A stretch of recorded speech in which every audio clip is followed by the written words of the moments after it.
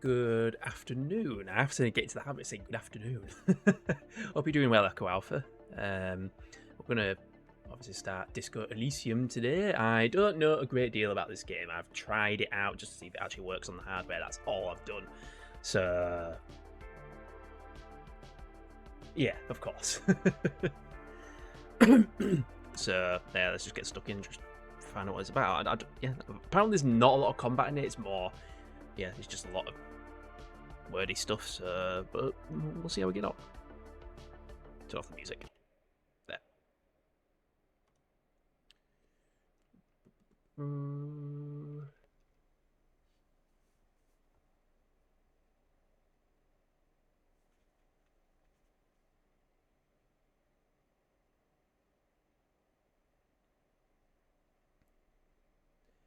Hard rock, yeah, it's a hard rock cafe shirt from Reykjavik. I went to Iceland about 5 years ago now.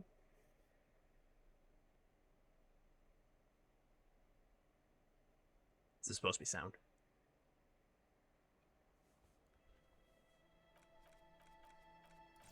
Yes, we have sound. Hang on a minute. Can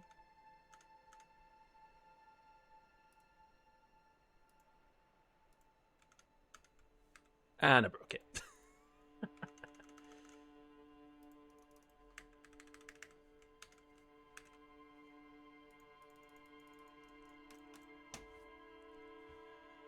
Voice over max, yeah.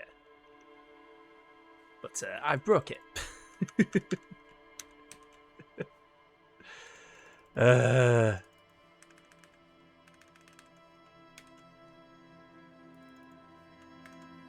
No, Tasman, can I just kill it? You know, no.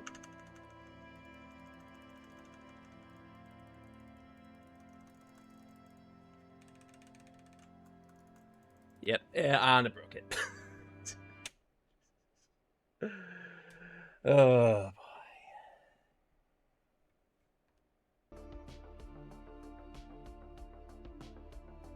No, we're back. Oh dear. All I wanted to do was just check the volumes at max in the OS, but Linux doesn't like alt-tabbing in games. Well, that's what I tried to do, but then it just broke.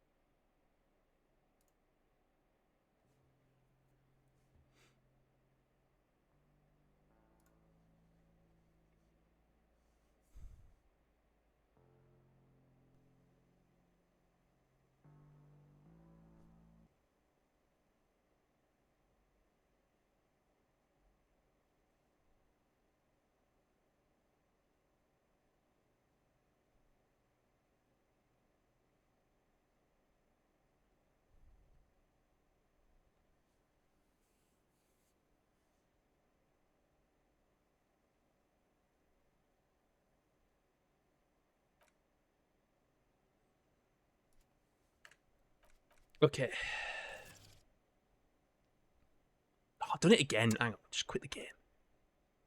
I wanted to check the volume. This volume here. That's at max. That's fine. That's all I wanted to do.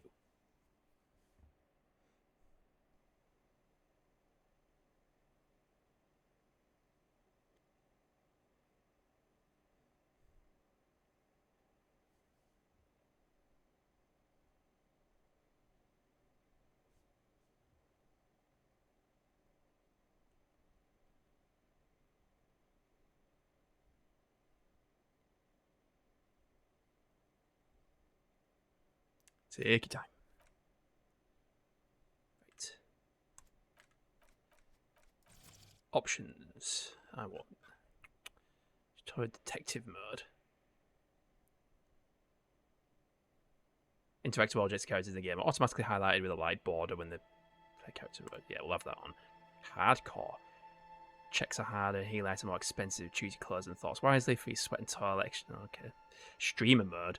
Plays a certain copyrighted piece of music with alternative tracks set for streaming. Yes, we'll have that. Twitch integration. Streamers can create polls so their views can influence gameplay. Viewers can vote for their favourite dialogue. Options give temporary bonuses and penalties to the streamer made attributes. You can also view the streamer's character sheet and journal at any time. Go on. Enter Twitch token. I don't understand that. Is that like a stream? The stream token?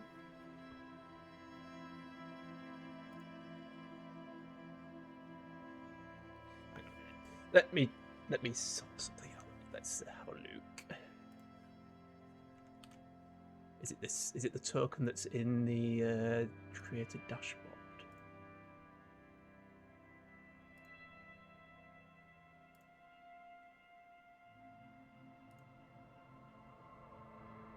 Did that? You know what? I won't do it. Nah. Turn that off.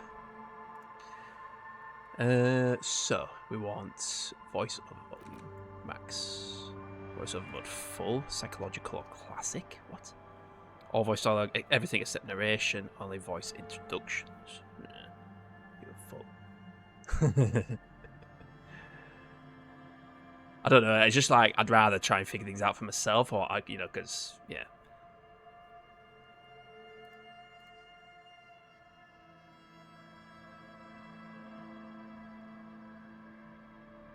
That's fine.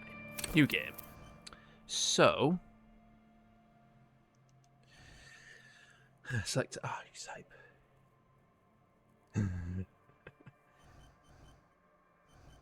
So, can you create our own character or thinker? Extremely intelligent, very bad with people, knows interesting facts, comes up with original ideas. Sensitive, very psychological, a magnetic personality, but unstable, might begin to lose his mind. Physical. Extremely physical, interacts with the world through his body, gets things done, but dumb as a rock. Sorry. Forgot to set it off. I'll create your own character.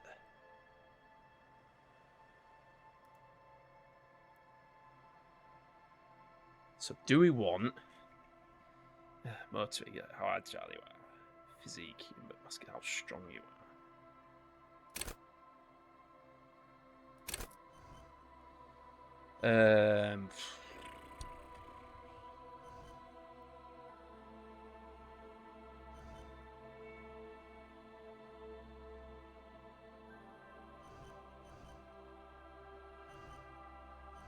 I'm thinking thinker.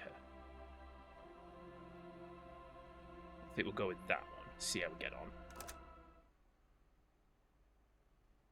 Oops. Done it again with the thing. Keep me to turn that off. Is Lando visible? It's there. But we'll have the computer camera for now. Begin. There is nothing. Only warm primordial blackness. Your conscious ferments in it. No larger than a single grain of malt. You don't have to do anything anymore. Ever. Never, ever. Never, ever, ever? Never, ever, ever, baby.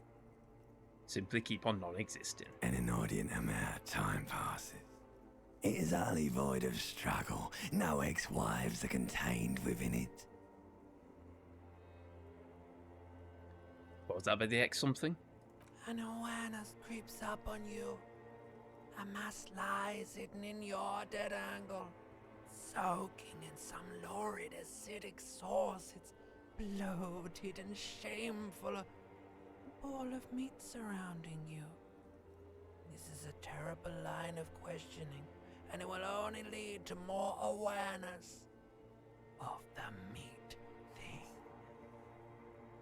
No, I wanted to know about the X something. Ex-love.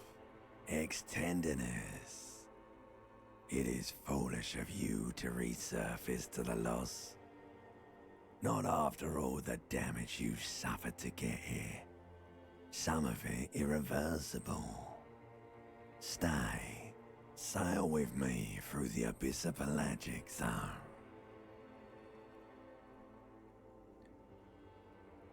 Hey, Sandman. Hello there. Alonzi, never let me go. Alright, nothing town to fuck all borough. Look, I am tired of being this type of animal, and who gives a shit? Not you. Your days of giving a shit and being that type of animal are over. Wait, no, I need to build it myself instead. Do you really? I do, let me off. You wouldn't like it if I told you what was back there. Why'd you think you had to bludgeon yourself into oblivion? Or did you not sense yourself marinating? Poured so much on yourself, got a bit carried away, did we, Chef?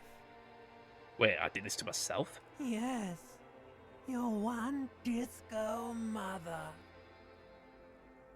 Tell me, what's waiting for me? There's this giant ball there. An evil apes. And the evil apes are juking it out on the ball. You're one of them.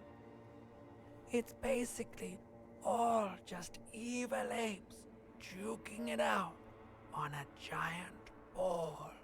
How big is the ball? You can't even make out it's a ball when you're juking it out. It's that large. Well, how small are the apes? Infinitesimally small. And this duking it out I keep hearing about, what's that? Vying for resources. It's just a stupid expression you picked up somewhere. The part of the presentation you want to take home with you is this. You have to beat the other evil apes in the face, or you lose. That sounds like something I would like to do. Let's go. Somewhere in the sore, bloated man meat around you. A sensation. Like a fly to the ointment, your conscience sticks to it. The limbed and headed machine of pain and undignified suffering is firing up again. It wants to walk the desert, hurting, longing, dancing to disco music. Mother, help me. There's a head attached to my neck and I'm in it. The stench of liquor rises from your mouth, and with it, an ungodly headache. Who am I? What sort of creature does this to their own mouth? A fiery streak penetrates your skull, trying to force your eyes open. It's a sound, a clarion call from hell. One hell of a hangover. Somehow, you know what it is. A Caprice Canadian motor carriage. In your eyes. Noise though.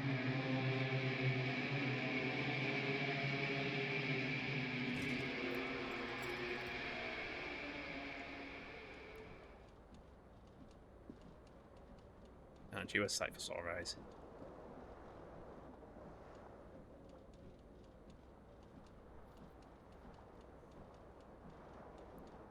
Yeah, what is that? Okay, what's that? How do we interact with things? Magnum-sized bottle of Commodore Red is empty.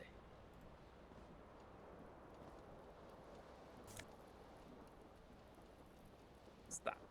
Empty cassette case. Looks like someone tore out the tape while the song was playing. The reel tape player is still on, rolling empty. What tap to highlight? Is that my tie up there? This fan has two chain pull switches. One ends in a tiny fan, the other in a light bulb. A truly horrific necktie has somehow attached itself to one of the blades. Grab the tie. You swoop up and catch the tie. Snap. It's released from the blade. Dice roll to determine how What you the have in outcome. your hand is a truly hideous necktie with 4 or 5 different patterns. The knot reminds you of a noose. Leave. What else we got? That's how I felt last Monday. It's made me want to quit drinking. See, bottles of bathtub wine, beer, and sweet liqueurs.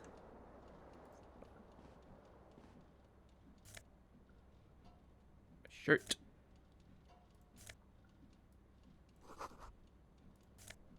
Just take it. There. Hey, we want a shirt. A mirror hangs above a bent and broken sink. In a fierce discharge of masculine energy, someone has ripped half the faucet off. Dang. Was this not the same Elo that founds empires and lays waste to cities, virile, uncaring towards the little things? Probably not, no.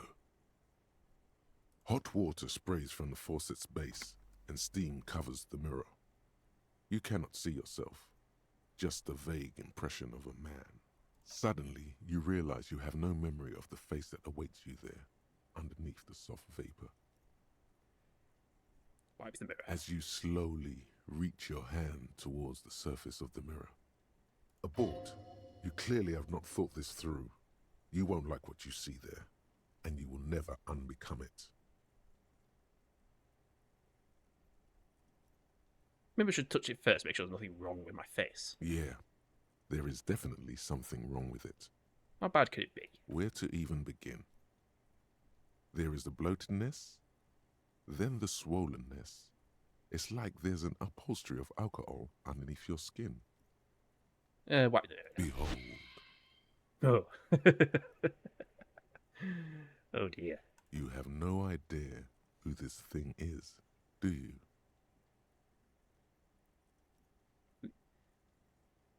This is the face of a late-stage alcoholic. Too late. You clearly have rigor mortis on your face. Oh wait, is that an expression? Are you trying to make an expression with that face? Why? I have no idea why it's there, it just is. Please stop. It's horrible. You're scaring yourself. No. Keep making the face. You can't, can you? It's like it's not even voluntary anymore. You have worn that grin into your face, and now it won't come off. What does it even mean? What is the emotion you're trying to convey?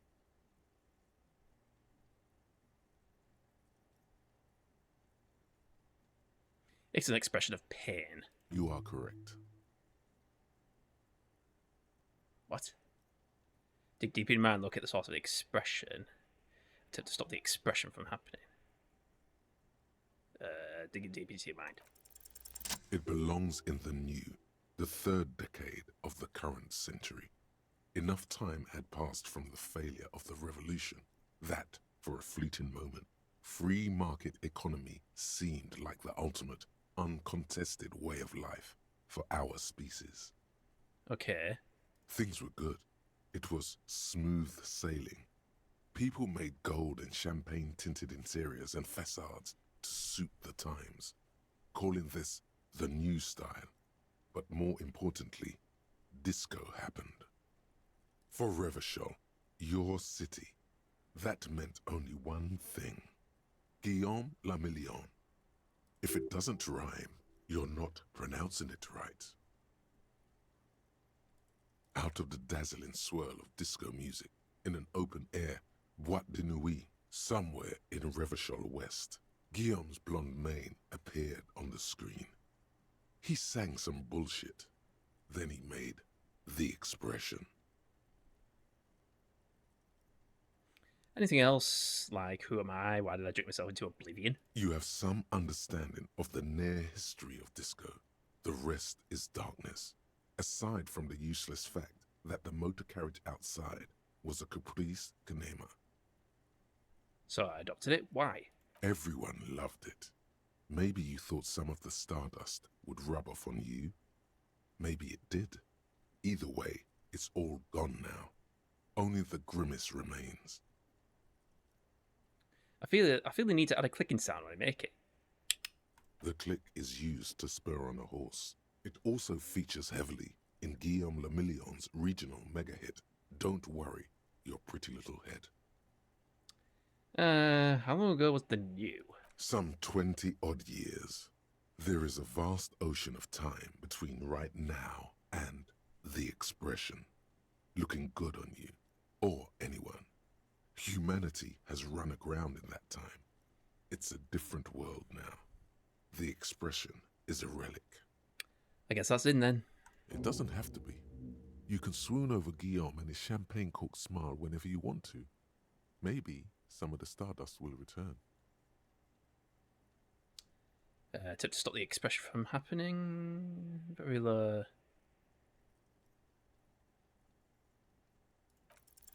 It's too late. Like an image on film. The expression belongs to your primary motor cortex. It would take a minor neurological miracle for you to cease producing it. Let the mirror be for now.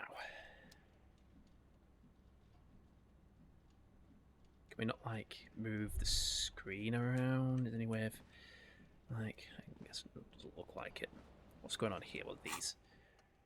Just new entries in the thingy.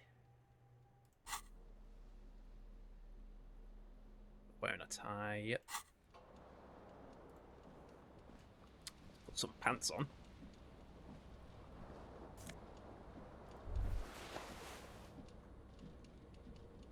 You hear a jingle. Keys are clinking in the pocket of your flare-cut pants. Fish them out. It says, whirling in rags, on the aluminium keyring. There is a single key on the ring. The number 1 is etched on it. It should open the door. The Whirling in Rags is a hostel cafeteria on the urban coast, frequented by dock workers. Uh-huh. What else we got? Got a jacket.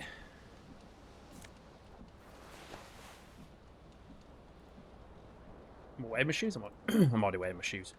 What else we got here? We got a broken window. The window stands broken in its frame. Cold wind blows in. Assess the damage. What do you mean, assess What? the damage? How would you do that? What are you even trying to do? Look out. The morning light hurts your eyes. It's hazy, but you see the ocean and some war-torn buildings. How did I fail that? Maybe it was meant to fail? Whatever. Oh, that. Oh, yeah, I have shoes. A shoe, by the looks of it. Am I missing a shoe?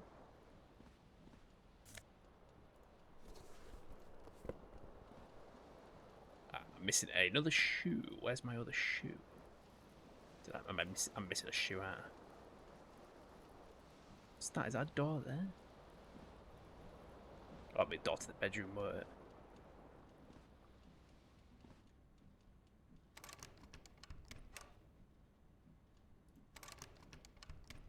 Well, door's locked by the looks of it. Right, I'm missing a shoe. Where's my other shoe?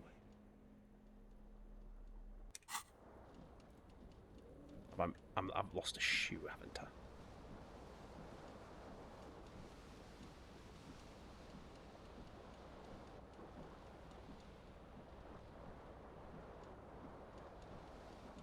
Well, I guess I'm leaving with one shoe. Because I don't seem to have any more shoes.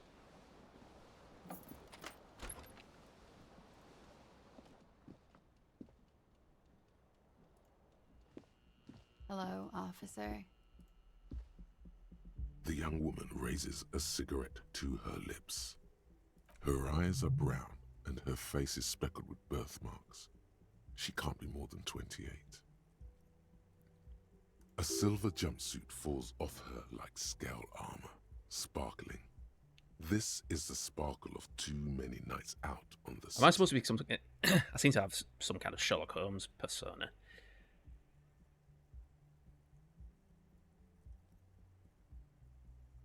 Turn your bloody face away when you keep walking. Do I have?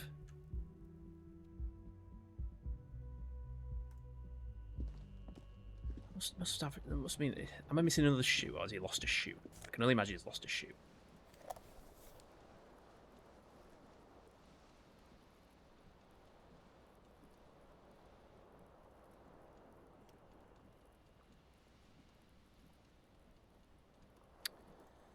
Oh well. Calendar says March. The year is 51.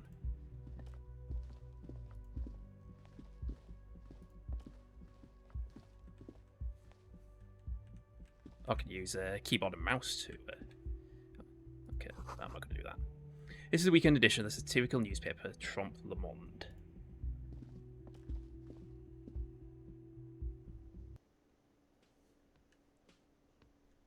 Where am I?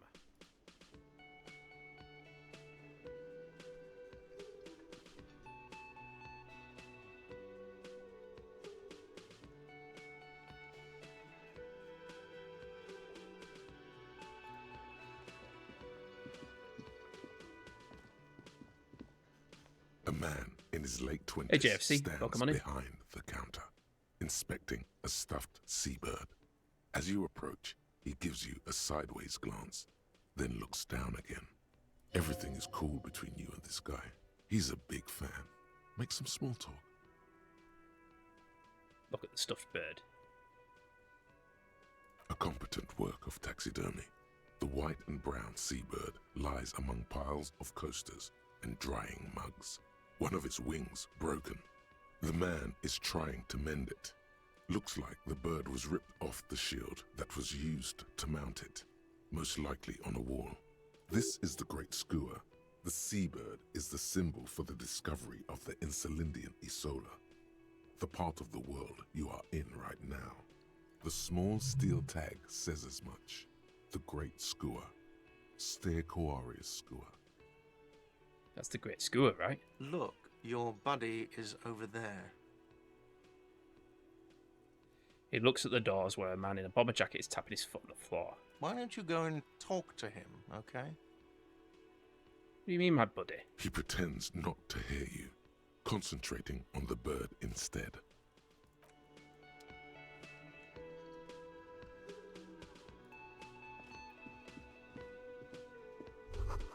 There needs to be like people that wear onesies on it. What cool, blah blah blah. What's this then? One hand wrote yesterday's menu. Today starts at the band's handwriting. Soft perfume that juice comes from the kitchen. Someone is working. Inside, you catch a glimpse of union paraphernalia: a strike poster, some red pennants. Still ranked number 1 all-time PC game on Metacritic. What's my build? I'm going for the intelligence one. I just chose the oh no, what is it called? The first preset. There's like 3 presets in this. So I just chose the first one. I just thought, go with that one. See what happens.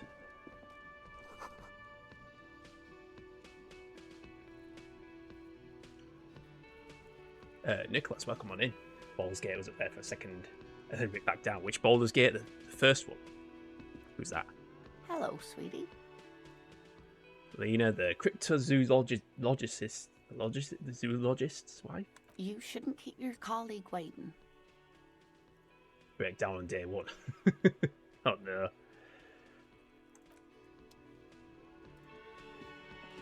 A bespectacled man in an orange bomber jacket is tapping his foot on the floor. Baldur's Gate 3 was that. Looks like he's waiting for someone.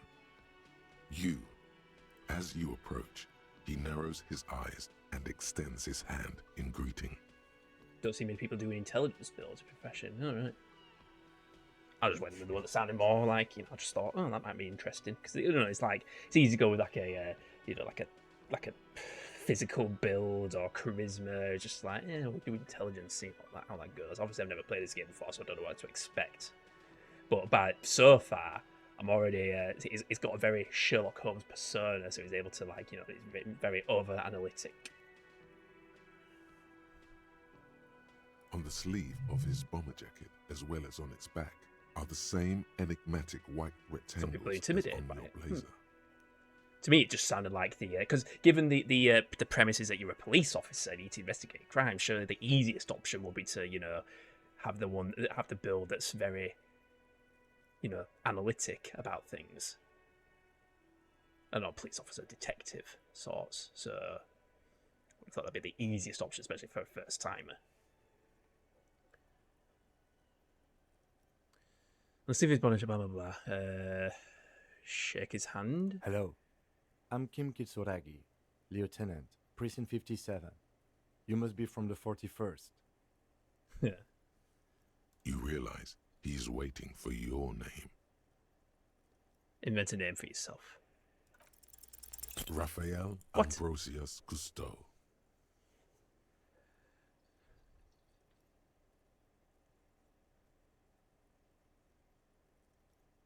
It's very, very cool, but maybe just a bit too ostentatious. No, it's not. Raphael Ambrosius Cousteau. Sounds solemn and historical. This is an opportunity to start your life anew as a classier person. My name is Raphael Ambrosius Cousteau. Yes, well, He doesn't even process what he just said, just moves on. Not for a moment does he believe that's your real name.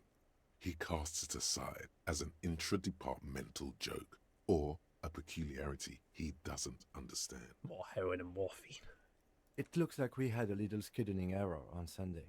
Saturday too, actually. Have you had time to talk to the manager here?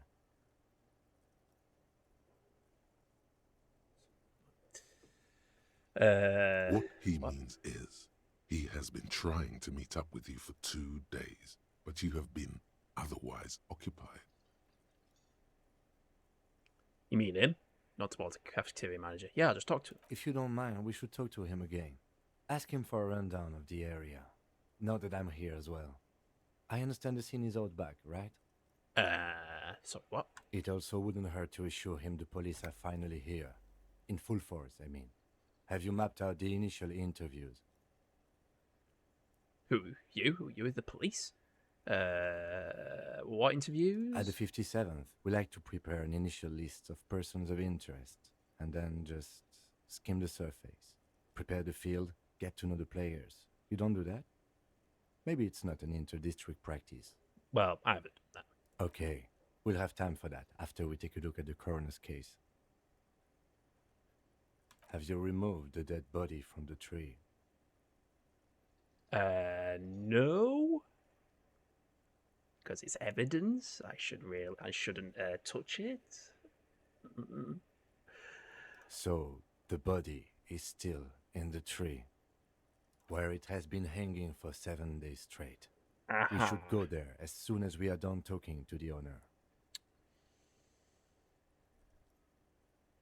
Let's get going then. After you, officer.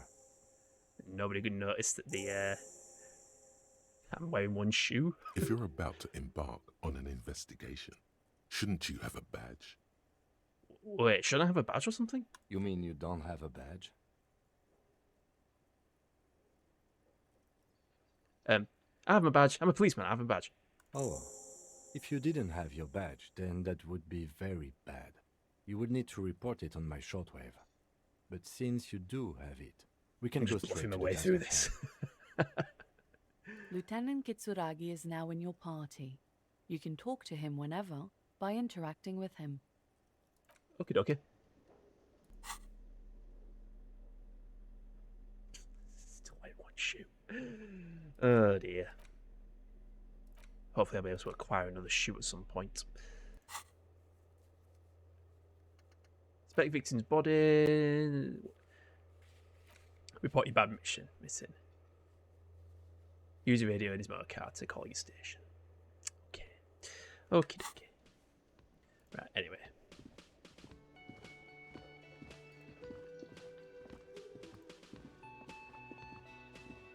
The man with the unimpressive beard notices you approaching.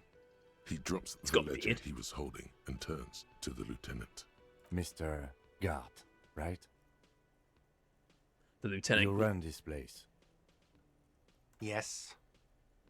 He responds tersely. I am Kim Kitsuragi from Precinct 57. This is an inter-district investigation, so joining me from Precinct 41... He looks to you, realizing he still doesn't know your name. As I said, Detective Raphael Ambrosius Cousteau. Right. Now, I know it took us a while to arrive at the scene. It also took you a while to call us and report the dead body. It was you who placed the call, yes? If I wanted to change me into Ambrosius Cousteau, I'd be rejected because it's too cool. No, I only just got here. It was probably Sylvie who called you. She usually works the bar here. I'm only temporarily taking over her duties. Do you have her number? As a matter of fact, I do. He looks behind a pile of coasters, finds a slip of paper, and hands it to the lieutenant. This sounds like something you can use to call this Sylvie later. You said you just got here. From where? Are you a local? What, of Martinez? No, I live in Jamrock. I only sometimes come here to keep an eye on the place. This is just one of the many, many cafeterias I manage. But you still know your way around, yes? In case we need directions. Yes, I know where some things are, but as I said, I don't live here. I just used to work here. And I'm not going to start working here again, if that's what you think. Who cares? I didn't imply that. Detective. He probably means this is where you step in and ask your questions. Right, questions. I got this. His face expresses profound doubt in your having this. Ask him about the body's location before asking if he killed him. People give up information in the more innocuous questions, which you can later use in the more sinister ones, not vice versa. Where exactly is the body? Behind this building, there's a courtyard. They hoisted him up on a tree there. And how do we get there then? That's easy. See that door there? First you exit through that. Then to your right, you should see a big hole in the fence. A really big one. You can get to the courtyard through there. No need for the keys. The hole is big enough for the Franco-Nigerian cavalry to fit through.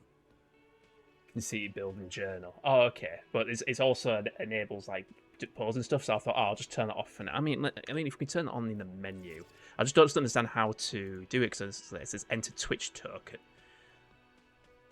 That add-on's broken now, right? Okay, good to know.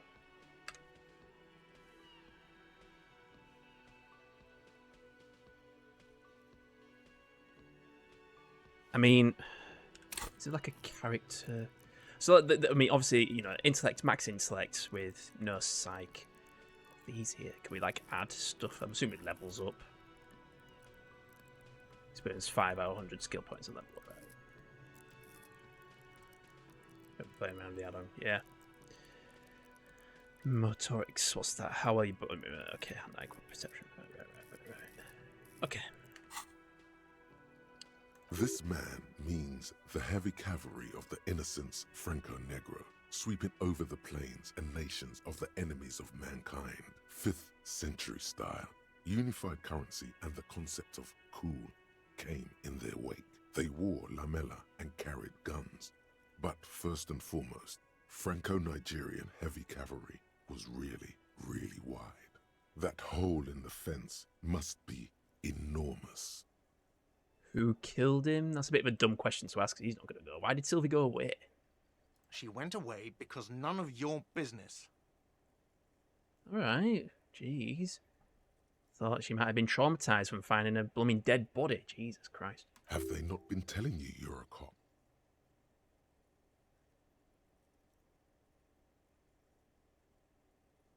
What? Fine. Extra fine. That's all. Let's go. Not so fast. You owe me 130 real. What?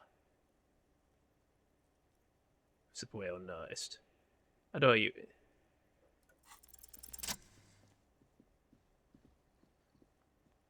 As you blow this joint, behind you a whiny voice shouts. Real mature, man. Real mature. So, where do we go now?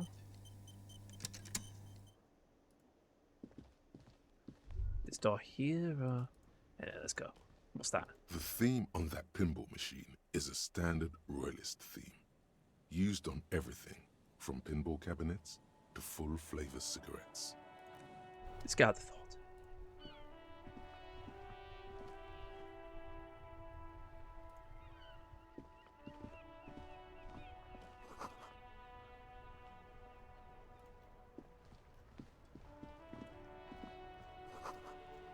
Street behind says, sign says, fuck the police. Oh dear. The RCM in Martinez. What can I help you with? I have some questions for you. Of course. What can I help you with? Hey, me cat. Mau, mau, mau, mau, mau, Mao, Mao, Mao, Mao, Mao, Mao. Thanks for 23 months. Mao. I Appreciate want to know that. when Mao, this came out. Mao, Mao, Mao. Does it say Mao, anywhere? Mao, Mao, Mao, Mao, Mao, Mao, 2000. Mao, Mao, Mao, Mao, Mao, Mao, Came out in Mao, 2000. Mao, Mao, Mao, Mao, Mao, Mao, Mao, And there's one Mao, more. Mao, Mao, Mao, Mao, Mao, We're gonna get this Mao, out here. Mao, Mao, Mao, Mao, Mao, Mao.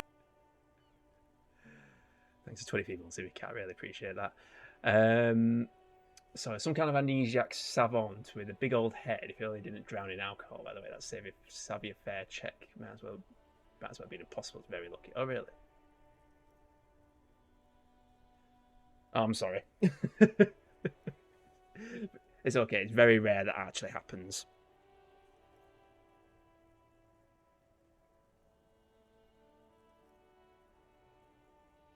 It's not like rigged stream. We need directions. Of course. Where to? Never No mind. problem.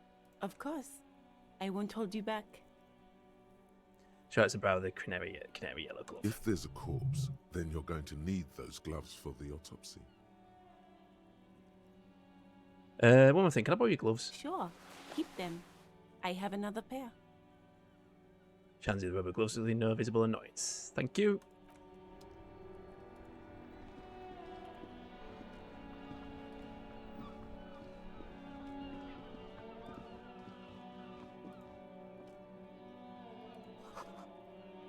So we'll go around the back. Oh yeah, that's the fence thing.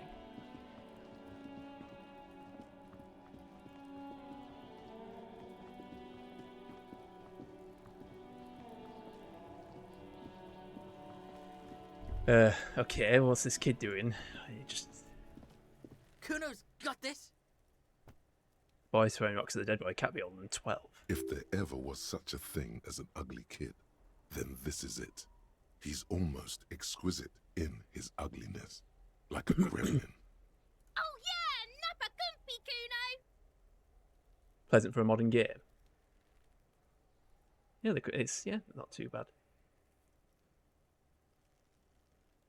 It gives it that what do you call it?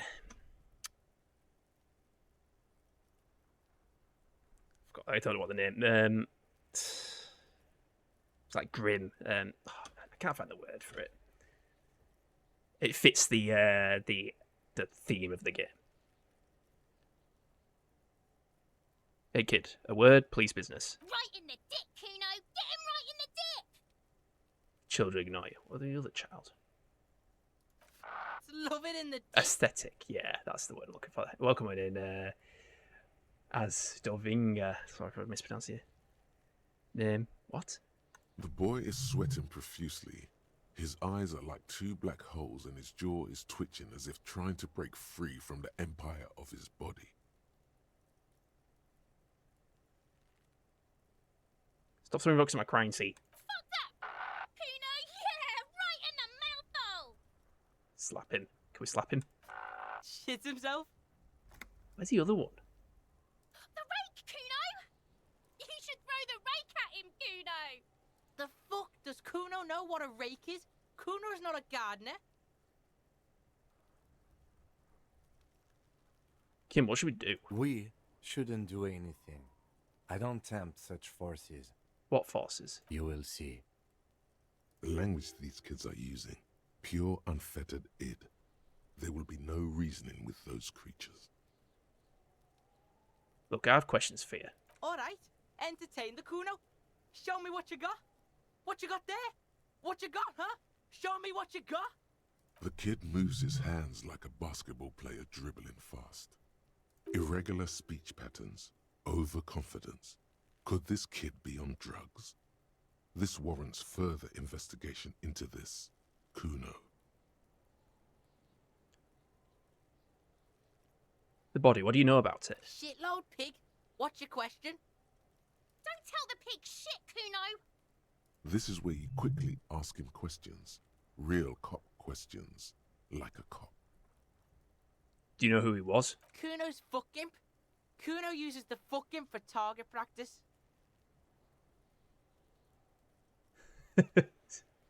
Voice acting was even more harrowing before the final cut, oh really? He's trying to hide the fact that he doesn't know. I mean, who he was before he died. Kuno knows what you meant. Kuno's not a snitch, that's all. Trying to make Kuno sing into the popo phone. Let's talk about something You're else. testing Kuno's patience here. Get lost.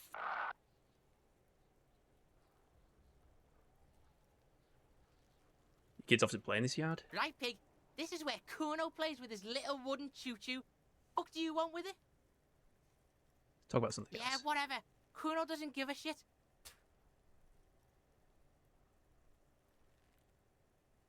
Kuno Get him off. doesn't fucking care.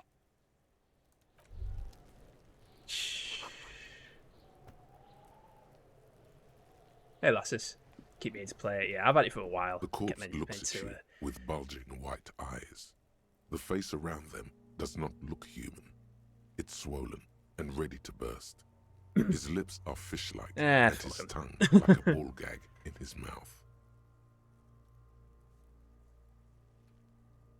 You seem to be holding your breath. It's a lot of reading though. I have the attention span. One eternity later. Are you fucking kidding me? Head pains. Yeah, for sure. Ask him how he's hanging. I mean, yeah, you say there's a lot of reading, but a lot of it is read out to you, so... it seems you're holding your breath. Look down. A cargo belt twists his neck at an unnatural angle. The body below appears stiff.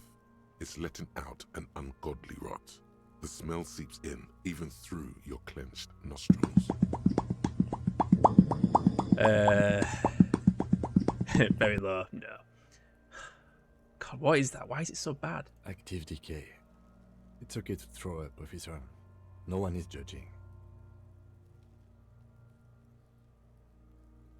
He's about to blow. Cock's gonna blow, Kuno. Turn away. His eye is rickety but still climbable. Wouldn't hold the way of a grown man. Someone who's trying to grow herbs in this greenhouse. With budget game. Oh yeah, this is a total budget setup. The Ryzen 3200. I actually did some testing for it from a YouTube channel. Well, I've already tested the 3200G on its own. And unsurprisingly, it's not great, but not as bad as I'd thought it would be. Well, I thought, oh yeah, pair it with a 6400, it should be okay. But no, the 3200G is still is a bottleneck. Which is really weird, but yeah, I did the video for that yesterday. I just need to edit it and hopefully be out for the weekend. It's all this shit. So what I'm looking for now.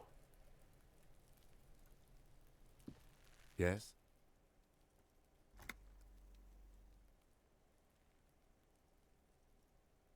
I think you should know that I can't remember anything. No response. He just arches his brow.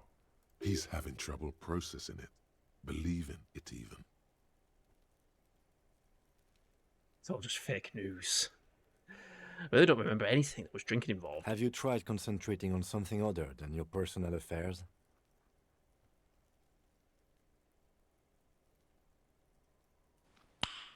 Nice. I'm completely lacking in basic information about this organisation, Ring. Can you help me? Fine. We should get through this day first. Off hours begin at 9 p.m. If you're still having trouble then, I can give you an orientation. Fine. Focus on other people's troubles, not your own. That is a relief. Okay, forget it. A moment passes. The lieutenant glances at the sports watch on his wrist.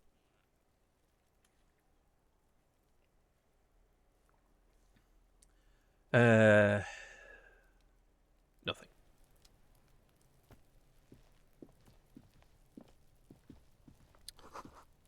This winch mechanism is oxidized for some years. Okay, what's that there? Where's the other kid? There's There are just one kid several here. footprints in the mud, left by work boots. Anywhere from 6 to 12 pairs have walked here. Get an exact count. Maybe more than 12. No. 8 pairs of boots have shuffled back and forth in the mud. Go over them one by one. Got an RX7600 to put in the stream PC 2 weeks ago. I'm yet be able to swap. Alright. I'm thinking about upgrading my 3060, but I'm not sure yet. I was thinking about getting a 40 series card. I just don't know now. But the only reason I want to stick with NVIDIA is because I really like the broadcast stuff, because obviously you need RTX card to use the broadcast software, and it works really well for me. So I'd rather stick with the 40 series card, possibly, even though it's more expensive and you're not getting much performance for your money. But you also get that DLSS as well. But apparently because I've been playing Starfield, well, I played it on YouTube for a bit yesterday. I'm playing it off stream, and there's a DLSS mod, which, to be fair, should be included in the game in the first place, but whatever. And it works. It's supposed to work really well on 40 series cards. So I'm thinking, I don't know, when I get my redundancy payout at the end of the month, see where I'm at. If I'm any closer to getting a new job. Well, mind you, it's only been a week. I've only been unemployed for less than a week, so still plenty of time. Go over them one by one. 1. Standard work boot, steel reinforced toes, number 46. 2. Standard work boot, steel reinforced toes, number 44. 3. Hobnailed work boot, steel reinforced toes, number 43. 4. Standard work boot, number 45 or 46. Wait, which is it? You don't know. It's a miracle you can tell the prints apart as it is. The cold must have preserved them. Count more. 5. Another standard work boot, steel reinforced toes, number 44. Oh, we're putting evidence markers on the floor. 6. An aberration, light as air, even pace, same make of boot, but number 41. Male or female? Impossible to tell. Could also have been an adolescent. The gait is undeveloped. I'm pretty good at this, aren't I? You're not bad. It's as if the whole world darkens. Everything else has a thin film of unimportance on it, and the tracks burn in the middle of it, in a strange, beautiful way. Count the rest. 7. The glowing outline of a standard work boot, number 46. But the imprints are twice as deep as the others. The weight exceeds 200 kilograms. 8.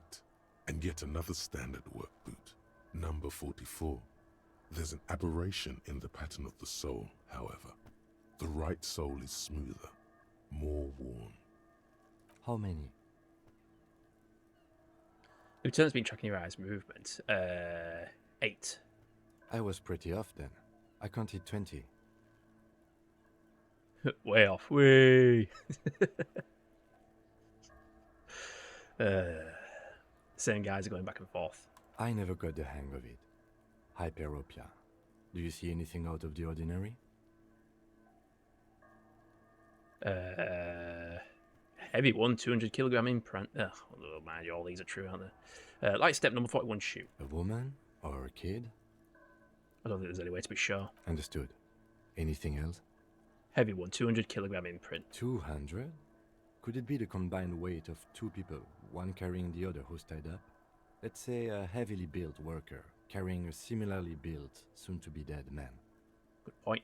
He might be right. 200 kilograms of living weight is unlikely. Could have been extremely obese. Nah, it would be one of those carrying him over. Possibly, yes. The lieutenant marks something down in his notebook. But why? You're thinking, why did they have to carry him? Yes, they could have used a makeshift stretcher or just march him up to the gallows. Maybe the victim wasn't conscious. Even easier to carry on a stretcher, or between two men. Anyway, it's for future consideration. What else can you see? An aberration. One soul is smoother than the other. Interesting. Let's name it the Old Soul. Any ideas, Lieutenant? Someone operating a workbench with a pedal? disgusting. Like a joiner at the harbor. Or maybe a drummer? What? Someone pretty work a pedal? So one of the people we're looking for is a drummer? No, it's not. Forget I said it. We are not looking for a drummer. Perhaps it could be a driver. A driver would wear out the right shoe before the left. The accelerator is on the right. Not thoughtfully. We should keep our eyes open around the traffic jam. See whether anyone strikes out as a potential suspect. Seems prudent, no? I'm not sure. I don't want to attract too much attention. You're right. Let's keep a low profile. The lieutenant writes something down his notebook, then reverts to the tracks in the mud. How old do you think these tracks are? A week, maybe? 7 days would fit the time frame provided to us by the caller, who reported the hanging. It is not impossible. How do you know? I pulled last week's forecast for coastal Havashol. 7 days below freezing. The day before, the day of his hanging, was the last warm day. Correct again. Sub-zero temperatures would preserve the tracks in a good state. The commotion here could have taken place. Right, we've got some ads running, so I'll be back in a couple of minutes. Just stretch my legs a little, have some water. I'll be back in a bit. Oh, there's a time limit.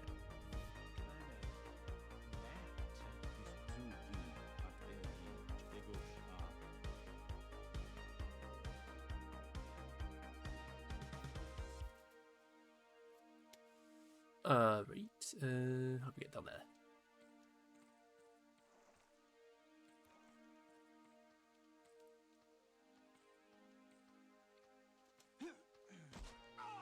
Well, that was stupid.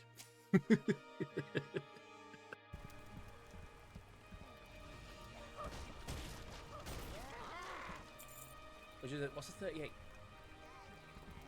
3820. 38. What's the 3820? Is that? Let's see if we use that.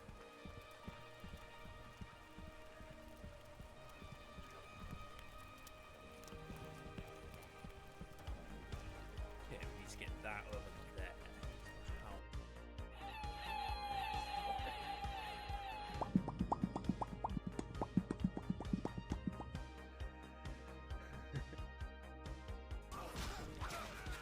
Is that good?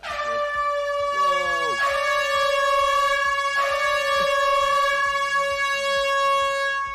What the hell? Is it you? Well, I'll be damned. I didn't know that one existed. Oops.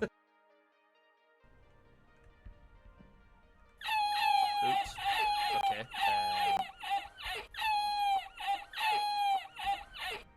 Well. I'm a bit stuck. Did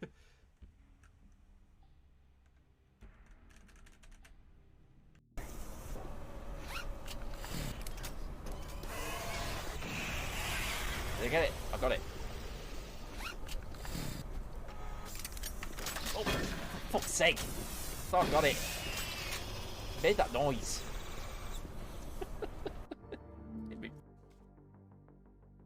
You ran out session 2. Go west from my camps till you reach the mountains, then turn north. Right.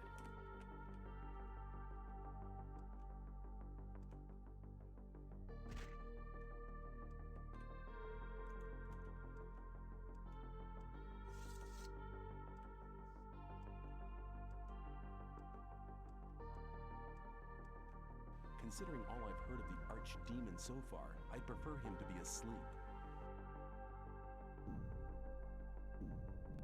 Okay, so the... Oh. Back here already?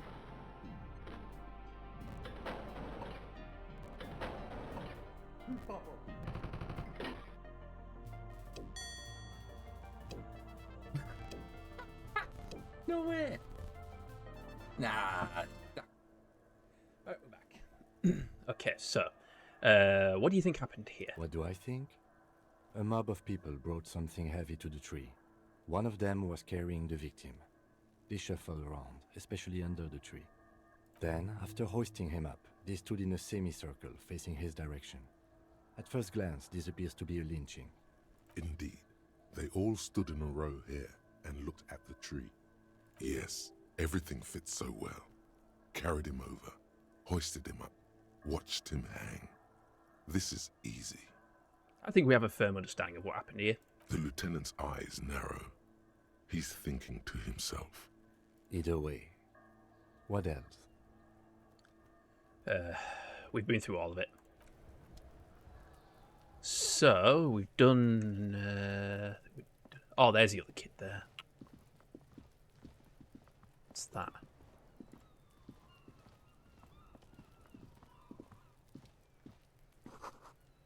Let's wears a crown and ribbon below, like above descent. Okay. Oh, we can hold. We hold the mouse button to run. That's cool. Or maybe it's a run further away. Oh no, we double click to run.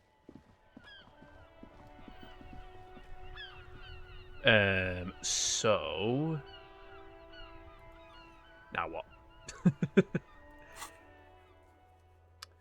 Inspect the victim's body. Right, okay, so we have to inspect the body. Right, inspect the body.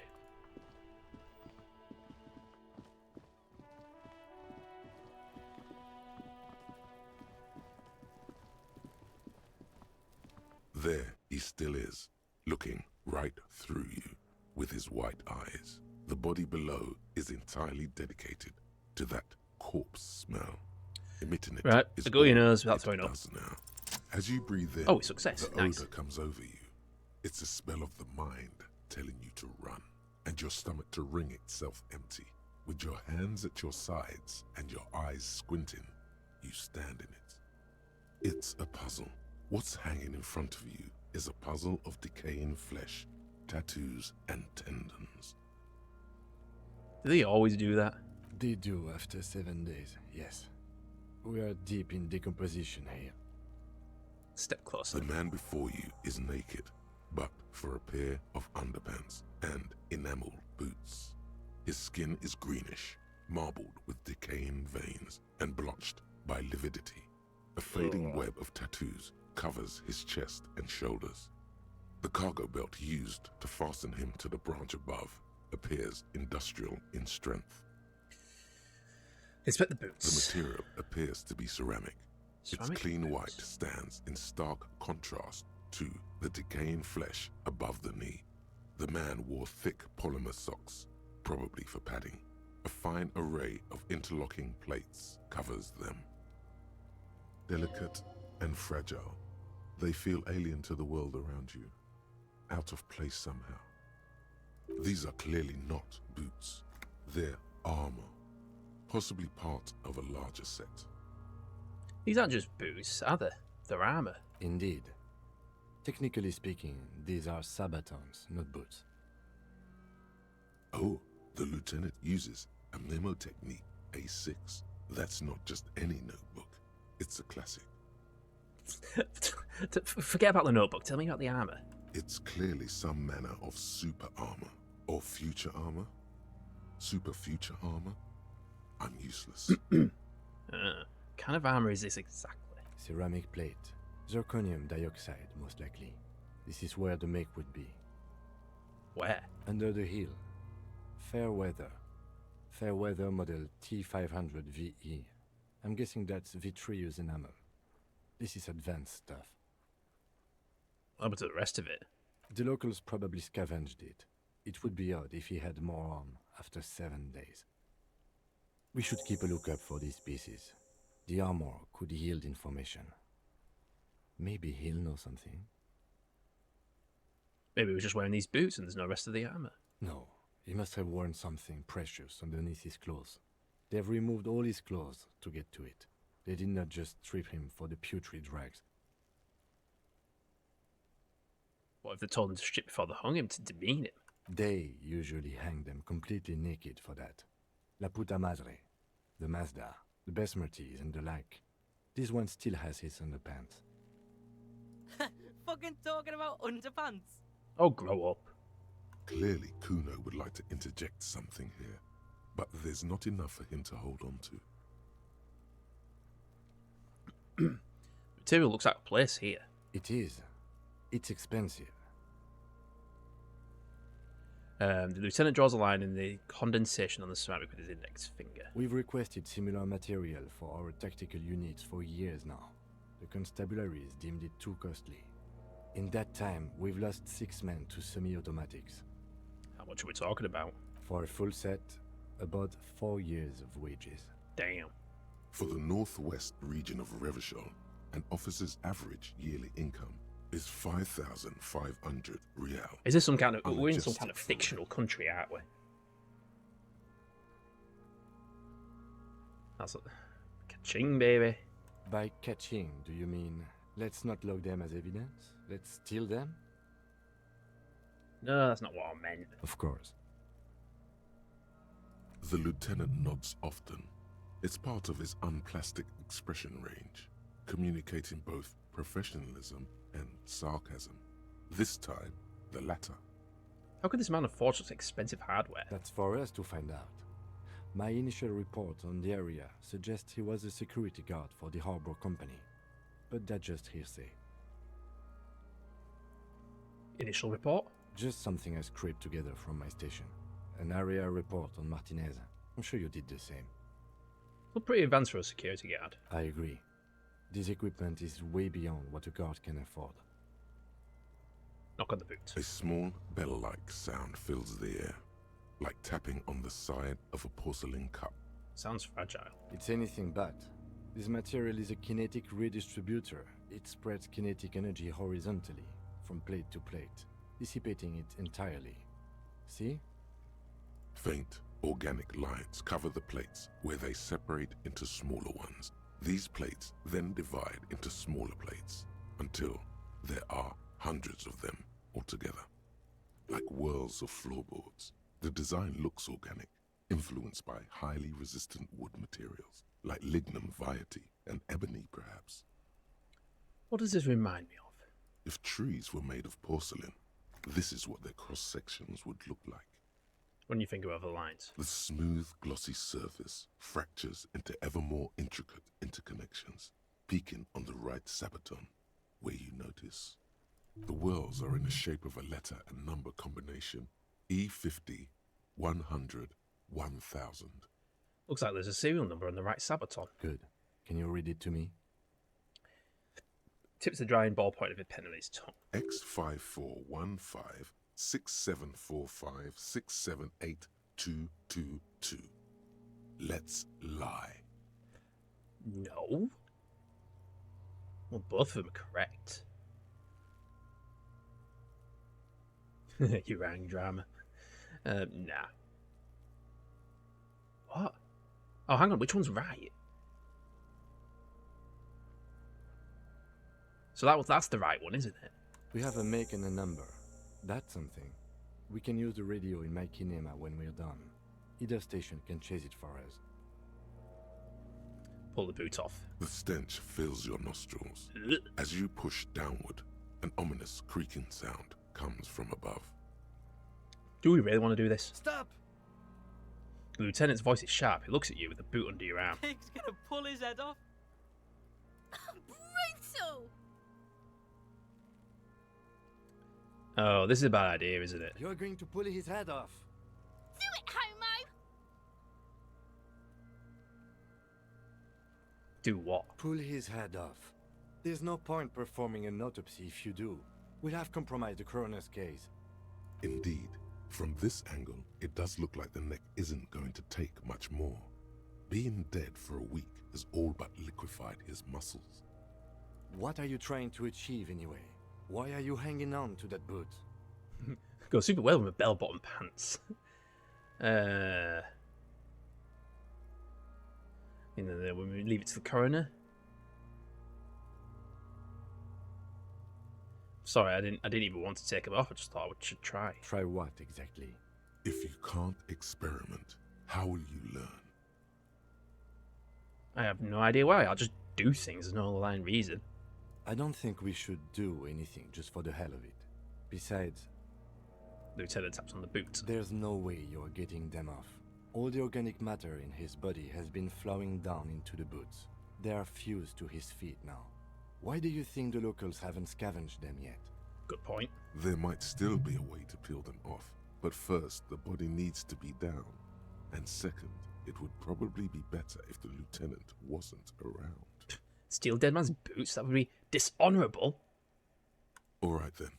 You can pay the hostel bill in honor points. How many honor points have you collected? Okay, got it. Processing will take care of them. With the situation in the morgue, it will yield nothing. But we must pick our fights. Should we continue? Back off, look at the cops. The cadaver slowly twists on the cargo belt, his torso covered in tattoos, and extremities blotched pink and blue. Inspect the belt. The hangman's knot is pulled tight by the weight of the corpse below. Yellow, hard-edged polyester cuts into his neck. Above, a sliding buckle ties the belt to the branch. This is a steel-reinforced cargo lashing belt, big brother of the regular cargo belt. It's used for tying cargo under 6-rotor airships. Don't ask me how I know, but this is a lashing belt used for airlifting cargo. Airlifting? I thought it was used on lorries for strapping cargo to them. Apparently this is a reinforced kind for air transport. My brain tells me so.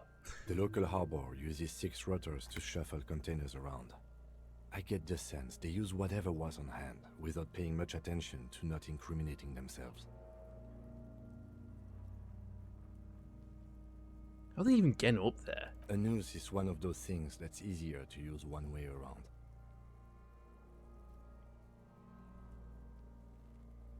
He points to the buckle tying to the belt to the branch above. Did they climb it using the kid's ladder? That ladder can't carry a grown man. I didn't see any splintering either, did you? I think they lassoed the branch, then pulled on the belt to close the buckle. Could be. The shape of the branch supports the theory. The show wanting to stay up there, the rope is reinforced with steel wiring. I was afraid it would be. Thin steel wiring, parallel strands. This makes getting him down more problematic than I had assumed. We're assuming dock workers from the harbour did it? The brief suggested as much, politically motivated by the ongoing strike. Did you not get a briefing? No, they might have forgotten to brief me. Then you should ask me the first moment we get. The cadaver hangs from the cargo belt, limbs limp and torso covered in tattoos. Inspect the tattoos. An intricate web of blue lines stretches across the torso, from the right shoulder to the solar plexus. Each time they intersect, a small white star is formed in their crossing. Hundreds of fading asterisks riddle his skin. Their concentration is highest around his heart. There's a map of the night sky. A map of the stars. I do see some similarity to astronomical charts. Great century Messinian, maybe. But this seems more particular. Customized somehow. As if someone left out most of the night sky, filtering it through personal choice. The principle of this filter remains unknown to you. The thought dissipates, and you feel as though you were only half right. I'm missing something here. So am I. A sudden ringing fills the air as the lieutenant pulls down the zip of his orange jacket. He wears a wide leather belt around his waist and a gun holster under his arm. He takes a thin piece of milled aluminium from his coat pocket and pulls it open. Sounds like a sword being unsheathed. A small lens appears. Some sort of camera. What's that? A Trigger Sunshine Mini. Triggered is the world's leading manufacturer of intercommunication devices, primarily projectors. The camera before you looks familiar somehow. Shit, Kuno! What the fuck is that? An instant color camera. He produces 2 metal capped ampoules and clicks them into place on the side of the apparatus. A thin slot shines there. I have only 2 ampoules, so nobody move. I don't want to waste one. Points the camera at the corpse, peering into it, lens is adjusted. Then a sound, a shrill flash, followed by the breaking of a small ampoule of glass.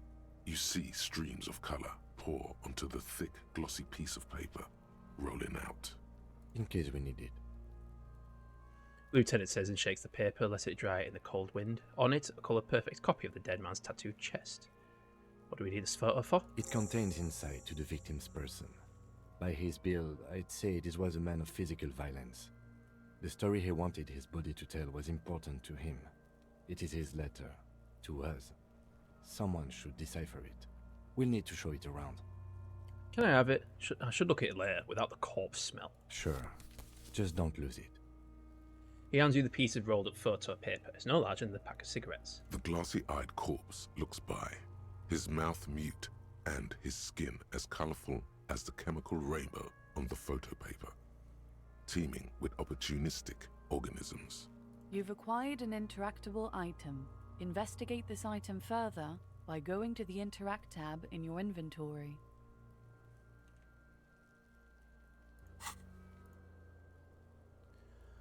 Where's the inventory? Can we go into the inventory? What's that? Right, okay.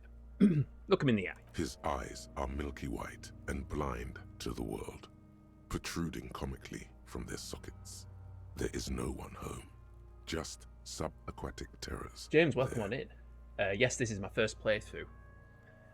Been playing this on the stream all year and nearly at the end of it now. Oh, okay. Dark brown hair grows on his head. His face is ready to explode from the organic processes inside.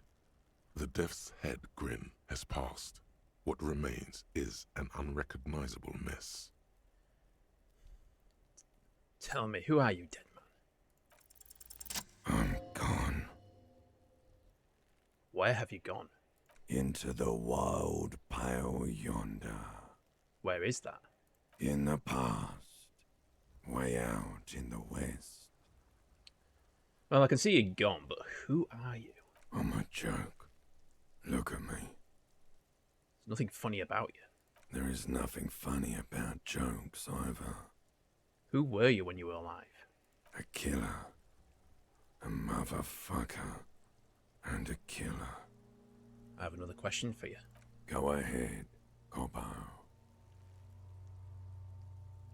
I hate you, you're stinking, you're boring. What is happening? What do you mean? I'm talking to you. It's the power of your... Black frothy liquid starts bubbling on his lips. Imagination. Of course. Go ahead. Ask me more questions. You fucking love questions. Why do I love questions so much? Because you're a copperoonie. Look at all of them go. Do you want more questions?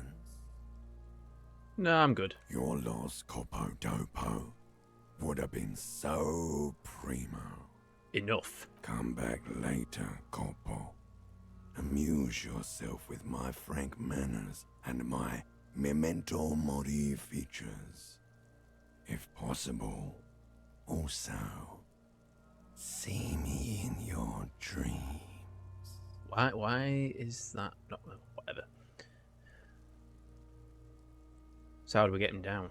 Are you sure we finished the preliminary examination of the cadaver? We might miss some of these things once he's done. Step back and have a look. The cadaver slowly twists on the cargo belt, his torso covered in tattoos, and extremities blotched pink and blue. I have something I need to know, corpse man. Of course. You have questions, don't you? The power of your imagination is at your service. What is happening? What do you mean? It's the power. Yes, I know, I know. Ahead. Ask me more. Why do I love questions? You're yes, give me questions. Here you go, you loony. Is my name Rooney? Fuck no. You're no Rooney. Of course not. The name is Raphael Ambrosius Couture. Listen to yourself. You're not a Raphael anything. You're probably just Harry or something. That's right. Harry. Could I really be Harry? You can be anything you want, brother Coppo. Why do I feel like I've forgotten something terrible? Because you have. enough. Come back later, Corpo. Amuse yourself. Take a squint to take it back. As you narrow your eyes, the monster before you blurs into a violent mess of green and pink. My prediction, don't tell me if I'm right, no spoilers, but my prediction is my character is the murderer.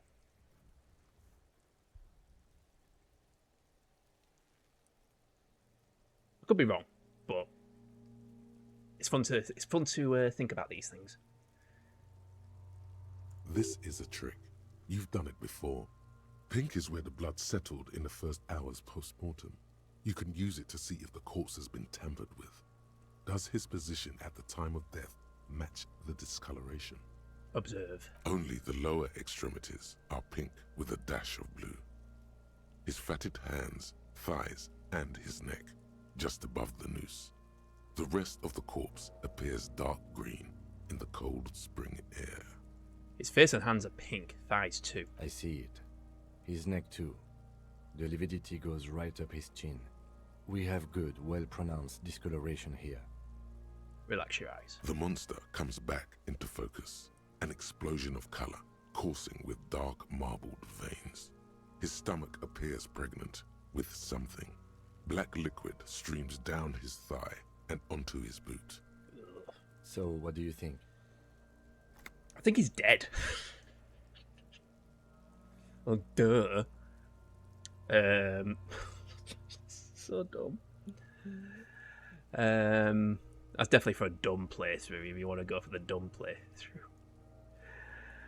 Low intelligence. I think he was upright after death. His hands, feet, and neck are discoloured. Something's coming out of him. He's beaten up. See the bruises? He's beaten up. See the bruises? I do. Most of them are post-mortem. Maybe even all of them. The delinquents have made our jobs harder with their little sport. Stop talking in riddles, coin slot. Ooh. Is that a racist jab? Jeez. He means you fucked him up good, Kuno. Fucked him up brutal like. That's a girl. Jeez.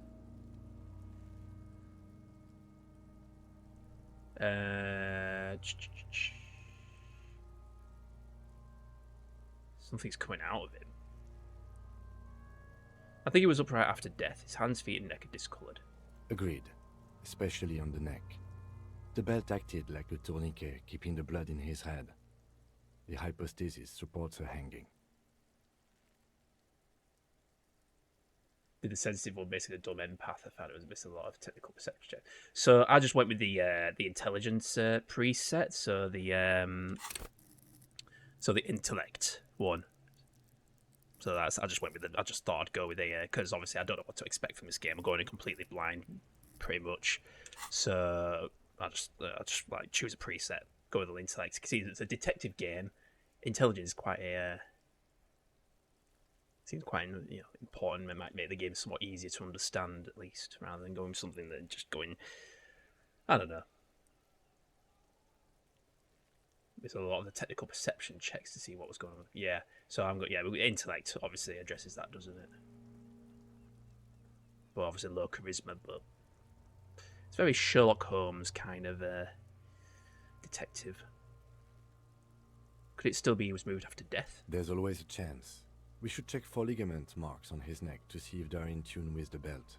We'll have to get him down first. Something's coming out of him. A pool of blood and feces has eaten into the frozen mud below the man's feet. Purge liquid is dripping into it, drop by drop. The victim appears to have contained no more than half a kilogram of digestion at the time of death. The fuck he's saying? Talking about shit. God damn right, I'm a turn around and yell. Malicious laughter erupts in the yard. Sounds like seagulls. Amazing how different it gets apparently, but yeah, I did a completely different build, so a lot of hands-on stuff plays out different. Yeah, I can imagine. Yeah, that's the kind of thing that intrigues me, is just like how much of a difference the different builds can actually make. Big said he's a. The lieutenant's face is made of stone. Back off and catch your breath. But there is no breath to catch. Only the cadaver filling the air and your nostrils. He slowly rotates before you, decomposing. Yep, the preliminary examination is done, and let's get him down from there. The steel reinforced belt presents a unique challenge. I brought chain cutters, but I don't see a good angle of approach to the belt. He doesn't actually think the challenge is unique. He thinks it's frustrating, annoying, and harder than he thought. The cadaver is a good 1.2 meters up. Neither one of us can reach the belt without assistance. And even if we do, there's the question of cutting the airship strength material.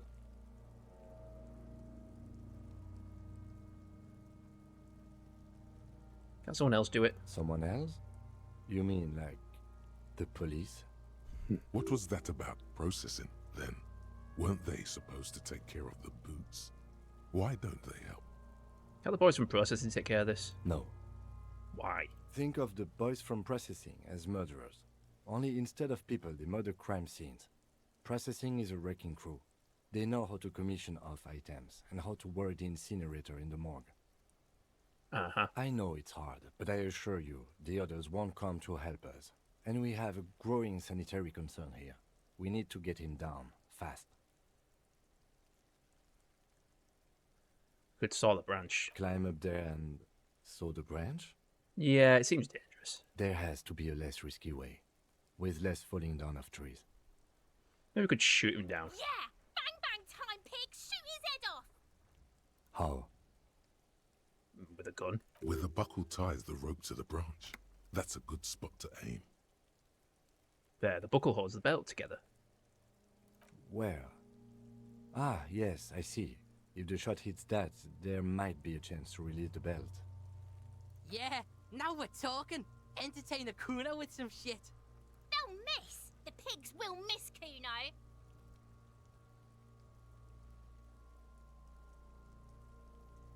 Say nothing, let him choose.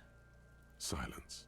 With his elbow sharp, the lieutenant unzips his jacket and produces a lightweight firearm. He drops a paper cartridge in the barrel, separates the scouring stick, and gives the cartridge 5 tucks, securing it in place. That's a Kiel A9090 Armistice, mass-produced muzzle loader, ascetic, frugal, one of the most common firearms in the world. He then steps back and assumes the Phallostess position, taking aim. The corner of his eye twitches. His finger is on the trigger. Say nothing. He's gonna fucking miss! The kid's voice is drowned in a shrill blast that echoes off the walls of the surrounding tenements. A cloud of smoke slowly parts in the air as the lieutenant steps back and says to himself, God damn it. A lot of things were wrong with that shot. The Phallostess was the wrong choice. His shoulders were raised, but above all, he cannot trust his eyesight. Fucking idiot! Mookabat asshole! Kuno could have hit it easy, but then Kuno's not fucking handicapped, is he? It's okay, man. Kuno's sorry too. Kuno feels sorry for the Beano Cloud. The lieutenant doesn't say a word, just looks at the gun in his hand. What now? I have to say, it's beginning to look unlikely we can get him down without assistance. You know, you don't feel like too bad of a shot yourself. I could try and shoot him down myself. It's bad as it is, us shooting firearms like punks here. Go ahead, I'm not stopping you. Just don't hit the victim. Gonna need your gun for this. They only have one gun! Oops. This is the sorriest pair of pigs Kuno's ever seen. Officer, why do we only have one gun?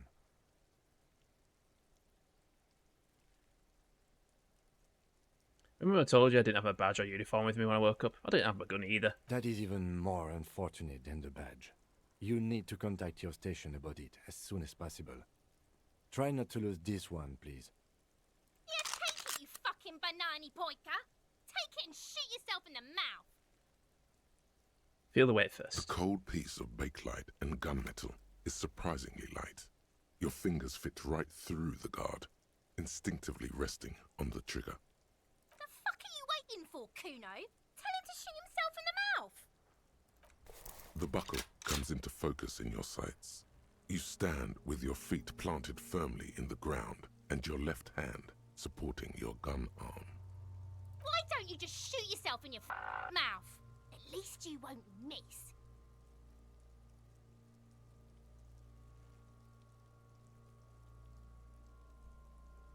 Point the gun at Kunessa.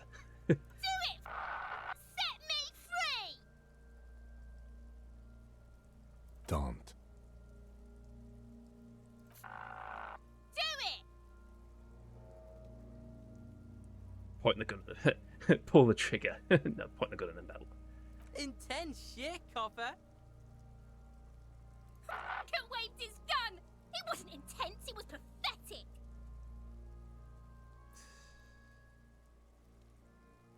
Close your left eye first. Your field of view narrows. The branch slowly moves, becoming entirely two-dimensional. The metal buckle glimmers, slick with the falling rain. The corpse slowly rotates. The slow movement of the branch in the wind, and your shoulders directing the gun sink up, dancing hypnotically. -1's hitting the bell. Oh god. Look, he's crying! You gonna cry now, fucking faggoty?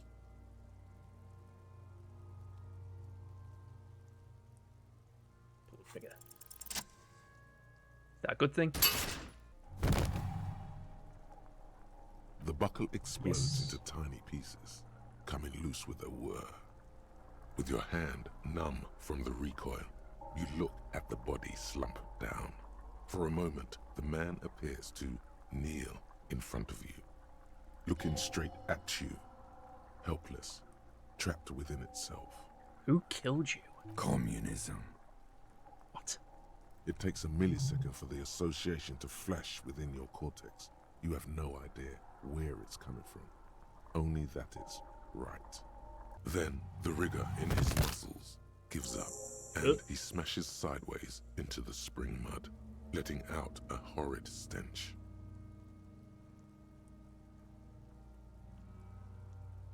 How did I do that? By being a damn good shot. Ace is high.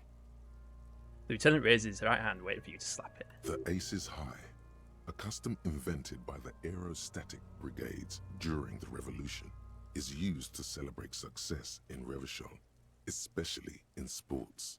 The gesture has spread across the world, despite the defeat of the revolutionaries themselves. Slap it.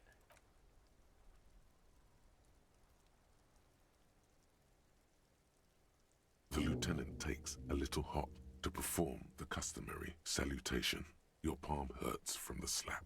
It's precise Hang on, swear to and God. down to the point. I knew these guys were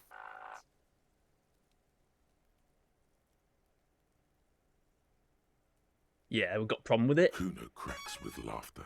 Sounds like someone strangling a Smoke seagull. me a goblin. I'll be It's back clear for breakfast. he enjoys himself. I knew they suck each other off. What now? We will perform a field autopsy and determine the cause of death. But before... Excuse me. Needs to turn away from the corpse. Slumped on the ground like that has not improved the way the corpse smells. The fall seems to have released something deep inside it. The stench is getting bad. I'm sorry to interrupt the jubilations here. I need a little breather before we do the autopsy. Wait, field autopsy? Yes. The 4 phases of a murder scene. 1. Investigation of the scene. I can't say I'm satisfied with that part yet. I still want to know what's in that trash container. 2. Initial examination of the victim. We were exhaustive in our efforts there. Good job. 3. Field autopsy. This will not be pleasant or easy, and it will have to be performed on the scene. The fuck are they on about? Cops are gonna cut his shit up next. 4 and final, transport of the coroner's case to the district morgue. I'll do that. God, it stinks. Don't we have someone else for the autopsy? Like a doctor? No, you and I are detectives. The honorary rank of detective signifies our ability to handle the entire incident chain. From crime scene to autopsy to cleanup, we do it all. Honorary rank? An honor and a burden attached to your rank. Mine is Lieutenant Detective, unfortunately. I can't tell you how tired I am of this corpse. I don't think I am a detective. With shooting like that? Of course you are. Your station would not have assigned you to this case otherwise. Alright, give him back his gun. In the meantime, we should try to interview Everard Clare. the leader of the Union. Harbor property was clearly used in the hanging. The harbor just east of here. Getting in might prove a challenge, though. Or we could ask around for the representative of the logistics company. My initial information says the Wild Pines have sent some sort of strike negotiator to wrangle control back from Evrard. You could ask the gardener for directions. This is the famous list of initial interviews. Yes. And those were the interviewees. Let's go. The rotting man lies on his side with his eyes looking straight through you. The belt is still around his neck. His body is supine and open to intrusion by autopsy. Ugh. The lieutenant adjusts his glasses and takes a deep breath. Tell me something, dead man. Shoot, Looney Rooney. Yeah, I ain't got anything else. Come back later, Corporal. Amuse yourself with my frank manners and my memento mori features. What exactly is a field autopsy? Come on, officer. You know what a field autopsy is. You've done 100 of them. What you do know is, at 18.9 kilometers, the dormant shield volcano, Corpus Mundi, is the world's highest summit, and the failure of the 38 single, Et puis descend, to crack the top 20 was the death knell of disco. But what a field autopsy is, you have no idea.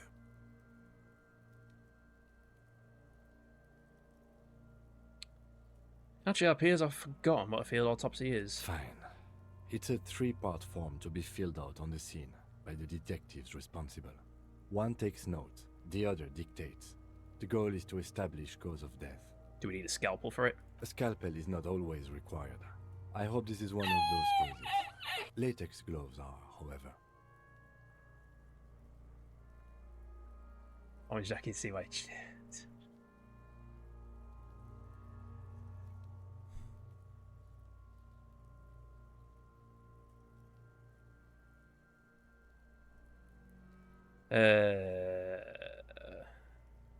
Why don't you know? What use are you? You must have me confused with the Copperpedia. Who's the Copperpedia? I think I need to talk to him. You, sir. You are the Copperpedia. Do you have another pair of gloves? I already have gloves. Unfortunately, no. I have gardening gloves. Maybe they are enough. They are better than nothing. Tell you what, I perform the anatomical side of things while you will take notes. Okay, where should I take these notes? In your paperwork, officer. Just fill out the field autopsy form.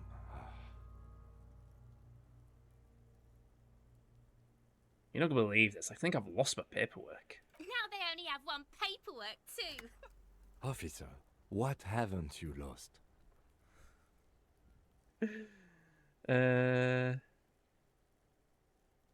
My left shoe. I don't know where the right one is. I've noticed that, yes. And I must say I find it troubling. Oh, gosh. Looks as no but the size. I can give you my paperwork. There's an autopsy form there. Several, actually. But only if it helps move things along. I'm sorry I lost everything. Yes, well... The lieutenant doesn't know what to say. It's okay to cry, Runkari. Let's work off yours for now. Right. The autopsy form is near the end. Open the notebook at the field autopsy form. The dead man stares in silence as you crack open the ledger. The bright red paper is covered in boxes and lists, describing the condition of his skin and organs in 3 parts. Above those, an 11-field info form needs filling out first. It begins with... 1 assistant. That's you. Right, Raphael Ambrosius Couture. The corpse is indifferent to your scribblings. Just lies there. The next box says... 2. Coroner's case number... KK57-0803.0815.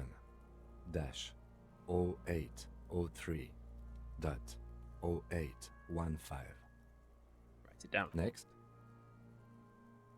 Name. NA. Next. Date of birth. NA. Age. Roughly 50. Dry 40. The damage is so extensive, it's better to err on the young side.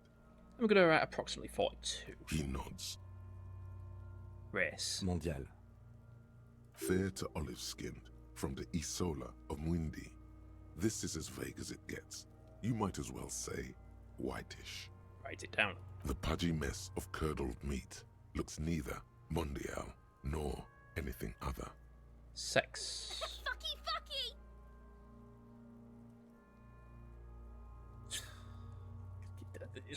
Male. Pigs can have sex. Right, male. Nor does he look male, with his pregnant belly and indistinguishable face. Date of death. We're still going with March 4th, 51. Right, 040351. What else? 9. Body identified by is non-applicable. 10. Case number is the same as the coroner's case. KK 57 0503 0815 listens motionless, with the cargo belt still around his neck. Only one box remains. 11. Evidence of treatment. None. At least not after the initial examination. What exactly is treatment anyway? Interfering with the body's position or wounds post-mortem. I'm not so sure. Didn't the footprints look like he was carried over? They'd have to have incapacitated and carried him over. This man was more than a match for untrained dogwalkers. He places his hand on the dead man's chest as if in preparation. Your central nervous system recognizes this gesture. It's the stations of the breath. Ecclesiastic, religious in nature, a holdout from pre-DeLorean burial rites. It takes him 2 seconds to perform. Then, we should start the post-mortem. Turn the page. The corpse cannot feel Kim's hand on his chest. It no longer meaningfully interacts with its surroundings. A thicket of boxes and lists on red copier paper tries to answer why. 1. External examination summary. Clothes. The deceased wears armored boots and white briefs. The make of the briefs is Babrodine, I think. Let's see. He turns the body onto its side and check the underwear label. See, it's happening. Babrodine, yes. Inexpensive. Size M. Color white. The disappointment is palpable. The red-haired thing was expecting something. Yeah, it's definitely a thing. Write it down. The boots are ceramic, vitreous enamel. They are fused to his skin from blood flowing downward post-mortem. Removal of the boots is left for processing. Write it down. The boot has a serial number. It's E50.100.100. The lines between the plates are in the shape of the alphanumerical. The number is purposefully concealed by the design. Tattoos. He stands up, feet planted on either side of the body. The upper torso is covered in a single, continuous tattoo, resembling a map of the night sky. It reaches from the right shoulder to the heart. The ink is blue and white. The assistant has a color photograph of the markings, to be added to the case files as document A1. The photo is taken on the scene, using a Trigat Mini. The deceased has a belt for airlifting cargo around his neck, tied with a hangman's knot. Color yellow. Length 3 meters. There is a buckle on the other end. Write it down. Well nourished, athletically built, measuring 1.8 meters. Generally consistent with age 42. Preservation is good. Ambient temperature. I was nearly right with the age. Body hair is light brown. Distribution is consistent with the age. The deceased had male pattern baldness. Hair is cornback. Relatable. Short. Write it down. Short, light brown, male pattern baldness. Lividity is consistent with hanging. The head is congested. Contusions are present on the head, chest, and thighs. Consistent with stones thrown post-mortem. Low velocity. Fucking low velocity? You think Kuno doesn't know what you're talking about? Velocity was fucking max. Talking shit about Kuno's velocity. In addition, there are bite marks on the face, scalp, and chest. Consistent with predation. Write down. Ligature mark. The lieutenant produces a small folding knife. With the other hand pulling on the belt, it starts cutting into the polyester. The stench is horrid. After a while, it's obvious the material cannot be cut. Still wiring. There's too much of it. We need to remove the bell so we can get to the ligature mark. May I try? It's no use. We should get chain cutters. You can try with them. I have a pair in the toolbox of my kinema. Let's go get him. Damn corpse. We had a good rhythm going. Lieutenant gets up and brushes his pants. So, toolbox.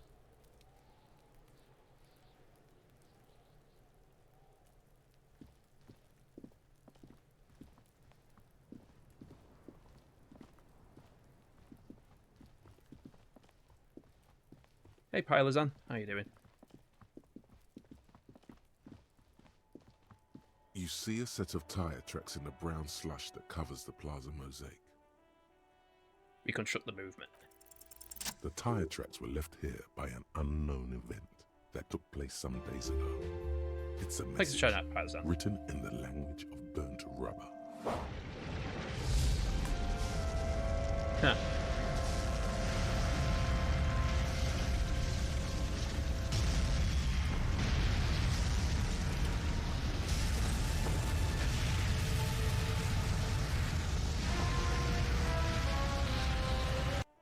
I've only played the first Deponia game. I need to I need to play the others at some point. Point and clicks aren't really my forte, so more on a protagonist deserves. Yeah, what was his name? I forgot his bloody name now. But yeah, he's a bit of a dumbass. If I recall correctly from the first game. Doofus, Rufus. That's it. Some of that rubber stuck to the tiles right in front of the whirling in rags.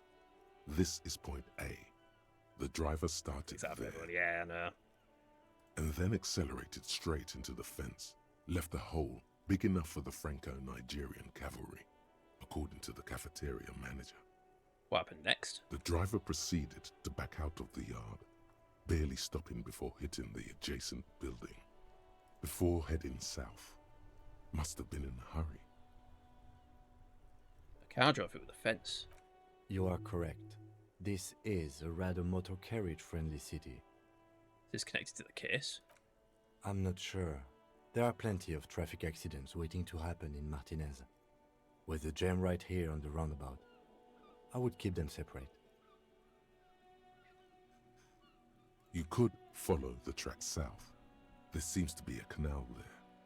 See where they went, if you find the time. I think I got it. So we can level up, can we? Can we level up? Or is it essentially level up? What? No, revert. What? I don't understand. So yeah, or you can select. Logic.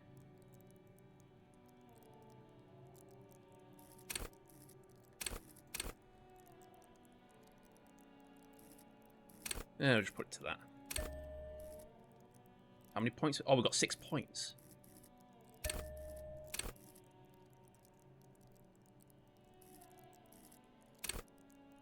No, I don't know. Total 7. I don't understand. How many points have I got? Why does it say how many points I've got to use? Oh, skill points there. So level that up. Yeah, do that. Just put that in post. Acquired taste. Pins in life use somewhat special, yeah. That'll do. There's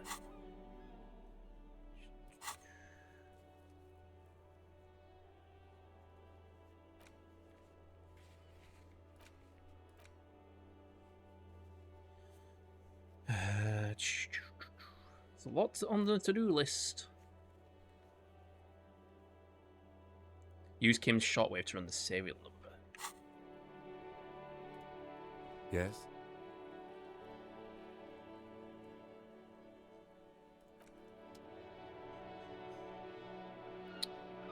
Says something about talking to the gardener.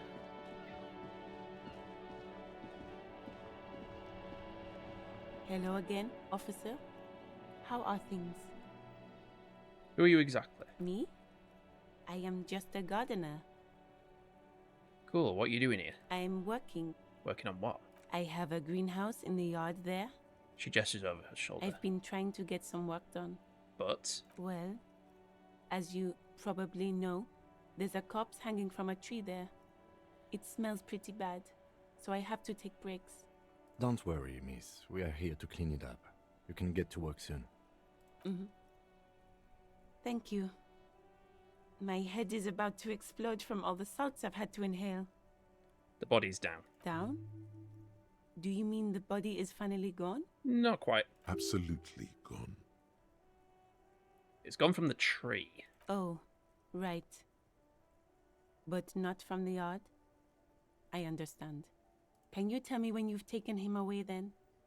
Because I'm sort of waiting for that. Yeah, keep her in the loop.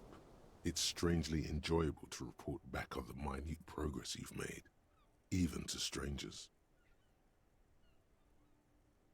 What is this fuck the police business? Excuse me? Signs that says fuck the police. Oh, well, I didn't write it there. I'm just sitting here. That's alright, I didn't mean to startle you. Okay. Here's a bit. I have to run. Okay, what now? Before you stands a motor carriage. The bodywork is covered in blue and white livery, bearing the number 57. It's very steampunk-esque. Vapor emanates from the large engine on the back of the vehicle. It hasn't had time to cool off yet. This must be the infernal machine that tore you from oblivion. The Caprice Kinema motor carriage. Open the door. In the cabin, you are welcomed by a set of steering levers, a radio microphone on a hook, a pull-out toolbox under the seat, and the soft glow of the fuel preheater gauge. A scent of leatherwork and heavy fuel oils washes over you. Pick up the radio. The frequency tableau lights up, and a green button labeled Prime Line glows like a feline eye. And then you hear something. The soft purr of electrical kittens, radio waves cast far and wide over the metropolis. A woman's voice greets you through the static. This is Precinct 57. Hello, Lieutenant. How may I assist you? Hello, Alice. Please assist our colleague from the 41st precinct here. I'm putting him on. Part of collects powder t-shirts going for the new Greece. Oh, that's cool. So I've got this one from Reykjavik in Iceland. So I've had that 5 years ago. I've also got one from Budapest and Las Vegas. In fact, from Las Vegas, I've got a t-shirt, a hoodie as well.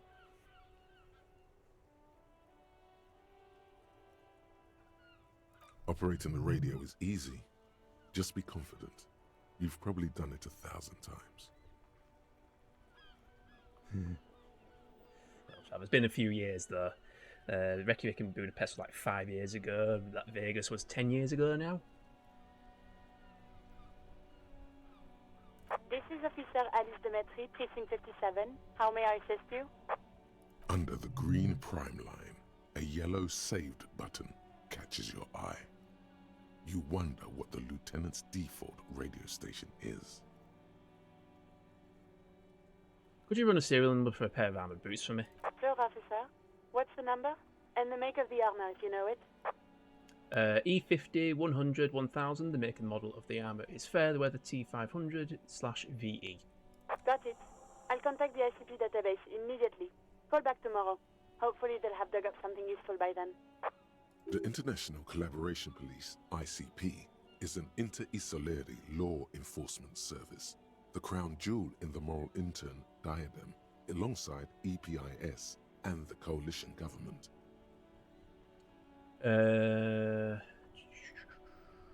Could you take me to the 41st precinct? I have something I need to report. Just a second, officer.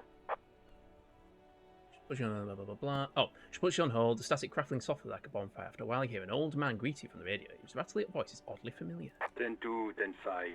This is 41st. Come in. Over. The man uses relay code. You've got this. You're a cop, and cops know relay code. 10-4 Station 41. I've got urgent business. Over. 10-4 message received. 10-5 relay message. What's your status? Over. Just reporting in. Over. 10-18. State your message, sir. I need to report my badge missing. But you said... never mind. Nah, I was lying. 10-9. Over. My badge, I can't find it anywhere. Basically, it's gone. 10-4, message received. This is a very serious situation. I need to 1022 the captain. Over. Okay. Is it him? What does he want? Says he lost his badge and needs to report it.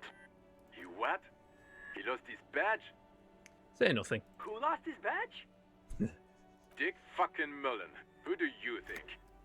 It's Officer Dick Mullen from the bestseller Dick Mullen and the Lost Identity.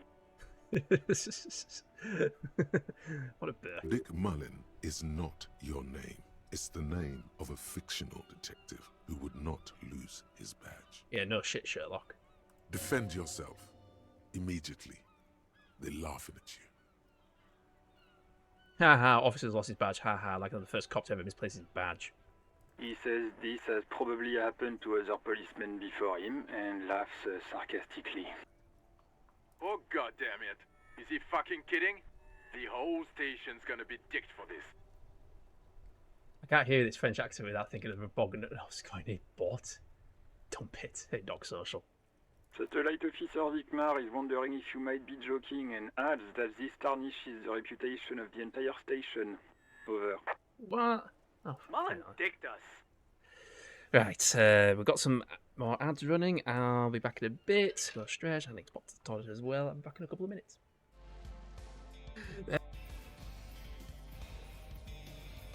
Oh, there's a stealth tech there.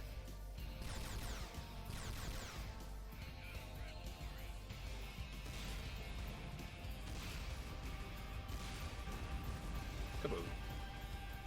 Right, is the obelisk active? That's what I want to know.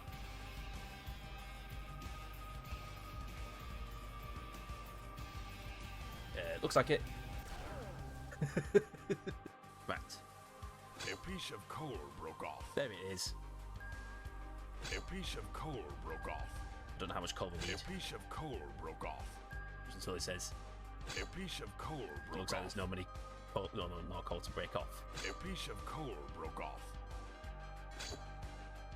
It doesn't appear as any more coal can be broken off. There you go. Wasn't me who nicked your book, I swear. Take this. It's from a friend. Jeez, you're a sight for sore eyes. Oh, finding the Thieves Guild. I was given a mysterious note by a mysterious dark elf. It offers greater wealth and less jail time. Maybe we should check it out. I have to wait until midnight and then go to the Garden of Daraloth. Alright, let's go check that out. Nearly midnight anyway. Aren't you an ugly one? Speak for yourself. Here, hold this. Wait, one. Hold the Gek as well. Actually, I don't trust you with the Gek. Just... What am I carrying? Just hold my shotgun shells. Too much to carry. Fuck off, Marcus. Oh, what's going on? Who the fuck are you?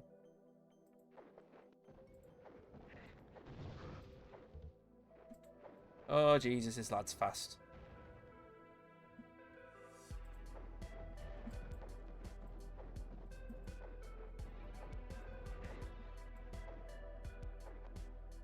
It's fucking Sonic. What the fuck was that? You see with all skills. Oh, skellies.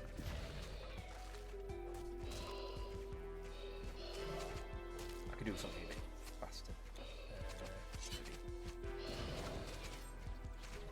Yeah, this is not good. Okay. Let's go with that instead. I'll just blow them all up. I don't need it. Give my regards to Carlia if you see her. Lydia, you do it again. Bruce? How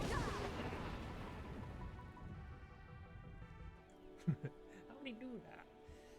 Right.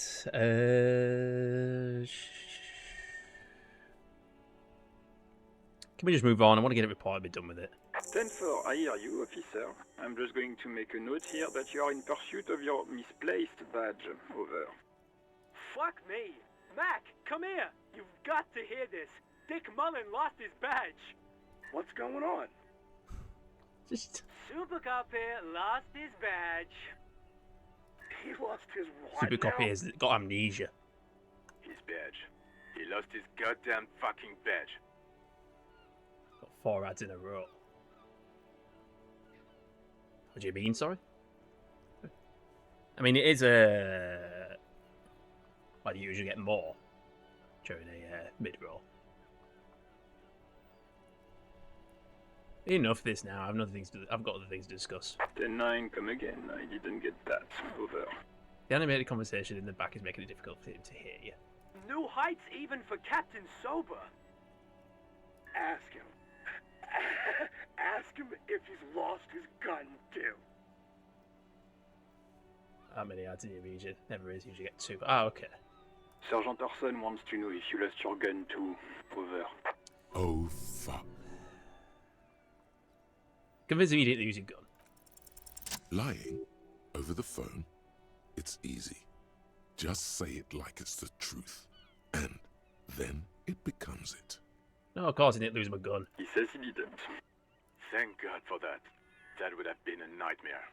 I don't even want to imagine the poor prick who has to relay that kind of news to the captain. Losing his badge is bad enough. Tell him to find it, and fast. We can't have some gangbanger running around with it. We're all glad to hear you've not lost your gun, officer. You need further assistance? Over. This might sound odd, but there's personal details I'd like to discuss. Okay, 10-4, sir. I hear you. Relay your question. Over. Wait. Before you say anything stupid, think it through. Need information, not fear. Be smart about this. Ask if he's there alone. 10-4, sir. I'm not hearing your question.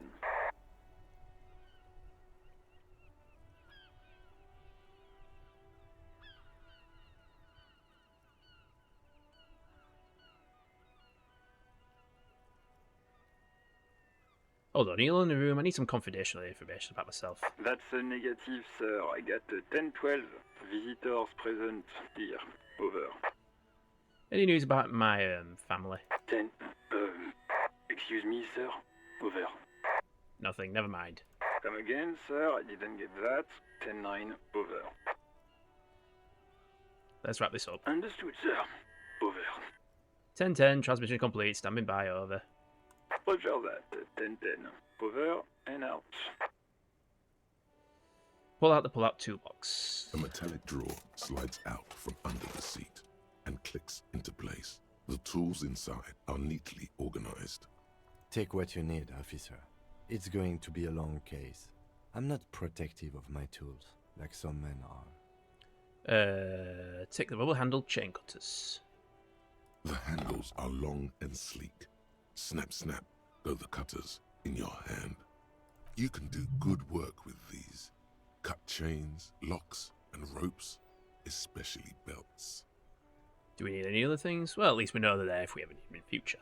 The pull-out toolbox slides back into its nest. Preheater gauge casts a warm glow on the steering levers and the radio on its hook. Close the door. We don't need anything else for me, do we? We've got the thing we need, so let's go back to the corpse. What's that? Just neat.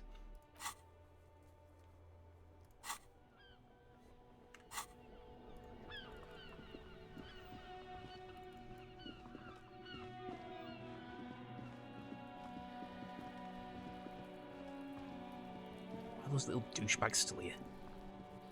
The rotting man lies on his side. The lieutenant adjusts his glasses and takes a deep breath. One external ammunition. Now we have chain cutters. Let's cut the belt. Mm-hmm. Cut with as much precision as you can, please. See, my pig is gonna fuck his head off. No, he ain't. Your pig's a boring fuck.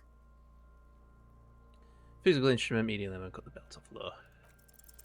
After some deliberation, Success. You sink the cutters into the knot tying the belt together. You squeeze the rubber handles together, sweat forming on your brow. Press down. Snap. The knot is slashed. Another cut and the belt falls apart like a flower bouquet, revealing the dead man's neck and the dark red ligature mark around it. The rope rises to a point, leaving a gap in the ligature mark. The suspension point is in the back of the neck. The lieutenant has kneeled closer, running his finger along the dark red groove until there's a gap. Hemorrhaging is observed on the skin, above and below the ligature mark. The mark is well pronounced, consistent with a drop from 1 or 1.5 meters. Write it down. Chest is intact, normal contour. Abdomen is protuberant, pelvis intact, genitalia. He pulls down the man's underpants. No! Let's get out and see! Shut up. I fucking knew it! Genitalia is male and unremarkable. No evidence of injury. Write it down, move on. Back is symmetrical and intact. Upper and lower extremities are intact, but asymmetrical. There are combat injuries on the right hand, thigh, and hip. In addition, I see smaller, residual scars, too numerous to count, covering about 30% of his skin. From wounds sustained over 2, maybe more decades, dispersal and accumulation indicates long and active combat duty. The scar is extensive, way more than a law official's. We have a real museum here. Of battles, wars. Write it down. Last item. Hands. He takes the man's right hand in his, inspects it and moves on to the other hand. The lieutenant work alone. Hands are clean. No sign of a recent struggle. Were we expecting any? I was. Maybe I'm just not seeing them. Honestly, this stench is making it hard for me to think at the moment. Hey, Mac. How you doing? Write it down. Ooh. That's all for the external. Well done. What next? 2 internal examination summary. Central nervous system. I have nothing. Do you have anything on this man's central nervous system? What? Of course, there is a moral to be drawn from it. A moral to this story. If I may add the moral of this story. What would that be? Thanks, Echo Alpha. The dead man looks, too, with barely contained excitement to hear the moral of his story. The brain is very vulnerable to compromises its blood supply. I think that may well be the moral of every story, officer. All right, Annie. Good. Musculoskeletal. Purge fluid is coming from the mouth. Not injury related. Eyes and tongue protuberant. Hyoid bone. Let's see. With his eyes almost closed, the lieutenant puts his hand on the dead man's throat and begins to massage it, gently. A rotting smell erupts from the mouth. Purge fluid runs down his lips, black and viscous. You hear cracks as the lieutenant moves his sharp fingers inside the flesh, like the creaking of an old house at night. Yeah, jack that fucker off! The hyoid bone is fractured. The rest of the musculoskeletal system is intact. Unremarkable. Respiratory system. Back hunchless begins to pry open the dead man's jaws. Stops to exert more force. Both hands are used. Oral cavity shows no lesions. The victim has received dental implants, possibly after a combat wound. Mouth swollen. Hemorrhaging present in mucosa of the lips and mouth. Write it down. Hepatobiliary. NA. Why don't we have anything? Are you a hepatobiliary expert? He looks at the corpse's stomach with a mixture of tightness and disgust. Hepato means liver, and biliary, the gallbladder and bile ducts. Am I an expert in those things? Nothing in your alcohol-soaked memory directs to having forensic expertise on either one. I don't think so. Neither am I. That's it? That's it. Right, NA. Same for toxicology and serology. NA. Both? Unless you have untapped reservoirs of knowledge there? Reservoirs? No, but do they take obscure trivia and odd tidbits? Right, NA. Cardiovascular. The body exhibits heavy lividity. Blood has gathered in the hands, feet, and neck. Hypostasis is visually consistent with the hanging. Write it down. Gastrointestinal. He breathes a sigh of approaching relief. This is the last field on the list. He looks around to the ground. The pool of feces there. This will do. Digested semi-solid food in stomach. Voila. Touches the corpse's bloated lower abdomen briefly. Write it down amid the voila. What's next on the list? Description of injuries summary. Let's see. We have bite marks, contusions on the head and chest, and a ligature mark encircling the neck. You'll need 3 fields. Leave a 4th one too. Be thorough if you want maximum results. 1. Bite marks. Head, chest, and scalp bite mark injuries. Predation by birds has caused damage to the body. Odontologist does not need to be consulted. Write it down. And your opinion, officer? Beneath the description, there are 2 boxes waiting to detect. B. Non-fatal post-mortem. Agreed. Next injury? 2 contusions. So, the scalp bleeds from a post-mortem head injury, a stone. The injury does not have the rim of an early inflammatory response. The perpetrator on the scene has confessed to causing it post-mortem. Yeah, that dickhead kid over there. Maximum velocity, fucko! Ah, shut up. Has confessed to causing it at maximum velocity. Write it down. Coagulated blood sticks to his scalp and chest, where the countless stones have hit the dead man. Beneath, the description of injury. 2 boxes. Non-fatal post-mortem. Right. Next. 3. Ligature mark. Hang on, what's the 4th injury field for? Hey, Adrian. Nothing. Oh, come on in. Just in case.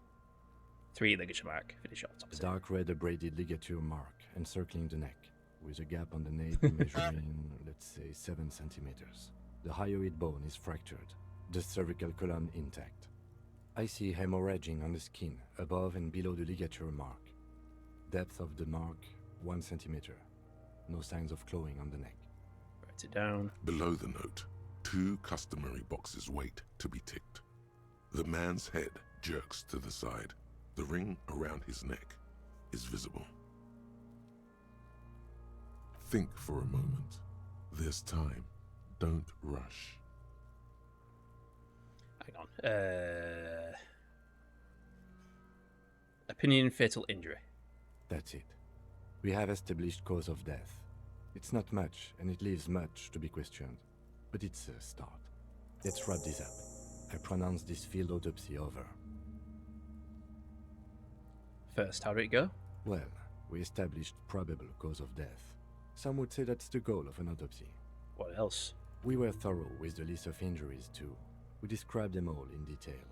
What is there to say? Given the circumstances, it was a professional field autopsy. What now? Now we put him in a body bag and I drive him to Faubourg for processing. Nice. The lieutenant looks at the dead man one more time, then at his notebook, then at the corpse again. You tilt your head, also looking at the corpse. I'm sure we didn't get everything. There's always something. Search the body one more time, thoroughly. You run your hands over the victim's cold body, his limbs, his torso with its swollen organs. Maybe you should be more thorough. Look at his pants again. You pull down his breeches. Marbling is present around the crotch. The penis has shrunk, crawling halfway back inside him. There is nothing mysterious or noteworthy here. Okay, fine. Can't get enough of that dick. Do you think we missed something? Yes, there's something we're not seeing. Okay, well, we are in livor mortis here. He is disintegrating. We need to refrigerate the body if we want to conduct another examination. And we need to do it fast. Okay, where do we find a fridge of the body? It would have to be industrial in size. Let's start by asking Gart at the Whirling in Rags and the Fritz store down at the gates. If they don't know, but only if all else fails. Fuck are you looking at, Beano man? You want a piece of the Kuno? Wanna get fucked? Only if all else fails. Let's hurry then. This is one task we cannot sideline. With every hour, whatever we are looking for will become harder to find.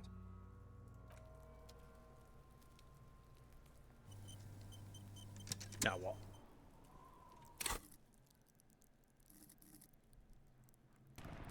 Like shout out back.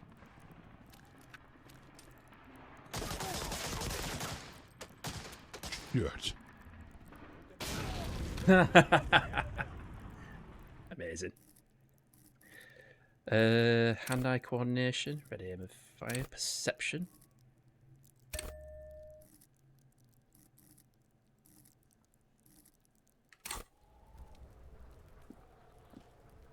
Boom.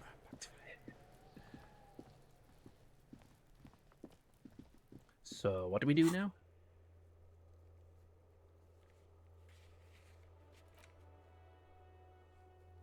Where's the rest of the armor?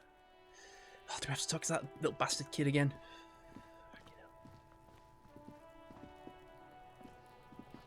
So you tried to kill Kuno's girl? What's up with that? You want to talk about it? I think we've all moved past that there now, Kuno. Not all of us. Acts like that stick with you for a while. No one's moving anywhere. Do this shit again, and Kuno's gonna climb in your room at night with a knife. Kuno knows where you sleep. The pig who fucked his window up. I'm gonna climb in through that balcony, put the fucking knife in you. Yeah. I've been in your room. But you and Kuno are good for now, pals. Shoot that shit at Kuno. Let's have a jolly time. The determination in his voice leaves little room for doubt in his sincerity. He means every word. Needs to be taken seriously. You don't threaten me. One word out of you, pig shite, and you're locked out of the Kuno experience forever. You hear me? You hear the Kuno?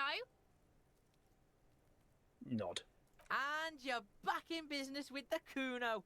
Now what is it? I have more questions about the crime scene. Yeah? The kingdom of Kuno? The fuck do you want with it? Ladder, ever climb it? Look at that fucking shit. You're trying to get Kuno killed. So you would say that ladder is unclimbable? Fuck does Kuno know? Kuno's not a fucking acrobat. The lieutenant takes a quick note in his notebook. It's a trap, Kuno! Don't climb it, Kuno! It's in the greenhouse over there. Dunno. Kiptas gardener used to work there. Kipt is a pejorative term used to describe people of South Seminese or Erie Uppergite descent. It used to be a common first name among the Erie Uppergites of Ilmara. Not so much anymore. You mean the young woman by whirling in rags, that gardener? Look, Kuno doesn't explain shit. Kuno just says shit. He looks you in the eye and nods as if agreeing with himself. Yeah, her.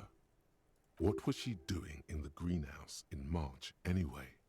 What kind of gardening is done in March? Fish is sometimes used to fertilize the soil a few weeks before planting something. Maybe she was preparing the garden beds. Yeah, it was probably fish. I'm not going to waste my time asking about that. Well, I guess I should ask him about that, to be fair. Yes, it seems suspicious. You don't like things being like that. Yeah, whatever. Yeah. Kuno doesn't give a shit. I want to discuss the body with you again, Kuno. The fuck about it? Where's the rest of his armor? Kuno doesn't give a shit about the armor. How come? Kuno's fuck gimp's got one big thing wrong with him. He's a fucking mutant. A mutant?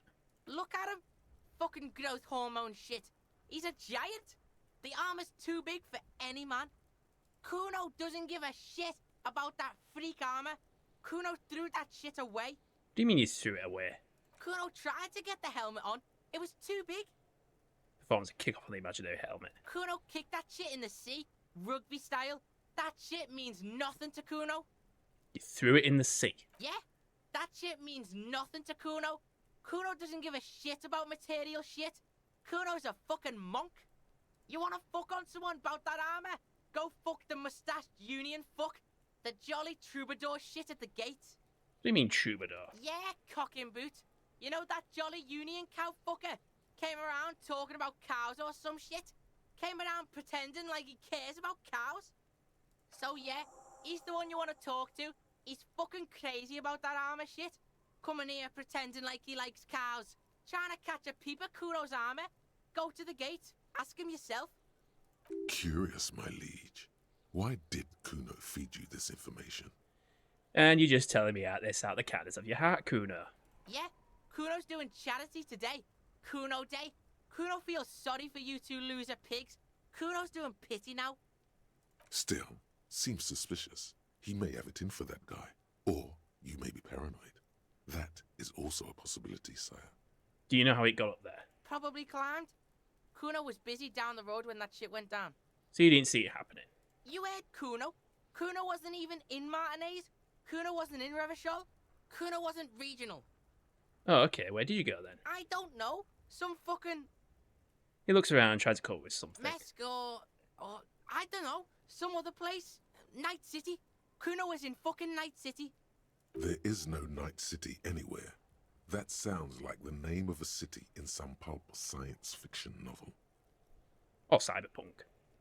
That's a fictional city name. Night City doesn't exist. Why you gotta be riding Kuno's ass? You haven't been where Kuno's been. You haven't been in Kuno's head. You wanna know where Kuno was?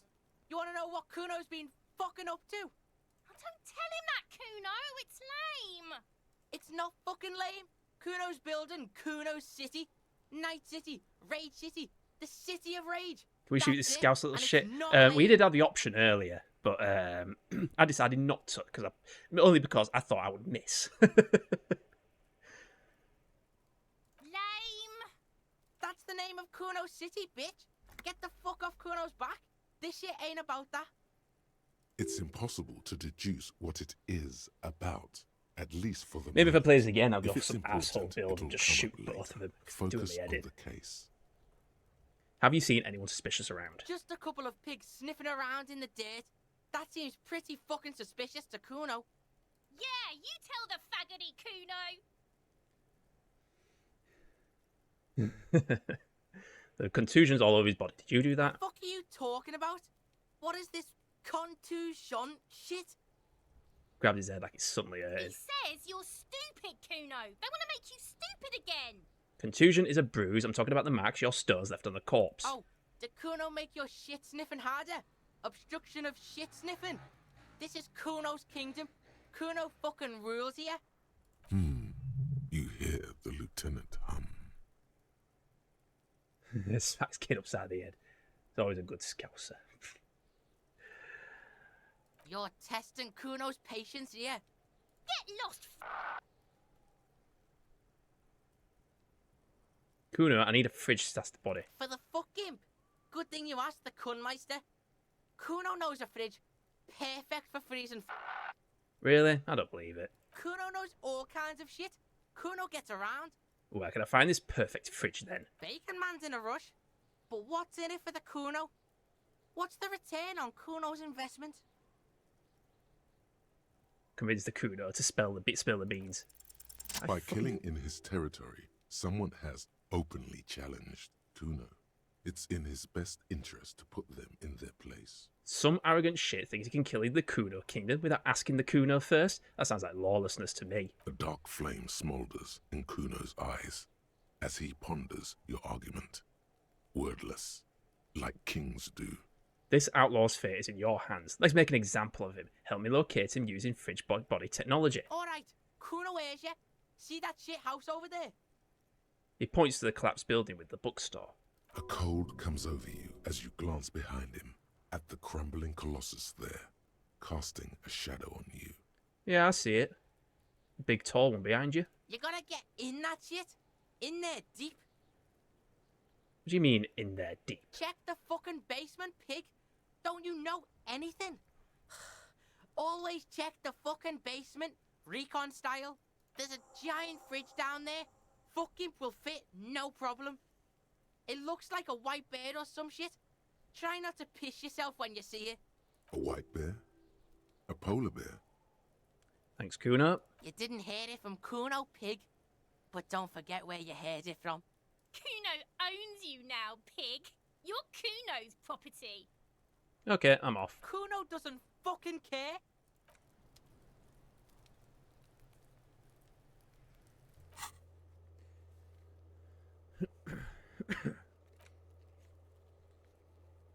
Ask about the case. Okay, we'll do that. Yes? Tell me about the case. What do you want to know? If we're from different precincts, why are we on the same case? I'm afraid you and I are pawns in a pissing competition. What do you mean? You don't know? I assumed you were in on it. You know what I'm in on? Retrograde amnesia. Better still than an imbecilic cop-off. Tell me about it. What's there to say? It's just stupidity. Kind of stupidity. The cop kind. Our precincts can't decide if Martinez is part of Jamrock or the Industrial Harbor. Yours or mine, as if we somehow own parts of the city. Typical street gang mentality. So we've let the Union make a mockery of law enforcement here. And now it's come to its natural conclusion. Ah, so it's a struggle over who runs Martinez. Well, sort of. It's less a matter of who gets to police Martinez than who has to.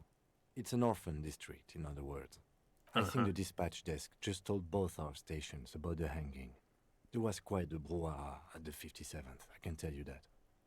Time to settle it, they said. Cop off. But I assure you, I am not their finest or toughest with 102 cases solved. What I am is least interested in a pissing competition. So he volunteered to represent the 57th, but not out of competitiveness. On the contrary, somewhere in your mind hangs a dark green blackboard. There are 2 columns. One says, cases solved. The other, confirmed kills. Close your eyes. The rows are endless. Look for Precinct 41. Jean Vicmer, Judith Minot, a special consultant. What was his name? Then the rows degrade into green nothingness.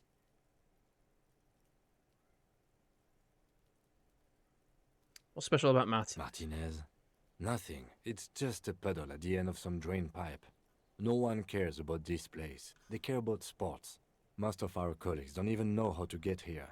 North of the interchange doesn't exist. Wonder what this says about me, that I was sent by my station. You're raising an eyebrow, thinking it's best to let you make the next move. It's all part of the master plan, you see.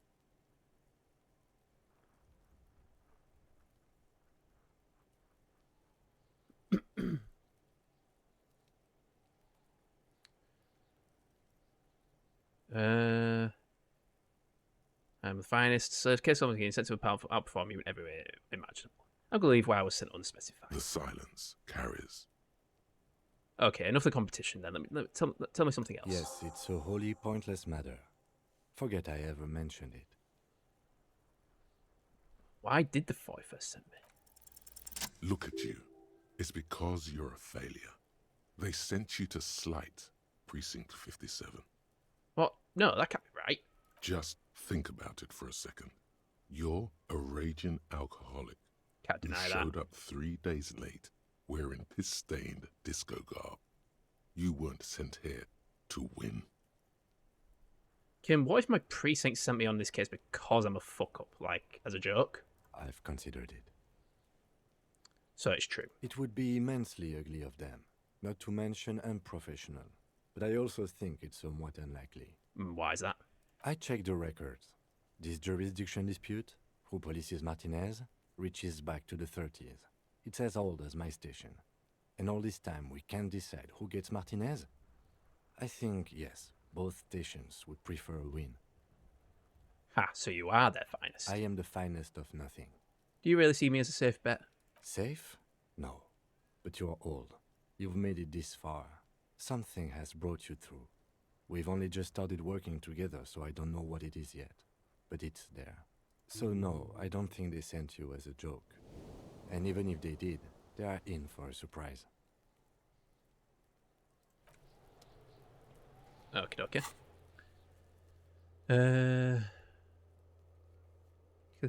Ask him about the case. Well, I've done that, have I not?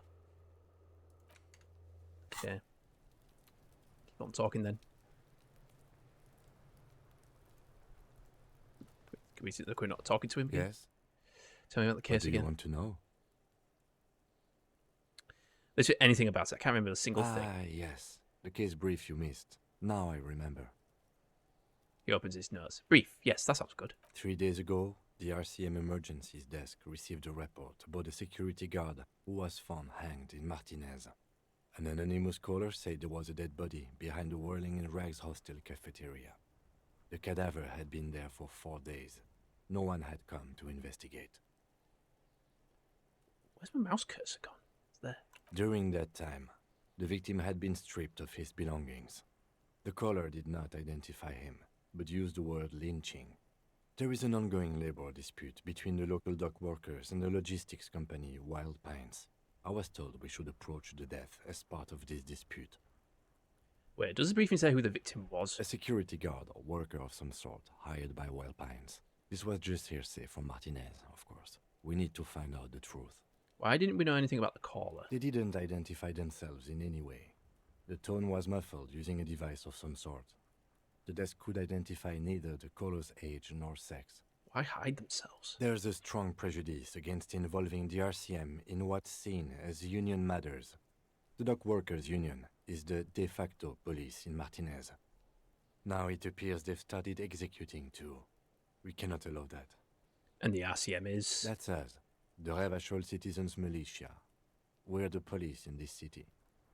The RCM, or the Revachol Citizen Militia, is the police force you and him are part of.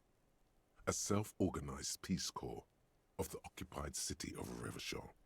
The RCM operates within a legal twilight, yet its authority is rarely questioned. It's super useful to know this. Of course, yes, I understand everything now. Just to be clear, we are police officers. It's our job to find the killer. That's the case. Uncover and arrest the killer. Actually, I've got anything. Good. Right, okay, so I think we've ticked that off the list, yes. Who made the call reporting the crime? Someone reported the hanging in the RCM. Maybe if you found out who it was, information I knew of the events. You have an idea where to start the call, it could have been anyone. Call server user Kim Shortwave to ask whether she made the call.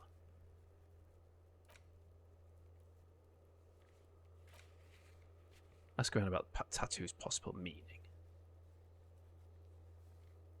Interview the union boss, interview the Wild Pines rep, track down your badge, track down your gun.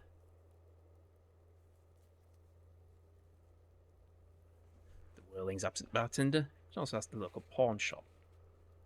Send victim's body to process. What have you done? Send the corpse processing. Check twice to see what blah blah blah. Fridge victim's body. Check out the fridge. The commercial bleeding across for the wearing. We'll do that next. So how do we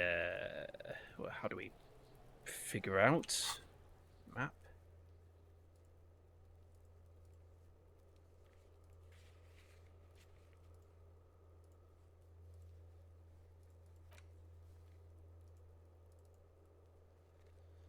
How do we figure out how to? It says behind him, but see, it can't. Obviously, can't.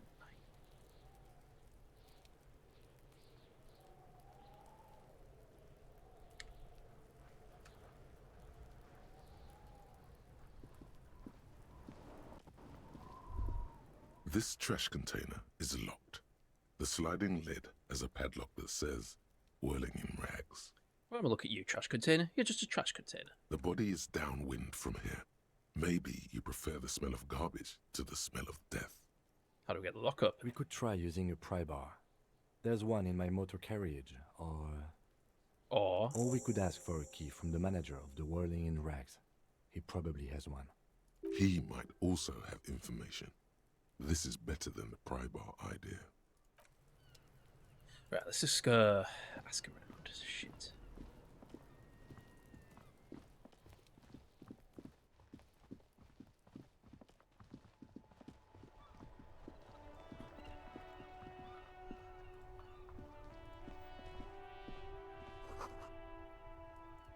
Pick him up if you had a bag. I don't want to do that.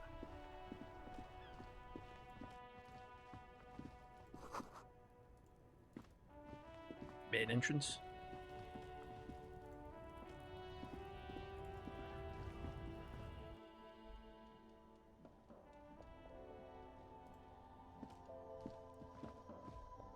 Welcome to Frit. Feel free to look around or something. Has it got three Everything is teeth? out on the shelves. She returns to her magazine. What's that magazine she's reading? Before we go on, what is this fritter? I don't know. Frit? Frit? And what is Frit? A 7 to 11 grocery store. Why is it written with 3 T's? I think they think that the extra T makes it funkier. It Should doesn't. choose. The story goes that normal fritter with 2 T's a men's workwear shop in Vredefort was already taken. So when Fritter Retail Inc. grew into a multinational corporation, they had to add an extra letter to avoid trademark infringement. I suppose he'd have some questions for you. Okay. I'm not really supposed to be chatting to anyone, but... Can you tell me anything about the dead body? I don't really know anything. I mean, I know it's there, but I haven't seen it, so... Did you know the man who died? Not really. Not really. Does it mean you knew him a little? No. I didn't know him at all.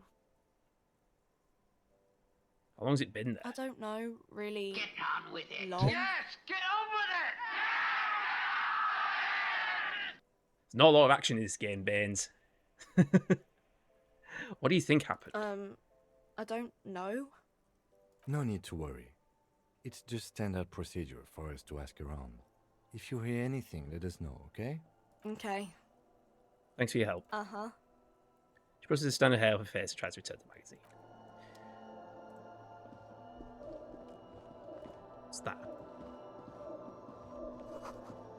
Melancholy pops and plays on the radio.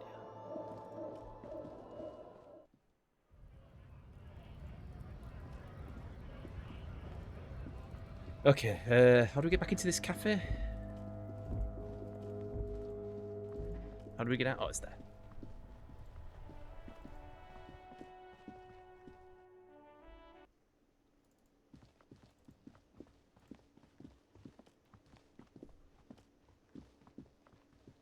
Real mature, man. What exactly were you trying to accomplish? You do understand you still owe me money, right? Damn, your feet thought we got away.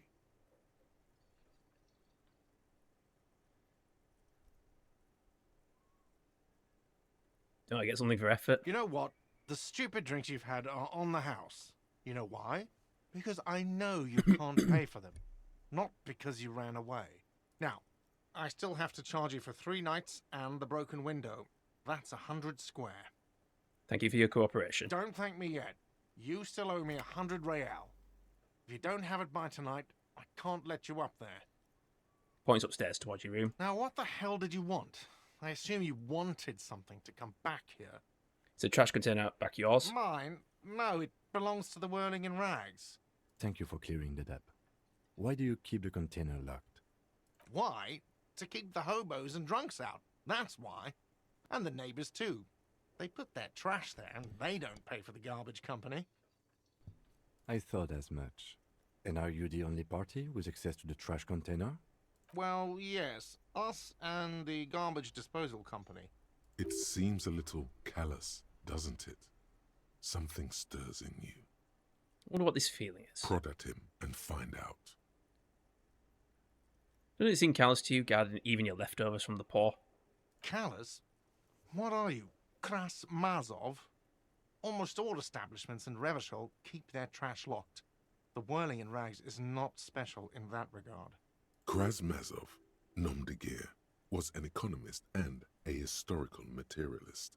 He was a leading figure on the Grad side of the Centennial Revolution, where he headed the 9-day government. Mazov is considered the father of scientific communism, Mazovian thought, or Mazovianism. I'm no Krasmazov. He's like the Karl Marx of this universe. No one was implying you were, officer. Where were we? We need those keys. What do you need them for? It concerns the case. Please cooperate. Just bring them back once you're done, please. Goodbye.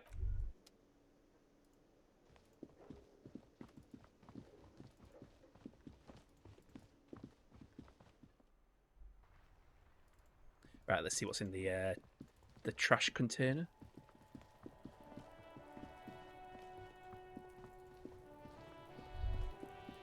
This trash container is locked. The sliding Yeah, open the with a padlock. well-oiled crack, the lock pops open. It should now be possible to simply raise the lid. Don't. Maybe you shouldn't. What's this? Just a feeling. A warning from some part of you. Open the lid. The smell of rotten food rises to greet you. You see soggy cartons, dirty rags, and organic waste. Nice. We're just in time. This hasn't been emptied for over a week. Look under the box of the cat. You see milk, an egg rest with one broken egg in it, some pasta wrapper. Picking up the soggy packages somehow feels familiar. Hey, Kinikos, you love this narrator. You've done this before. The movements are recorded in your elbows, the methodology in your fingers. You're used to this. You're used to what? Dumpster diving? No, searching for evidence in the trash. Oh, dive further. A box falls into pieces in your hands. Batiste Soleil cereal. There are plastic pasta packages below, and turbo noodles. Nothing of note, however. Pick at the racks. Among the threadbare kitchen towels, something catches your eye. A pair of denim trousers. Pair of denim trousers? Beat Sand Warriors in the easiest difficulty. I understand what the fuck the difficulty is. Oh, just how damaging the enemy weapons are and how much score you get. Oh, really? I'm not familiar with that game. So obviously it doesn't actually make the game easy. It just changes how easy it is to kill the enemies. As the legs of the slime-covered jeans begin to unspool from the garbage, a rank corpse smell fills the air. Nice. Are these the victim's clothes? The smell is not nearly as bad as the cadaver. These clothes could not have been in contact with the deceased for more than 2 days after his death. So we found the deceased's clothes. Cadaverine odor is faint. If these belong to the deceased, they were removed when he was still in the early stages of decay. Drop them in here, officer. The lieutenant produced a black plastic bag marked evidence from his pocket. By early stage, you mean these were taken from him no more than 2 days after his death? Yes, if we're still assuming the clothes were taken off to get to the armor, they must have stripped him of it fast, the scavengers, in a matter of days. Guitar marked blue jeans, pockets empty or emptied. He wore them with a belt, too, a white belt. The loops appear stretched, but... He looks into the container. The belt is missing. That's it. Do you see anything else in there? I have another bag here. Something slimy catches your eye. Reach for it. A drab, long-sleeved shirt, olive-coloured, appears from the food waste, dripping with pus. Oh, like the shirt. This is a military-type overgarment. No label or serial number. This is the kind of rib-knit shirt that's worn over light armor to conceal it in an urban scenario. Anything more? The rest of the rags are just kitchen variety waste. A yellow old mug that catches your eye. But other than that... So not towel and mug, that's all. All right. We should go to Gart again and ask if he knows who put the clothes in the trash. It could be as simple as someone from the hostel cleaning the yard. Or that one. I'd advise against confronting that force. Yeah, we need to ask the kids who put them here. The fuck's he on about, kids? You hear that, Kuno?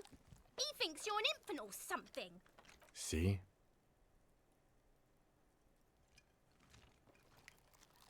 Control the crafting Sand Warriors because I blaze through the game on these. What kind of game is Sand Warriors? You think someone from the Whirling might have been involved, maybe? Not really. All we know is the victim's clothes are in the trash. The lid was locked, and his establishment had the key. It's just a small loose thread. Yeah, you can post one. Okay. The lieutenant nods, then looks back into the trash container.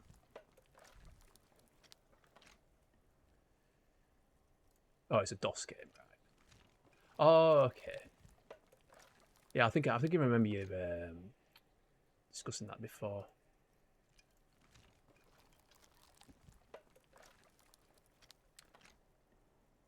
It's just organic waste, cold and slimy on your hands.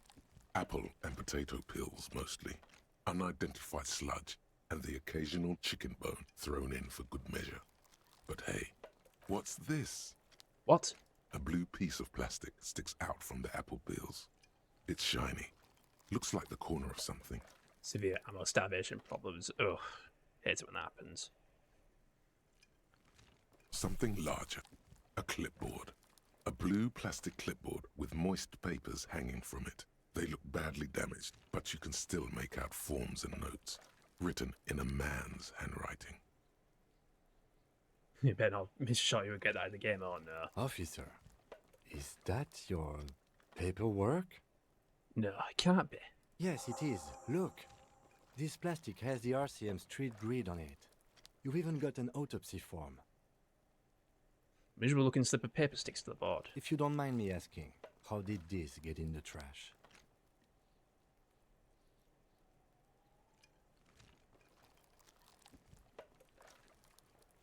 Someone from the whirling through in the trash? I don't know. I'm boring. Boring.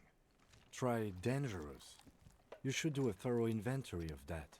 Be sure some has not fallen into the hands of the RCM's enemies, organized crime or worse. Official notes sometimes contain informants' names, even undercover operatives. Oh, the difficulty doesn't affect your damage dealing whatsoever. Every single weapon you have deals the same mat damage, even on very hard. Ugh. It's what bullet sponges, yeah. Say nothing. It will also not hurt to start taking notes on the case. Anyway, where were we? Oh, really? It then appears in the trash container with soggy cartons and rags sticking. Some items, such as the ledger you found, are interactable. Go to your inventory and select the Interact tab to read your paperwork. The mug. I'm getting that mug too. You pick out a broken mug with an oddly racist depiction of the yellow man frolicking in saffron. An antique? Only in its social sensibility. Uh-huh. Take the mug. The lieutenant briefly glances at the mug, then returns to sliding it inside the trash. Close The container sounds a muffled gong. That's one thing off the list. I think we got it all.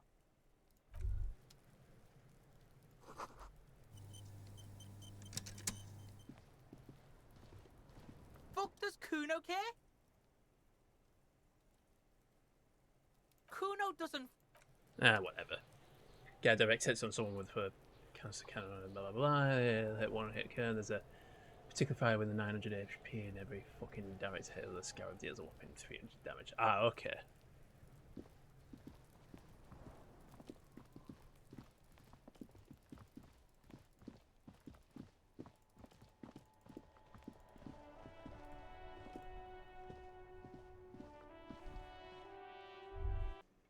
So it's relatively easy to wipe them out in like 3 bullets.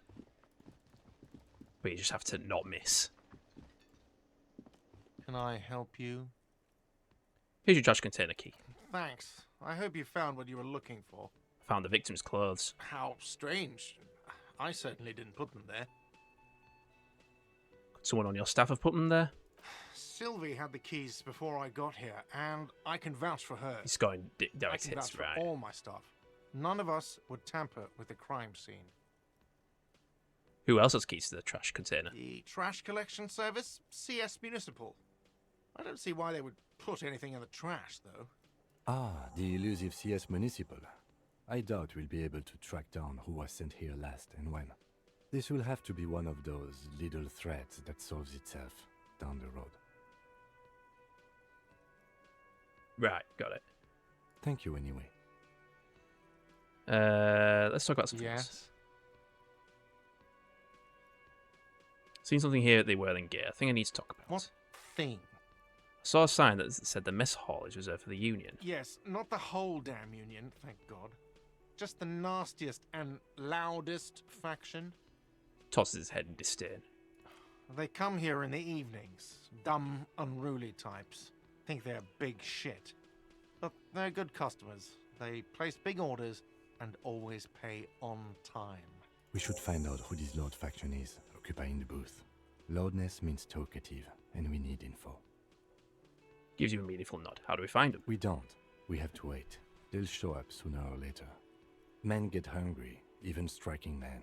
If not today, then they'll be here tomorrow. There are these things called days. You sleep between them. He's saying they'll come after you've slept. Just making clear you got that. Something else I wanted to ask about. What? By the way, you should come back to this thing-based questionnaire if you see anything interesting in the whirling later. Yeah, I saw another thing at the whirling. Another thing. Great. I love those. Yes? Goodbye. What's that?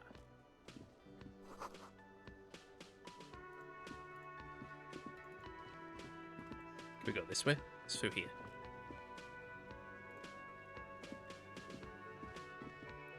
thin man is smoking below an exhaust hood, occasionally sipping from his mug. This must be the Whirling's cook. As you step in, he nods toward the table and says something in a completely foreign language. The only words you can make out are Garancy and Kubek. Okay, it's definitely not his name. Whatever you do, please don't call him Garancy Kubek. Time with F12, Please, feel for it. it's not funny. Hello, sir. Got time for a few questions? The man puts his cup down and replies something, his left hand drawing arcs in the air. Some impressive pots there. He smiles and bangs his ladle against each of his pots in turn. It's almost like music, especially with the sounds of assorted dishes boiling and simmering on the stove. I don't think I need anything else. Stay masking. Okay. Night Dive is partly giving Dark Force the Kex treatment. I might have heard about that, unless it's something similar. What's that? Yeah. By the way, where is home? The address is coming up blank, and Dark this Force place master. sure Yeah, that's isn't it. Yeah. Do I even have one? But you've been at this hostel cafeteria for only 3 nights. Where were you before? You had to be somewhere. Far away. In time or space? Both. That doesn't sound like somewhere you can stay if you run out of money. Could I trace the way back somehow to the exact street, the exact number on the building? You can try. Run some addresses in your head when you get the time. Maybe a street or an apartment will appear. You see a heavy steel door with a prominent dimple lock. It's painted blue. I wonder where this door leads. You do? It's a door in the back of the kitchen. Why do you care where it leads? It's part of the Whirling in Rags. There's something about this place that makes me want to know. Eccentric. But okay, I suppose we could look into it. As a side investigation. It's hardly a side investigation. You already have a name for it. Yes, a mini side investigation. Gart is the person to ask about this. The cafeteria manager. Try to push on the door. door. The door does not budge.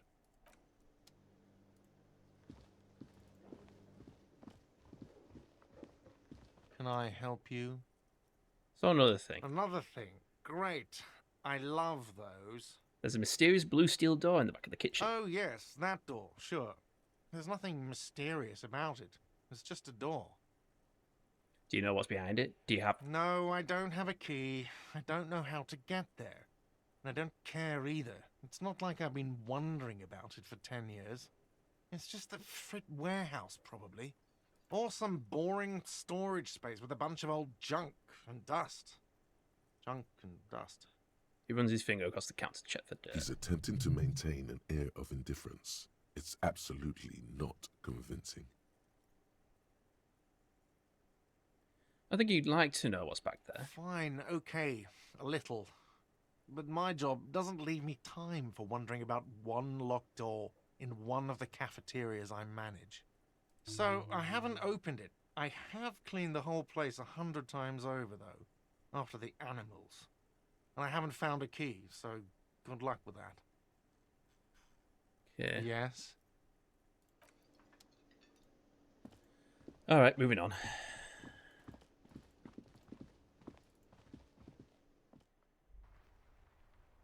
Right. So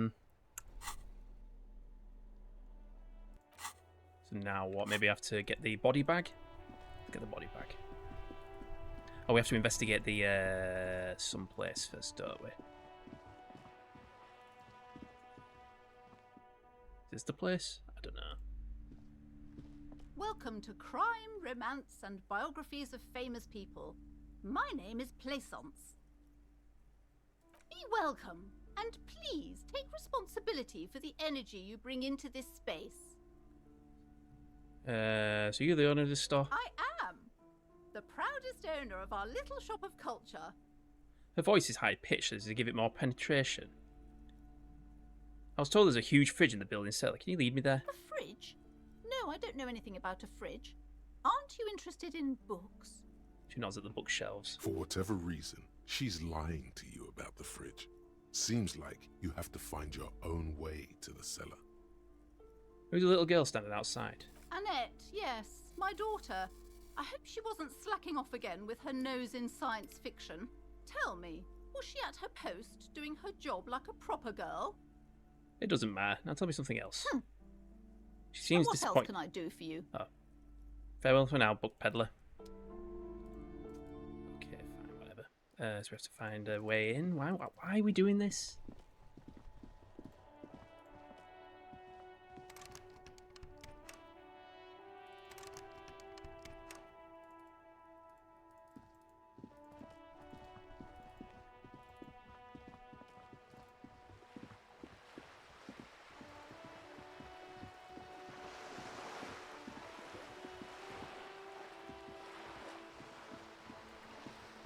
So we have to somehow get into the back of this.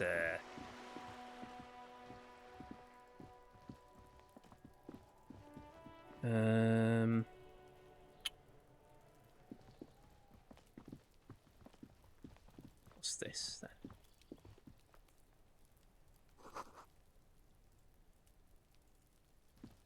There must be another way into the building. What the heck? Shut me up. Hey, what's that noise down there? Anyway, we've got some ads running. I'll be back in a couple of minutes. That's gonna blow up. That's gonna blow up.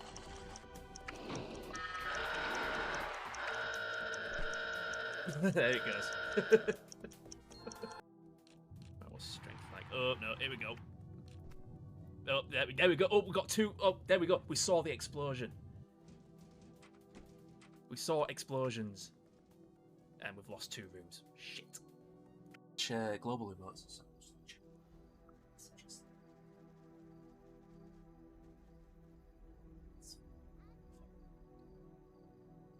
The head's gone. Ow. My legs.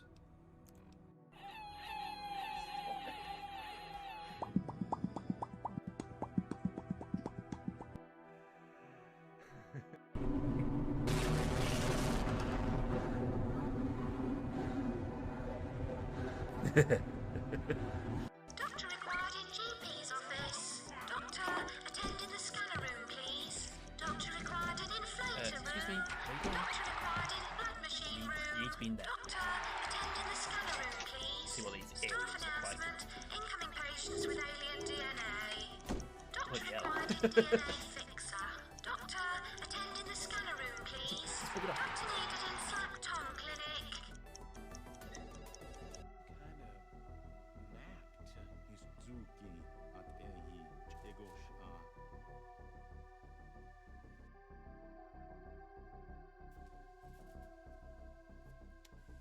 Right. How do we get down there?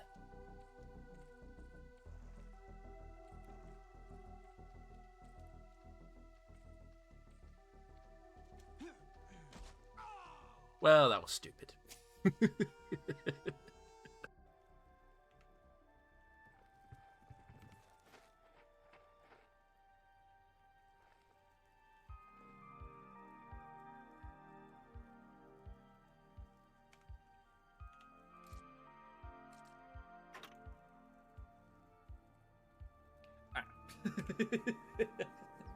He's right there. I see you got my message. Thank you. I'm sure I've used it. I'm sure I used it. Oh, where's he gone? There he is. We got floating chinchilla.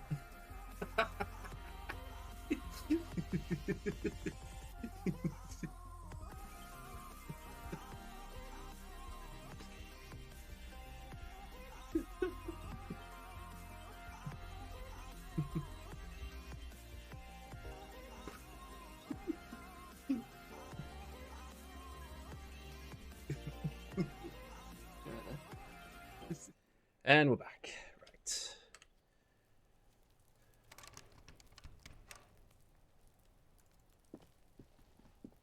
The heck was what clip? The last one?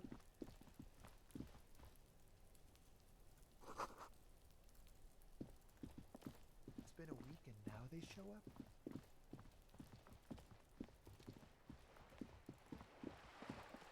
Oh, the because I'd when I did like green steel, I would mess around with green screen stuff, and the chinchilla back at chair, it just looked like it was floating.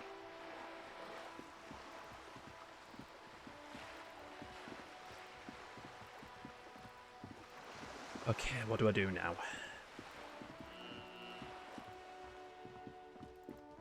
It is quite nice.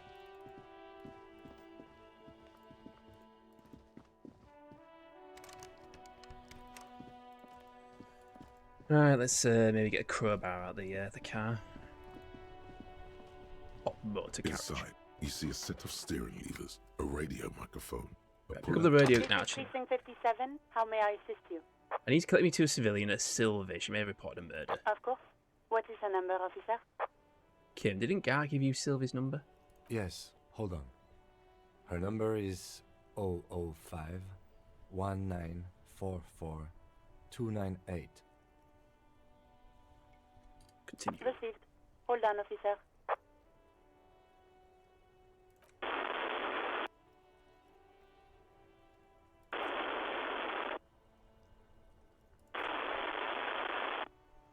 Wait patiently. Lieutenant Kitsuragi slowly begins to tap a little rhythm with his right foot. Quite a lot of time has passed.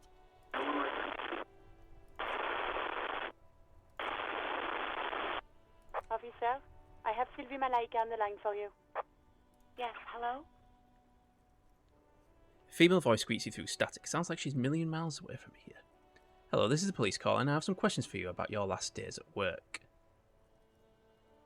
Oh, Sylvie, I believe we met before. This is me, a detective from the Whirling in Rags. Oh, right. Hello, officer. What can I do for you?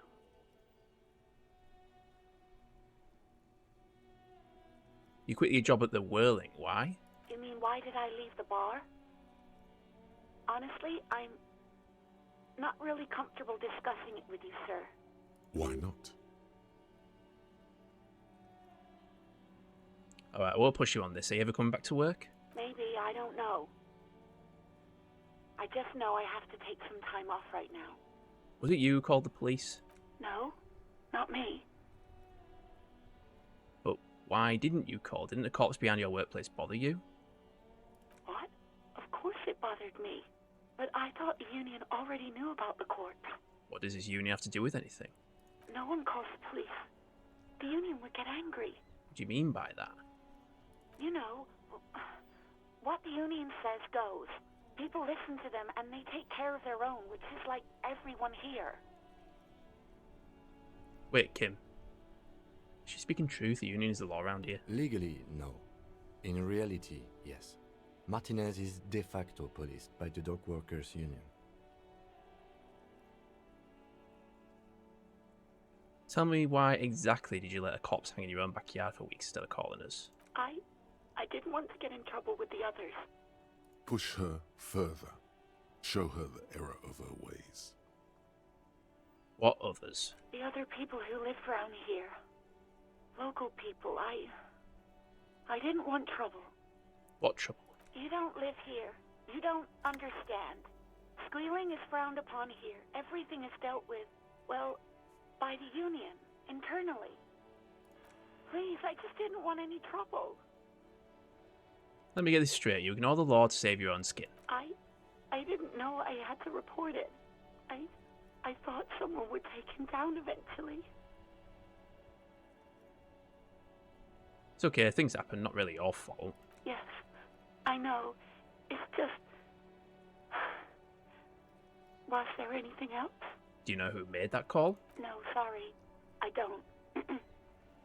Not a lot of people have phones around here. Copper thieves take the wires. People don't have the money to have the cables put in again. They use the union's phone, or the one on the coast. So the union has a phone, and there's one further down the coast. Got it. It was someone else. We'll find them sooner or later, officer. It just might take a while. Okay, next question. Yeah, go on. Have you seen my badge? Yes, I know who you are. You're a police officer. The law. This exact conversation has happened before. Establishing authority before this young girl seems to have been important to you in the past. Don't go there again. My badge is missing. Have you seen it anywhere? Oh, then, sorry. Real policemen have uniforms too, by the way. Where's yours? Not my uniform too. God, I should really look into that. Right, I'll critical heal yourself now.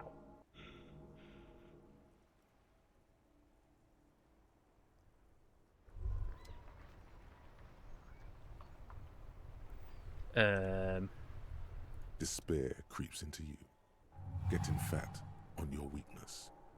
Whatever noble intentions you once had as a police officer, it's eating them all up now. You're still coming up with sentences. That's a step up from total annihilation, right? I'm done. No one even likes cops. Yes, it can be difficult to be on the receiving end of so much distrust and outright hatred. He says with a sad half smile. Nothing you can say would make you feel any better now. Cop gives up the detective genre for social realism. Another police officer resigned from the RCM following a nervous breakdown. He now lives under a bridge, drinking and occasionally throwing excrement at passers-by, shouting, "I never loved that woman." When asked to comment, former colleagues objected to the theory that his psychological disintegration was precipitated by his wife leaving him.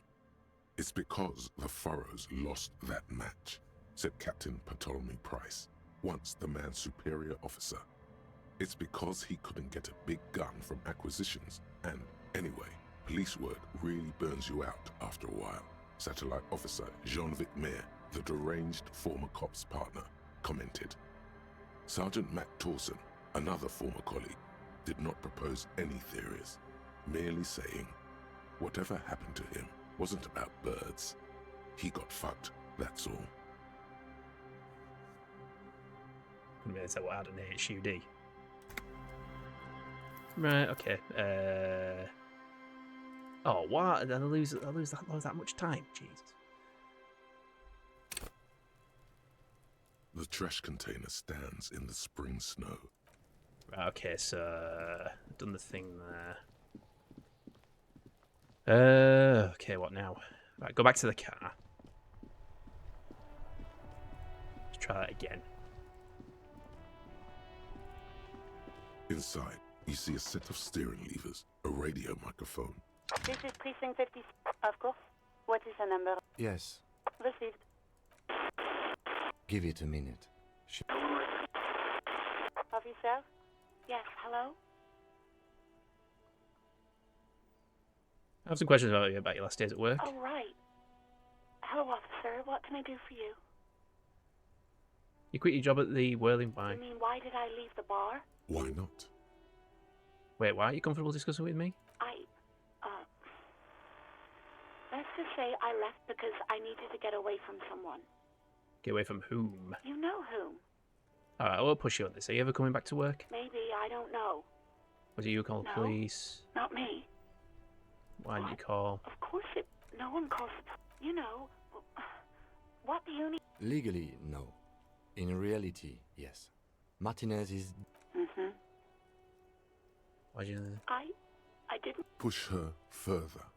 Show her the error of her ways.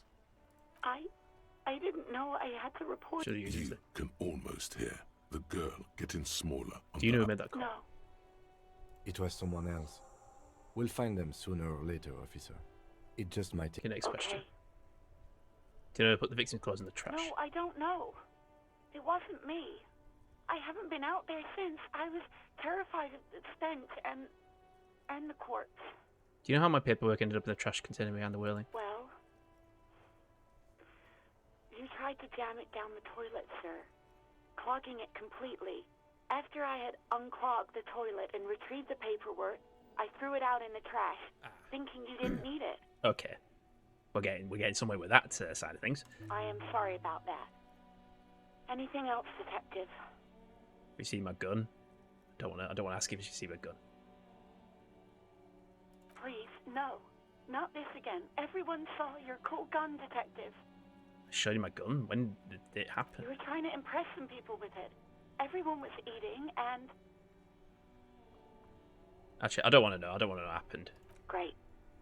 Anything else? I think I got everything I need, thanks. I do hope so. Please, don't call me again. Bye. Wait, why does she seem angry with you? No, she doesn't have a problem with you. It must be someone else she's angry about. Some other guy. Like Gart.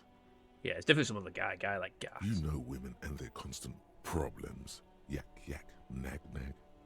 How's one supposed to get the love going like that? Huh. That's where you step in. You're Lieutenant Love, matchmaker extraordinaire. Help the poor girl out, lest she turns into a spinster.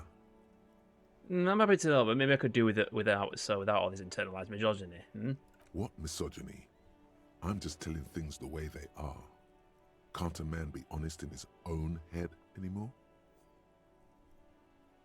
You have to act, Lieutenant Love. You have to calm that hysteric down. Tell it you've got everything under control. Then go and have a little boys' talk with God himself. What? Think you can do that, Lieutenant Love? Daddy's going to take you on his lap, little... What the hell? Please, no, I don't want to hear those things. Refuse a love quest, although it is wonderful. Are you still there, kiddo? I've got everything under control. No. What? Oh no, I don't know. No, I don't want any of these options. You got the sweet woman child thing that makes man go crazy, especially. Oh, I don't like it. I don't like it. Why? Oh my god, I don't like it. Oh God. Please, just stay out of my life. I'll go 100 level voice out to a very pleasant turn for you, Lieutenant Knowing Week. What? What is it? You'll see, Lieutenant, you will see. Call was terminated by the other party. Anything else, officer? Didn't like that. It's on. The love quest is on. Too late, everyone. It's on. Take it to God now. Hear back from the ICP about the serial number. No, and I doubt they'll get back to me before tomorrow morning. Anything else? Ignore us, press a button labeled save. As always, it's DJ Mesh and Fellatio, and you're listening to Fellatio? What? A flock of seagulls takes off nearby. Oops. Startled by the roaring radio. Right away, the lieutenant reaches into the cabin and turns off the radio. He's not looking at you, as he says. Someone must have been messing with the radio, or maybe picked up a random frequency. You wanted a prime line, right? Speed Freaks FM, huh? Oh, is that what it was called? Trying to answer my surprise. Go for it. Turn the radio back on while it's still on the Speed Freaks FM. Right, you don't want to get into this, no problem. Nothing to get into, really. But sure, let's focus on the important things. This is Precinct 57. Can I connect you to someone? No with the radio for now. 57's over and out. In the cabin, you see a set of steering levers, a radio on a hook, a pull-out metallic drawer slides out from under the seat. The pry bar feels useful for opening all. It's robust, what lets you see things in the dark. The pull-out toolbox slides back into. Right, so.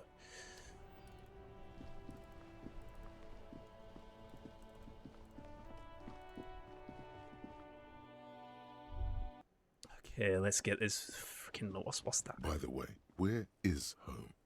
The address is coming up blank. I'm enjoying this stuff. I liked it, although I didn't like that whole cringe. That was so cringe. I didn't like that, but I think it's very interesting. Do I even have one? But you've been at this hostel cafeteria for only 3 nights. Where were you before? You had to be somewhere. I don't know, near south maybe. You don't really know, do you? I don't. Does this mean I'm homeless? South maybe. Doesn't sound like somewhere you can stay if you run out of money. Just way back Even try. Run some addresses in your head when you get the time. Can I help you? So I talked to Sylvie. Wink. God. Does not look too pleased. Oh, but he should be. Lay it on him. I don't want to lay that on him. Of course you do. This was your plan all along. This is how you fix it for them. By answering the Oh God, I've done it again. question. Turns out she's a hot. Oh, he likes to ride. Oh, come on. Wonderful. Wonderful. It is. It's wonderful. What? What does that mean? Cock carousel? No time for lectures. The point is you losing a nasty mind games. Tell psycho. God, does it mean you talked to her? What else did she say about me? What else do you need? You don't want to know. The man leans his hands on the counter and sighs. His head drops between the shoulders, heavy and defeated. She broke the bird, you know. The great skewer. I found it on the ground with a broken wing. On the morning she left. I should have known. It was her way of telling me to piss off. I should stuff it up my arse. Stops and stares at the counter. Or you broke the bird. It can also be that. I think Sylvie even. Yes, the bird is connected to this. It's a symbol of hope, and she broke it. The mindfuck on the cock carousel. Huh. Cock carousel. I think I understand now.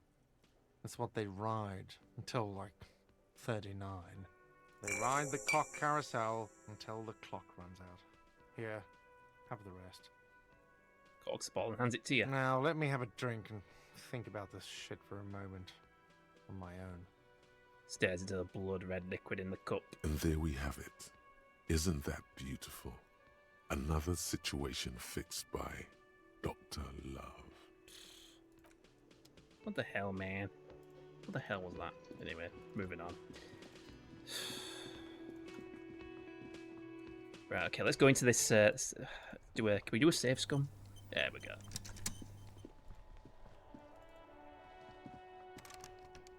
Can we use the crowbar on this?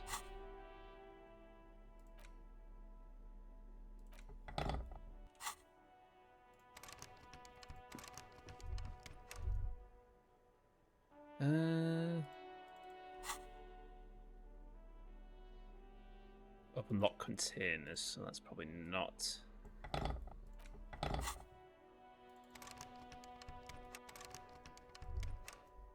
What's that? An old call box with a matrix of push buttons lists all the companies in the East Delta Commerce Center. Okay. A city? Silence. No one answers the doorbell. In Bit Hall? An off-key melody starts playing after you ring the doorbell. Then a woman picks up the receiver. Kuno, please stop calling here. Grown-ups don't have time for your stupid games. She thinks you're the gremlin child. What would he say to this? Fuck off, pig. I'm Kuno. I don't give a shit. Let me in. This is the police. Please open the door. Oh, I'm sorry, officer. I thought you were... Spot of static that overrides her words. The doorbell is broken, and the bookstore shouldn't even be on the list anymore. So I can't help you. Please don't call here again. Thanks. A single beep indicates that the line has gone dead. You ring the doorbell, but no one answers. What an ominous name for a hair salon. Doesn't bode well for anyone's hair. All you hear is static, but no one answers the call. You ring the doorbell, but nothing happens. Nobody is everywhere closed today? You wait for a minute or two, but all you get from the call box looks like someone has melted half the plastic off with a lighter. You hear static from the intercom speaker. It sounds as if someone has picked up the receiver, but isn't saying anything. You can almost hear them breathe. Hello, is anyone there? Yes, hello. This is Tricentennial Electric. This is a woman's voice, crackling and fragile through the static. Have you come to place an order?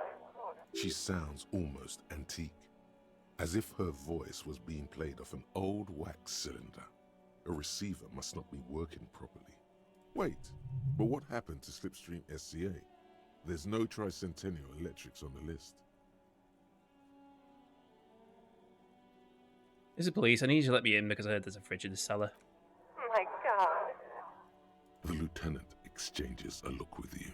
Sorry. It's you. My God. I didn't think I would hear your voice. What? She must be mistaking you for someone else. Who cares that you don't remember her? Just go along with it. Who are you? Where are you?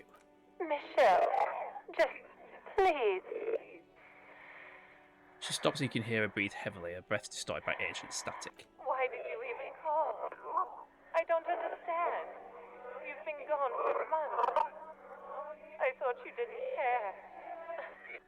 Hold on, tell me what's going on. What did I do? Ever since I came to live here, it's been different. As if my mind's been wiped clean. Is his ex-wife or something? A spot of static overrides her words. When she speaks again, it sounds like she's submerged. It's so nice. It's so nice to be able to finally forget. Forget about what? She sounds like she's about to cry. Hello? She doesn't answer. Hey, you still there? Silence. The only thing you can hear now is static and waves washing ashore on the bay. What just happened? Another seagull passes by. It's getting cold standing here, staring at the silent call box. I don't know what happened either. We should probably stop playing with this thing. Fuck. You press the number sign on the keypad that terminates the call. 12 name cards on... No. Hold on. The last thing you need in your life is more hysteric emotions. Forget it. Find something else to do. Alright, next one. Silence. No one's home at Fortress Accident. Silence. Nothing happens after you ring the doorbell. Silence. No one answers your call. This button looks new, but someone has removed the name card. Nothing happens when you try to ring it. Huh. This button looks new. It's probably not connected yet. So, how do we get in then?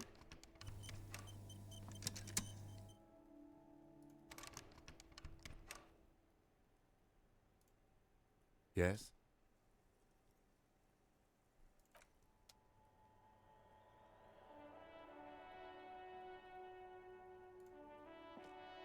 An old call box with a matrix of push buttons lists all the companies in the East Delta Commerce Center. Put skill points into Voliton. Version? What? How many points? Have I got any points? No, I've got any points.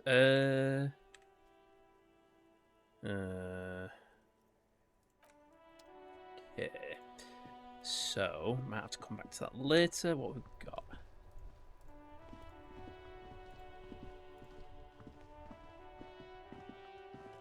Hello, sir. Step right in. The store is open. A young girl with chuggy red cheeks waves at you, smiling. Her nose is also red from the car. Hello. Are you interested in a new and exciting book? She stomps her feet to feel warmer. It's okay if I ask you some questions. Okay, sir.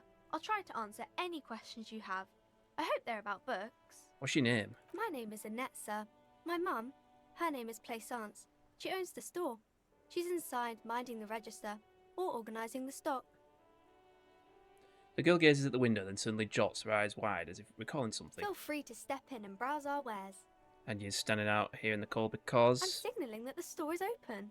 Otherwise, people might not know. They'd miss out on the crime, romance, and biographies of famous people. Such a good trooper you are, already learning the value of hard work. Thank you, sir. I'm happy to help Mum out with the store. Shouldn't you be at school or something? I do my studies at home at the moment. I have to help Mum keep this place running. Isn't going to school more important than this? Mum says it's necessary to do both because it builds character. Mum says a proper worker is dutiful. That's how you get ahead in life. You succeed. There is stress and unease behind these words. She's reciting etiquette. How's business going? Mum says it's peachy. She was a little afraid at first. There's talk about this house being cursed. Cursed? In what way? Cursed in the way that makes them say that no business has ever really thrived here, sir. That they all go... bankrupt? Exactly. But we've been doing fine so far. I don't think curses are real. They shouldn't be, but they seem real. Anyhow, they say that these grounds are doomed for businesses. It's just regular trade and selling these things, Charles. It doesn't work out for most people.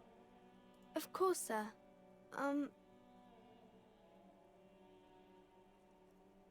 See you around. Okay, what do I do next? So how do I get in? I can't really do that. So what else is on the list?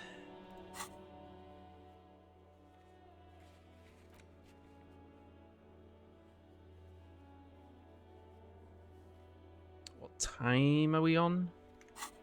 On 2 o'clock. In game.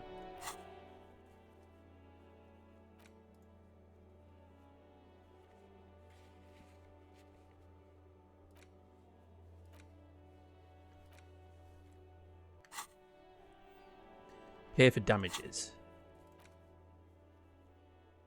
Right, okay, and look, they maybe they new ones or I don't know. Let's just talk to this woman again. Hello again, officer. Tell me, what exactly have you been doing in your greenhouse in March? Well, this might be the last snow we get. At least I hope so. Snow has nutrients in it. Helps everything green up in the spring. At least that's what my grandma always told me. Uh-huh. Yes. Yep, that's a cow, all right. Grandma, not the weird snow. Cable mode is out. Yeah, no worries. Hope you rest well. Yes, think about the cute gamma. It's not the weird snow. Squint your eyes, look at it intently. Stop looking at her. Look around. What do you see? The traffic jam. That's right. And the canal, the bookstore, the harbour Can be gates. pretty big gate. I can This imagine. is a great vantage point for keeping an eye on you. Are you by any chance keeping an eye on us? No, of course not. I don't understand what this is about. She looks towards the yard and her expression clears. The kid did this, right? The red-haired rat? Can't say a sentence without or kipped. He's always giving me trouble. I was talking to him, yes. Maybe you shouldn't be. I mean, you do your job, but that kid is beyond help. And he certainly won't help you. She shakes her head. You've been resting here for quite a while, haven't you? The lieutenant intervenes, looking at it intently. Yes, I'm tired. I understand. The RCM isn't welcome here, and the locals want to keep an eye on us. There's silence, the smallest of smiles. That's okay, miss. Do what you have to do. I think we're done here. Let's go. I have to run. So that's another thing off the list. Pay for damages.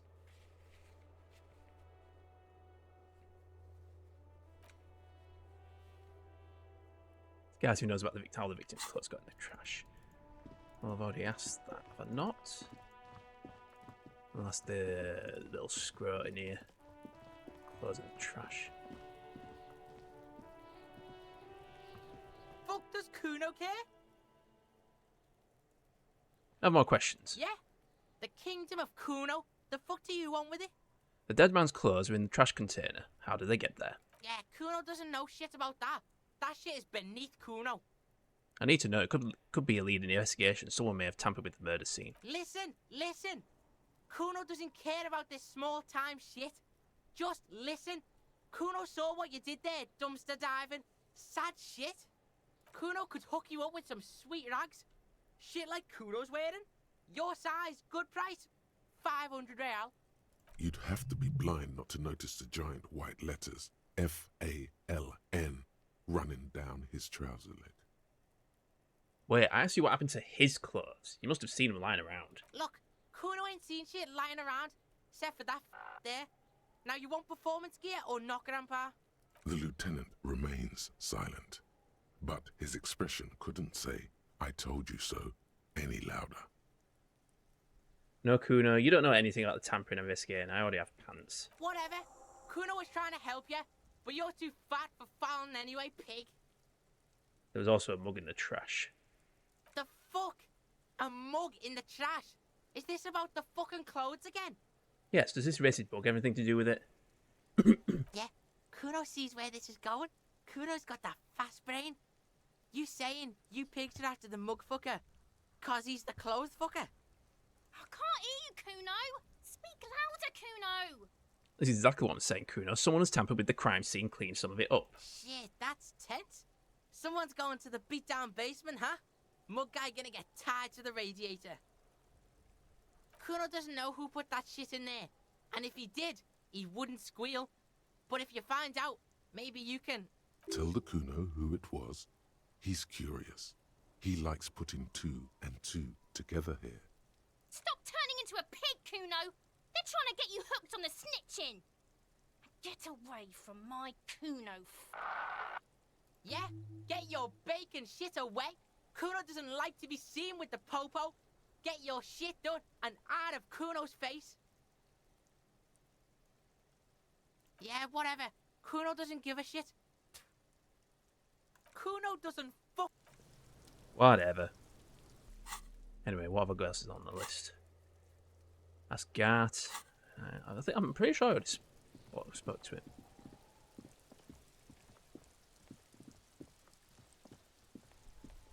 But anyway, let's go speak to him again. Who's this guy? Speak to him. Can I help you? Here's your trash container key. Thanks. I hope you found what you were looking for. Found the victim's clothes. How strange. I certainly didn't put them there. Someone in his staff put them there. Sylvie had the keys before I got here, and I can vouch for her. I can vouch for all my staff. Who else has keys Not to trash? the trash collection service, CS Municipal. Ah, the elusive CS Municipal. Yeah, I've already asked I him about doubt we'll this. be able to. Thank you anyway. Yes. What thing? Yes, not the... They... We should find out who this Lord faction is, occupying the booth. Loudness means talkative, and we need him. We don't. We have to wait. There are these things called days. You sleep between them. What? By the way, you should come back to this thing-based questionnaire if you see anything interesting in the world. Hang on, let's talk to this guy here.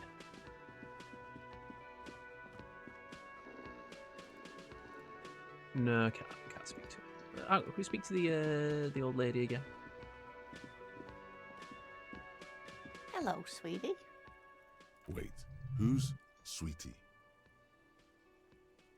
Who's Sweetie? Why, you are, officer. I'm not Sweetie, look at me.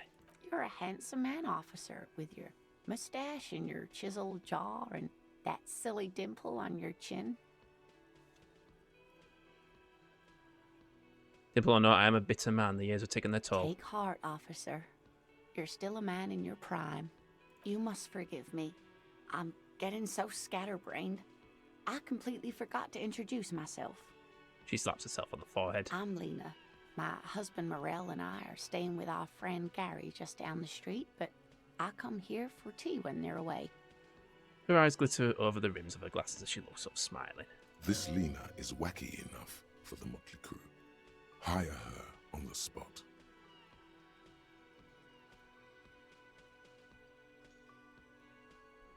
Sweetie needs money. Do Sweeties get money? Oh, sweetie, I heard your conversation with the manager about your financial troubles. When do you get your next paycheck? Try to force a tear out of your duct. Really rip into the whole emotional aggression thing. Of course I should have asked you, stupid me. Uh-oh. Officer. Oh, I have to... Right. Get all these stuff. Yeah, I have to click the thing as it... Right. Okay, I understand Sweetie, now. I'm sorry, but I think you need more help than I can give you. Okay, then. Let's change the subject. No, I'm so sorry. I don't have money for you. If there's anything else I can do for you, just ask. I don't know if you noticed, but I don't know where I am, what I'm doing, or anything. Yes, officer. You look rather dazed. Like a stunned Hey, thanks for your fox. mind. But surely things Thanks for the can't 4 be months. that Really bad. appreciate that. Hope you're doing well. Drank so hard I forgot literally everything. Oh my. You know where we are, right? The Whirling Rags cafeteria is on my keys. That's right. And where is the Whirling in Rags cafeteria itself located? In Revicol? Yes, indeed. We are in the fine city of Revachol. Honest, I don't know did this squat about Revachol. What kind of place is this? How would I even begin to tell you? Revachol is the most beautiful city in the world. We're fortunate to be here, you and I. I haven't seen very many other cities personally, but everyone says so. Revachol is a rare jewel. This city used to rule the world, though it has seen better days. There's a pause as she studies your expression. You must look quite lost. Speaking of history, you know what year it is, yes? It's the spring of 51. That's right, dear. How splendid. Here, take this pen. Knowledge should always be rewarded. Her relief is palpable. She was getting pretty worried about you there, but now she relaxes her shoulders. I can tell that this is taxing for you, so I'll just ask one more question. What regime are we living under? What mode of government? I'd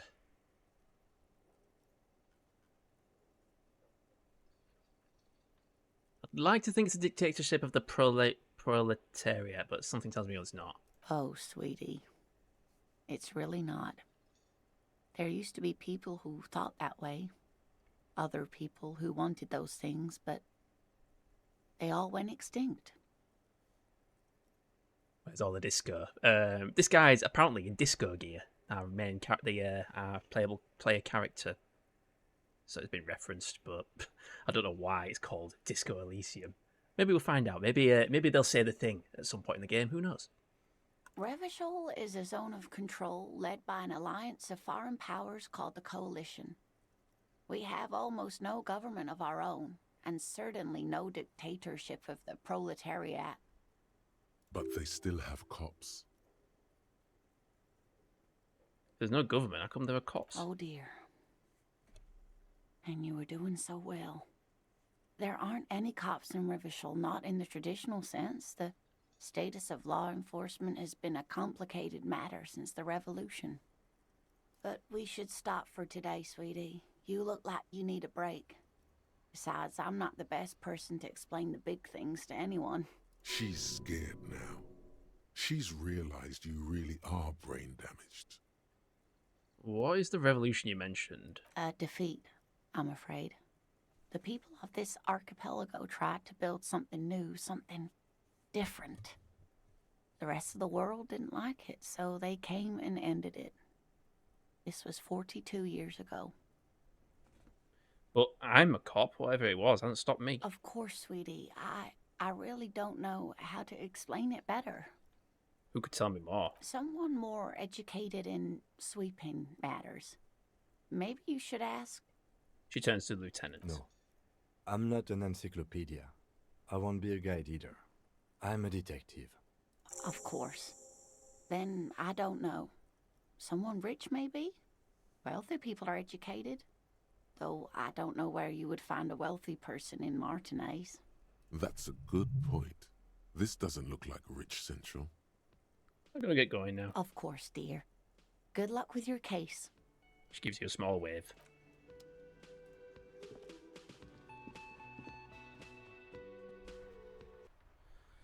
Okay. Who else is on the last rise access to Whirling Trash? Find this person you'll know, tamper with the scene. May take a while. Read ledger, name the case. Ledger.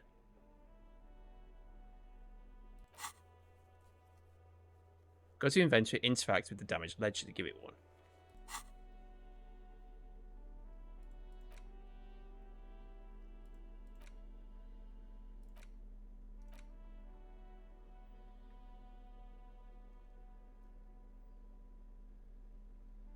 Use interact button. What's the interact button?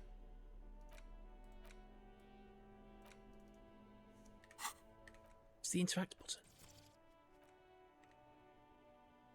Interact. Oh, yeah, action interact. It's the ledger you found in the trash. A pitiful cabbage of white and yellow papers hanging from plastic board, barely held together by a metal clip. This sad display is made complete by the faint smell of urinal cleaner. Anything else? There's a piece of toilet paper, or is it cleaning tissue?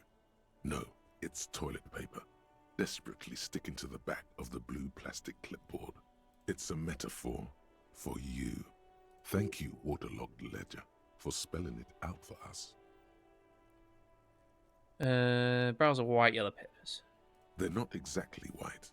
They're yellowed in patches by sunlight and alcohol, and covered in dense blue handwriting.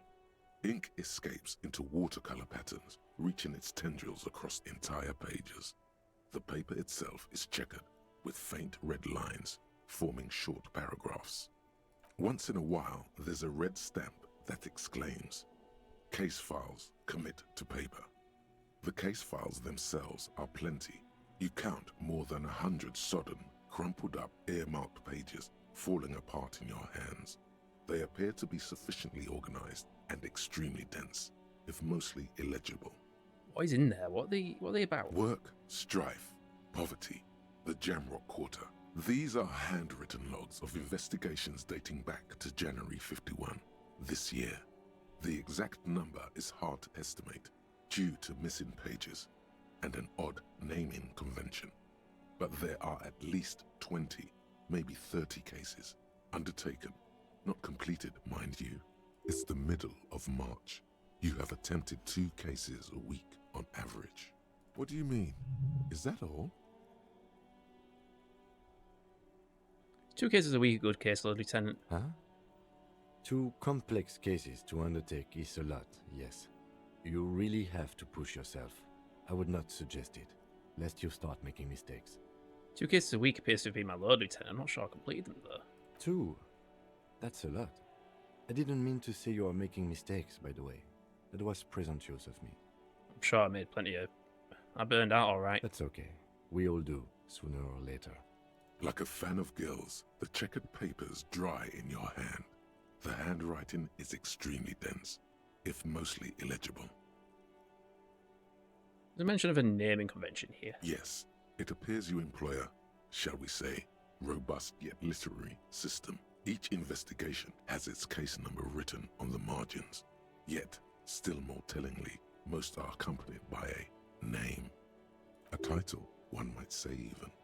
One that draws inspiration from snoop fiction and vespertine cop show staples. Oh my, and they're written in capital letters too. Yes, all caps. One is called The Next World Mural. Another, The Square Bullet Hole Murders. Another yet, The Unsolvable Case. More? Others appear more light-hearted. The guys on a couch in an unexpected location, and the murder at the Ukar Parlor. Even the rare article-free collapsing tenement. Murder features prominently throughout. It's going to take an effort to piece these case files together, but it can be done. Once you're done inspecting them up close. Kim, my cases appear to employ some kind of naming convention. You mean the alphanumeric? Officer, precinct, time of arrival at the scene? No, I mean a non-numeric one with titles. Oh, you mean the titular? Yes, well, so do I. In our defense, almost everyone in the RCM does. Why is that? It's a holdover from the early days of the RCM, right after the revolution, when the organization had little idea how to do things. It persists in an unofficial capacity. Officers use these titles to refer to their work among themselves. I seem to have named the case the Square Bullet Hole Murders. Again, in your defense, I seem to have named one the man with the hole in his head. That was a real person. His death was real. Still, I named it that, to amuse myself. I pray his loved ones never find out. What happened to him? Rail spiked through the head. He died. It was a workplace accident. I have to open an official case. Is there room? There is, for precisely one more. 15 pages near the end remain untouched by the damage. The checkered grid forms a structure of passages, breaking the case into subtasks to accomplish. Once all the tasks are accomplished, the case is complete. Commit to paper using the pen Lena gave you. The tasks you've completed flow out of the kind green ape pen in a brash freehand similar to the rest of the letters. The wording comes easily. It's almost robotically simple, a language developed for mental rigor and simplicity.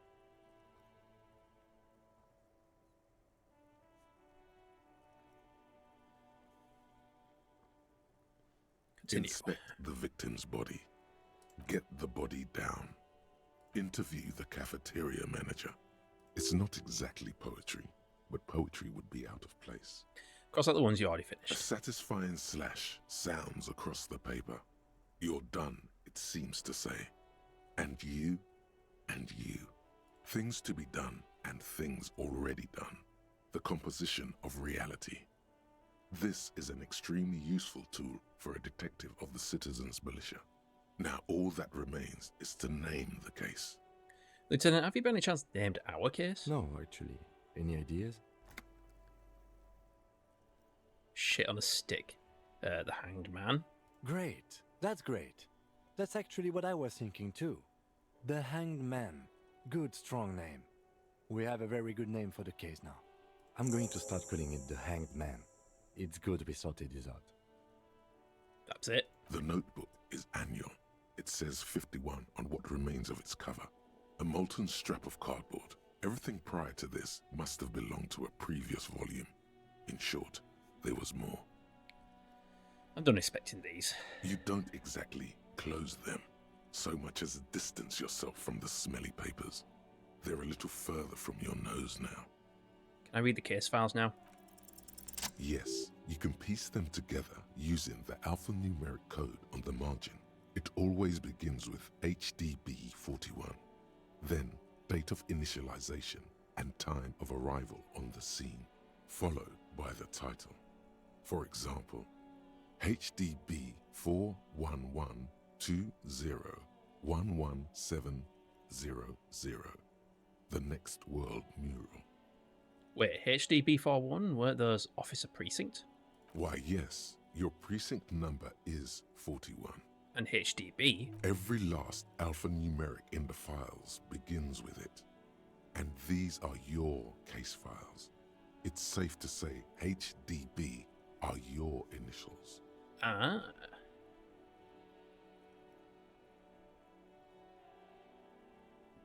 Wow, I don't know what to say to that. I got nothing here either. Logic really isn't the best faculty to have this conversation with. But it's the one you got. So sorry. How long does it take to read a case? It takes about half an hour to piece one together, using the system you've devised. Where do you want to start? Next World Mural. This one is relatively easy to reconstruct. Overnight on 1202, a graffito, nay, a mural, appears on an 8-story tenement overlooking central Jamrock. The building is a sparsely inhabited ghost tower, part of a failed real estate development called Grand Couronne. Cause of failure, rent too high.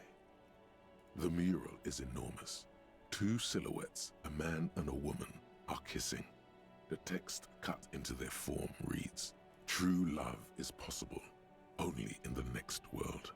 For new people, it is too late for us. Wreak havoc on the middle class." People call it that thing and that fucking thing. It's visible for miles. In 2 days, the station's complaints desk gets clogged with requests to remove the bummer. You and your partner are assigned to the case. The graffito crew is easy to track down. Only the bell lectures have the literage of industrial paint to cover the surface. One of the graffito artists is rumored to be rich. They take responsibility for the execution, but not the design. The ideologue of the Next World Mural, as the crew calls it, remains an unknown. Wait, do I ever find out who came up with it? The case files do not show you finding the author of the design. Read on. The crew agrees to clean up after themselves.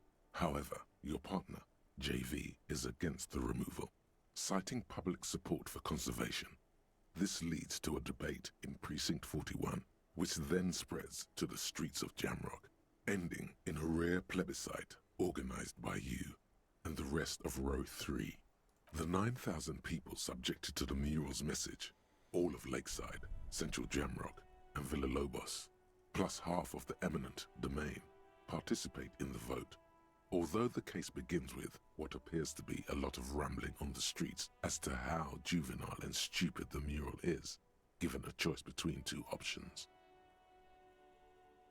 Keep the meal is A right. staggering 78% of voters choose to keep it. Turns out the opposition were a loud minority. And that love truly is possible in the next world for new people. And it is too late for us.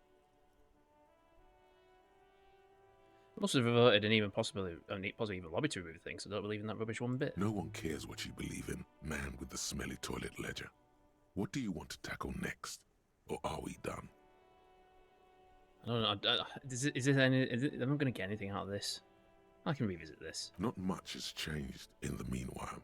A bunch of sodden papers still sags from the clipboard. Browse the yellow papers. In the back, you see thin, translucent copy of paper.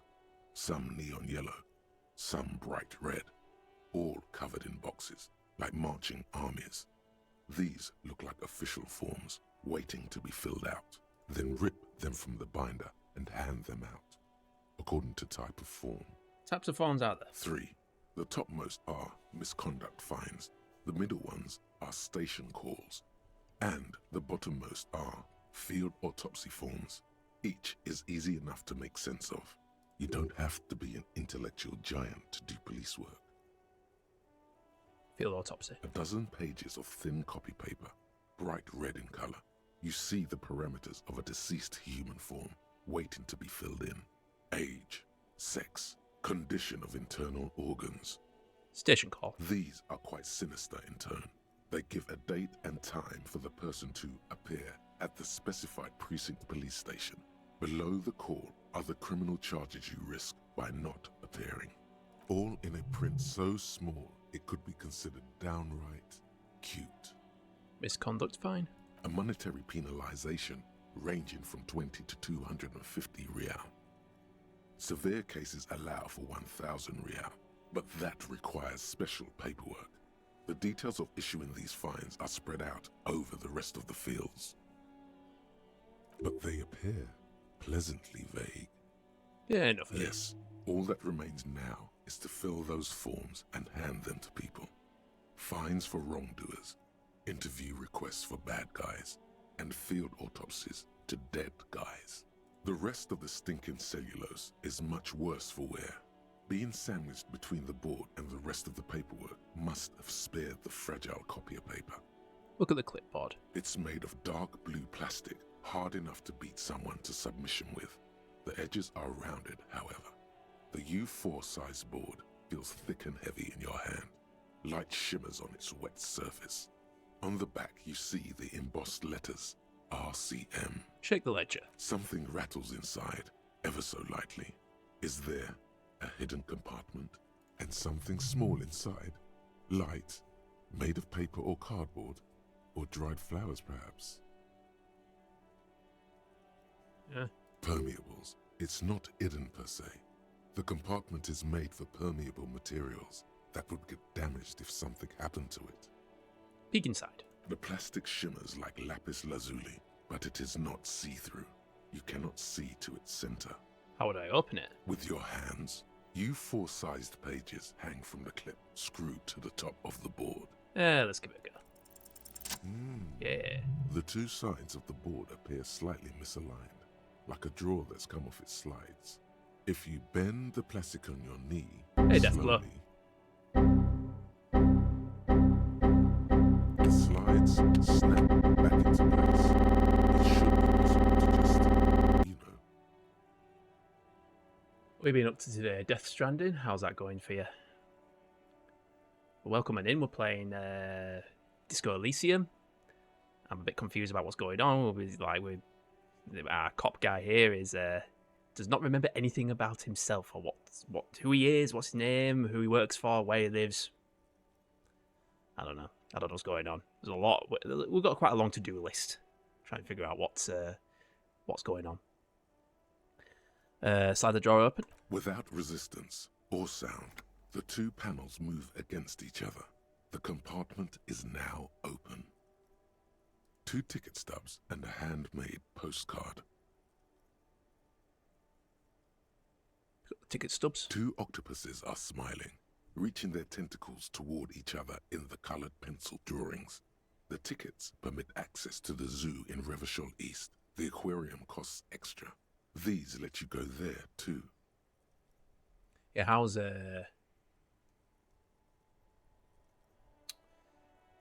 Death Stranding going? Fucking kill yourself, you ass. What the fuck? Hey, HMS.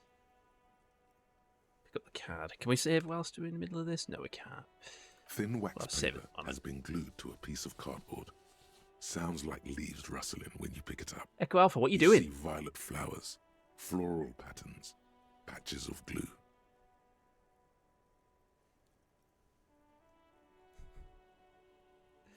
Right, we're going to ad break to go in. I'll be back in a couple of minutes.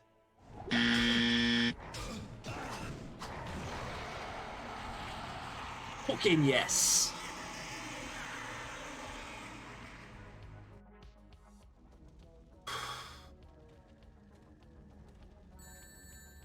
Thanks for the bits, free needles. Oh, Jesus Christ, that was... You ran Ancestral 2. Go west from my camps till you reach the mountains, then turn north, right?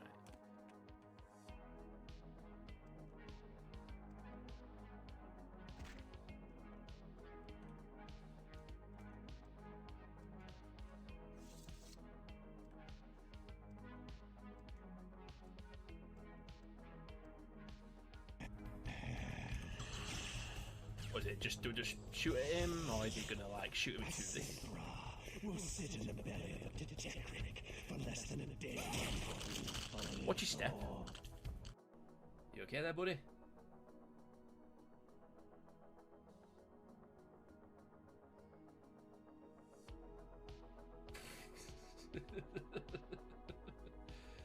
Jesus.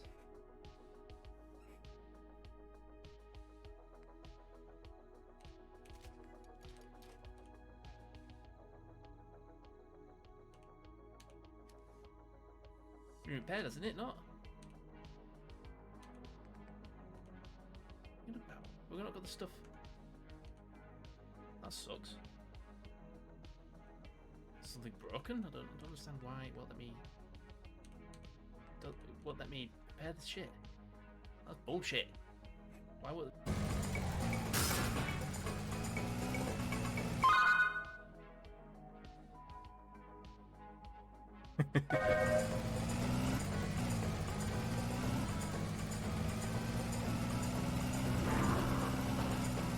Actually, where all your badges gone? Twitch me, twitch it.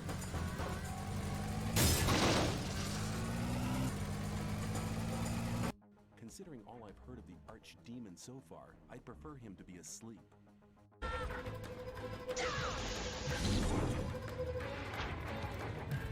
Yes, sir.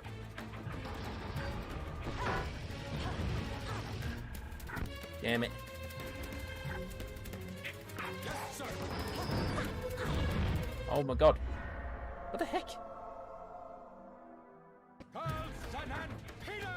Okay, wait, what's going on there? Why is the game's broken.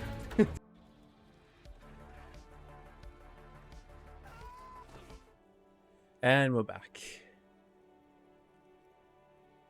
Sorry, Echo Alpha, I thought you'd actually panned HMS for thinking they were a bot. I'll smell it first. It smells of chewing gum, apricot flavored, a touch of cinnamon, the end of summer. You think the label says tutti frutti.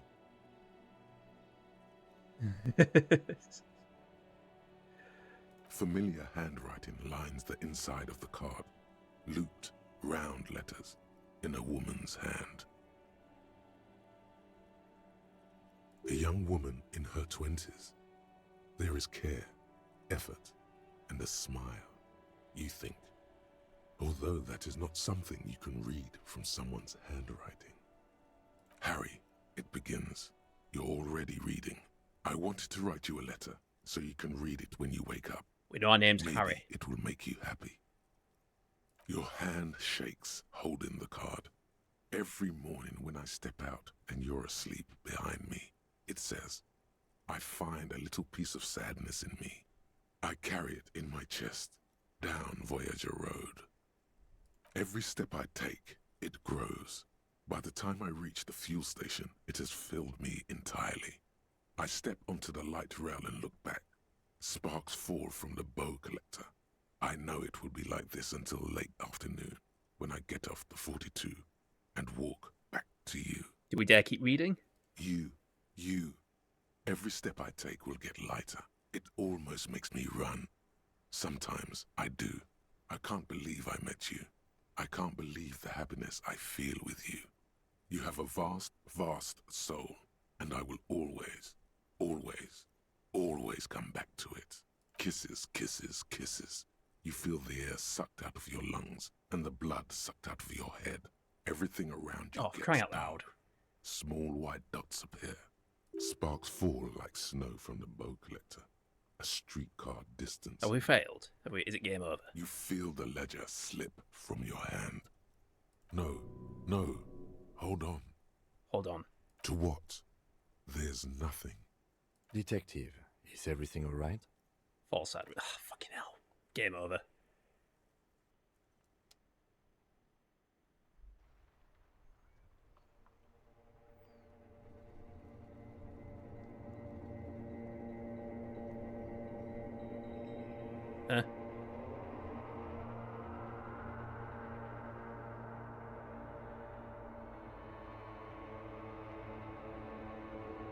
What? There is nothing. Again. Just nothing? Nothing sad, brother. No treachery, just blackout. Just lie there, passed out. Well, almost nothing. There is the ground below you, that's still there. And the small light that's on, fluttering, somewhere in the basal ganglia. Who's that? That's me. Blue eyes, that's me. And who was that? Who was what? He speaks of the sickening longing, the unwell emotion. Even in the darkness, he's grasping for it. Still trying to hold on to the great sorrows slipping in the water. Slimy. No, I was cool. I'm cool. The cool when you're dead, brother. Here in the paleo-mammalian cortex, we call it the shadow. Because it's always there. What? Tell him. Ah, yes. In the olfactory system, they call it the apricot chewing gum scented one. It's unhealthy of them to linger on it so. But as they say, what do you do? Smelled so nice. It didn't smell nice. It smelled like betrayal. Was that the X something? The bloated corpse of the past resurfacing? No, it was beautiful. Beautiful. Believe me, stupid ape. Its lack of beauty was not the problem. Where's Voyager Road? There is no Voyager Road. There are no roads, no houses, no lights in the windows. It's all on pause. Something about a bow collector too. Yeah, man. What was that about? Enough. Just lie there motionless. You think they would let you? Until you disintegrate into biomolecules? No. Someone is breathing on your face now, inspecting your pupils, stupid idiot. What is that? It's cold. Yes. They're pouring something on you. It's in you. And It's delicious. Glowing lights on a dashboard emerge out of nothingness. Where am I? In the upholstered cabin of Lieutenant Kitsuragi's motor carriage. Okay, good. It's not game in over. the Thank driver's God for that. basket. The air is thick with leatherworks and heavy fuel oil. Cold water runs down your chin. Drink. Water. The lieutenant is extending a small canister to your mouth. Drink. The water is cold, silvery, the stuff of life itself as it pours down your parched throat. The pounding in your head recedes. The darkness parts. Drink. You haven't drunk water in 2 days. Did you know the human body is not made to survive on alcohol alone? You need a secondary form of hydration. With greedy gulps, You down half a liter of cold water. Some of it spills on the driver's seat. The lieutenant pays no heed to it. What happened?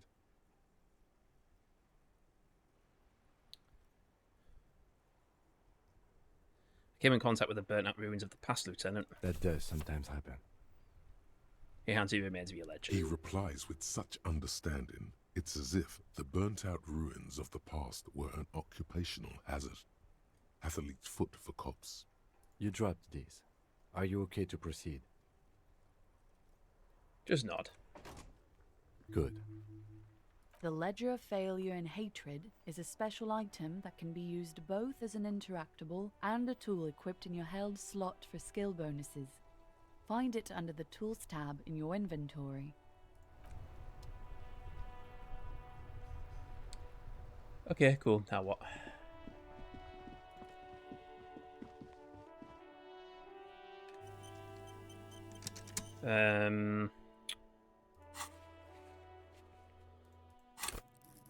How many? Got some skill points there. Perception, reaction speed. Touch one and save it fair. Sneak under the nose. Stomach immense. Panache. Interfacing. Pick locks and pockets. Keep your poker fists. Rhetoric.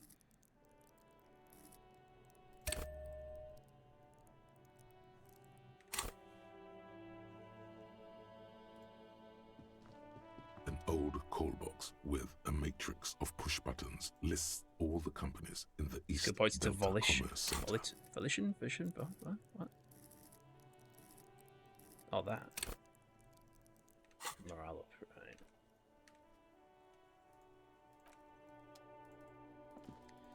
Well, we can't really do much more here, so let's move on. I am a gander and a hunter and a gatherer. Feel like a traveler. Remember to himself, exit the beast as he A goes. simple little cadence. He seems to be making it up as he goes. What's going on here? It's the jam, my man. He motions towards the sprawl of lorries with his sweeping gesture. The air from the east is thick with the smell of crude oils, heavy metals and other byproducts of the modern era. You can almost taste it. What's the jam? It's a traffic jam for the ages. Harbor gates up the street are shut tight. No explanation given. Workers on strike, scabs agitating, an all-around clusterfuck. Meanwhile, we're all stuck here in long-haul limbo for days upon days upon days. He glances Oh, south down the road. days. Oh, okay. So how long have you been here? Feels like forever. Like I was born on this here roundabout and this was all I ever knew. Just me and the metal and the tires, the oil and the fumes of mazout. Mazout is an antiquated term for heavy fuel oils. This man has a barely suppressed performative streak, or he just likes unusual words, or both. I dig your style, man. Yeah, imagine. It's been a whole week already. He snickers in appreciation, digging his So style. tell me, what do you need? Tell me more about this strike. It's like whatever's going on over at the docks. Workers got a blockade set up, making demands, no way in or out. Going on strike would probably help you dodge a bullet or two. What's the union demanding? Some pretty wild stuff, I hear. Like a giant new power crane in half the company? I forget what exactly. Good on them, I guess. I've heard talk there's a company rep in town, too. Like a strike negotiator type. They'd know what's up. Precise demands and so on. Ah, yes, from the Wild Pines. We'll meet her soon enough, I'm sure. What do you think the company wants? They want to keep that money flowing in, my man. Ka-ching. He doesn't blame them, but he's not on their side. That's for sure. Anything else I should know? Anything else? Yeah, this ain't really my area of expertise. I just do my job and get paid. I have things to do and places to be. All of us do. All of who? Us lorry drivers. Camionneurs. You still hang around here waiting for this mess to end.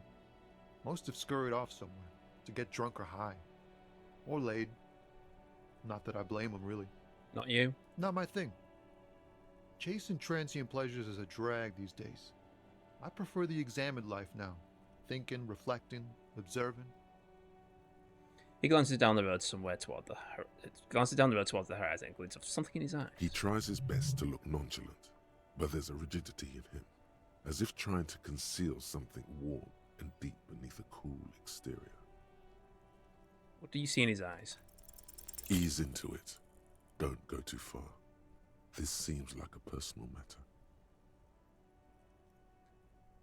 Man, I want to know about your soul. Cool, cool. We all want to know each other, know each other's woes and all.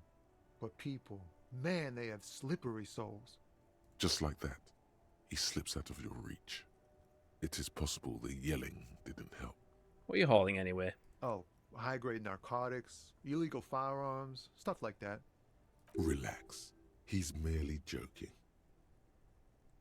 Okay, what are you actually hauling? Can't even get a few jokes past you, my man. I've got another haul of found cargo. Mostly sporting goods, tracksuits, and that kind of thing. They usually get shipped to Grodd in the Occident. Though we've been making headway in the Ilmaran market lately. Could I get one of those found tracksuits you're hauling? We're pals and all, but I can't just freely hand out the merchandise. The bosses won't be happy. That's your machine behind you. It's rockin' beauty. Sure is. Like a rash you can't get rid of. You interested in heavy-duty cargo machinery? A motor lorry, also called a camion, on Caillou and neighboring islands. This one looks roughed up enough to be some sort of found rust bucket. Maybe the A6. Found the A6 you got there? Good eye, my man. Yup, she's an old one, but reliable. Me and her spent a long time together. Right, I have another question. The man taps his fingers rhythmically against his arm. Care to spare some change while working stiff? Huh? Oh. No, I ain't got any money. They don't want to pay for unfinished work. They who? The bosses, man.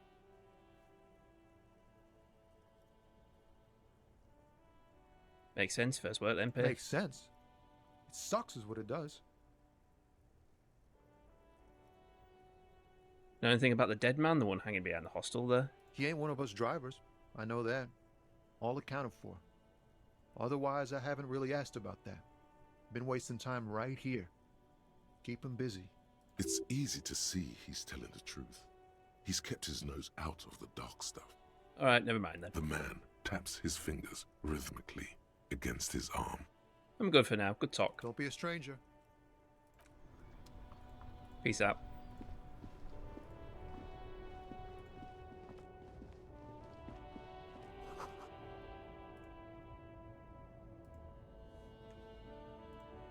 Can we move anywhere around here? No.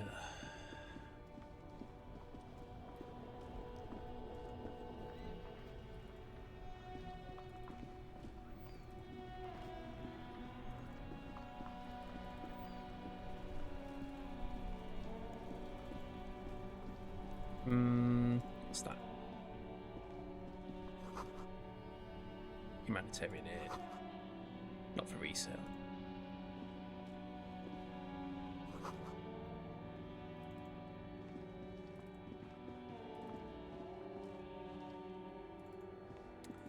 Okie dokie, now what?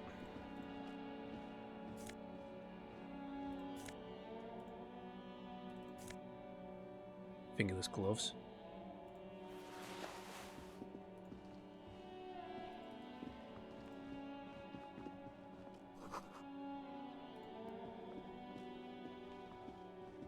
G'day to you, officers. A burly man hangs out by the waterlock, carving up a generous serving of salami with an old hunter's knife. His eyes are fixed on a man stranded on the other side of the waterlock and on an enormous billboard that has fallen down into the canal between them. First things first, what are you doing here, man on the waterlock? My friend Barry the Butcher is stuck on the other side of the waterlock. I'm keeping him company and eating his salami. Wow, there's so many different accents in this place. From the corner of your Scouser, eye, you see Aussie, a man in a lot of yellow French people. shirt and grey overalls waving at you from across the canal. He seems disappointed about the wreckage on the waterlock and the salami. Very good stuff. Anything I can do for you, officer? The man on the waterlock picks the skin off a sliced salami, takes a sizable bite. Do you know what caused this wreckage? I wasn't here to witness it, but those look like tire tracks on that sign. Weird, huh? Then again, plenty of daredevil drivers in Revachol. Too bad it also takes a year and a day to repair anything around here. Especially a waterlock. The rest of the coast is closed off till then. Do you know what's further down the coast? Well, there's the fishing village, an abandoned fish market, a bizarro church. Not much use to the congregation, though. There always seems to be something wrong with it. He thinks for a moment. Yeah, not really much else. Just bombed out ruins. You know some of that salami? Sure thing. Cuts off a slice of salami. It is salty. It is savory. It is chewy. The hangover only makes the salami more tasty. Want some too, officer? Turns to the lieutenant. Why not? The lieutenant ponders the offer for a moment, then decides to go for it. Takes a slice of salami from the man and chews on it. Right, bye. Cheers for salami. What's that? What's that button there? What's that? A couple of indicator lights are missing from this control panel. Loose wires dangle from the now vacant holes. In the middle is a lever. Beneath it, a small metal plaque. This panel usually closes the waterlock, turning it into a bridge that lets you cross the canal. But there's a crashed salmon and butter sign in the way. Pulling the lever probably won't do anything. Yeah, we're not going to pull it. What's this? Fast cash for faster times.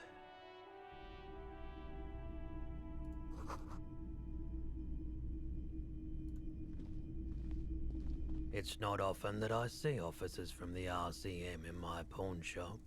The man at the counter turns to you slowly. What can I do for you?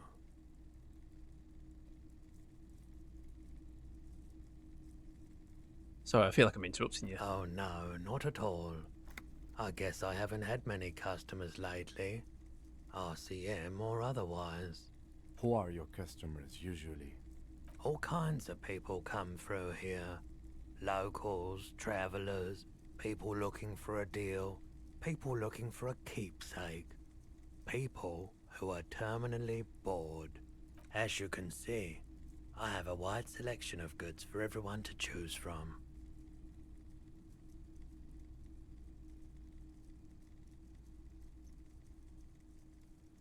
Quite the collection indeed. It keeps me entertained. Something I'd like to sell. Let me have a look. Hey, Mendel. I'll check with pockets. Anything else you're thinking of selling?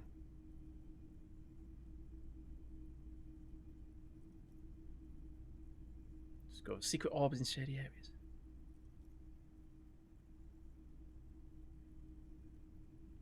Been very good. It's okay so far. I'm feeling a bit lost at the moment. It's going to be definitely one of those games that you have to replay to truly appreciate once you know what you're doing. And I don't think I'm going to be able to pawn in this because I'm feeling everything's going to be some sort of use. Plus 1 physics, plus 1. What about this?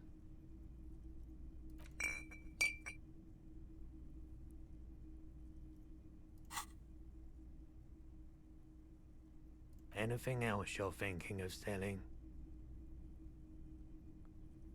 No.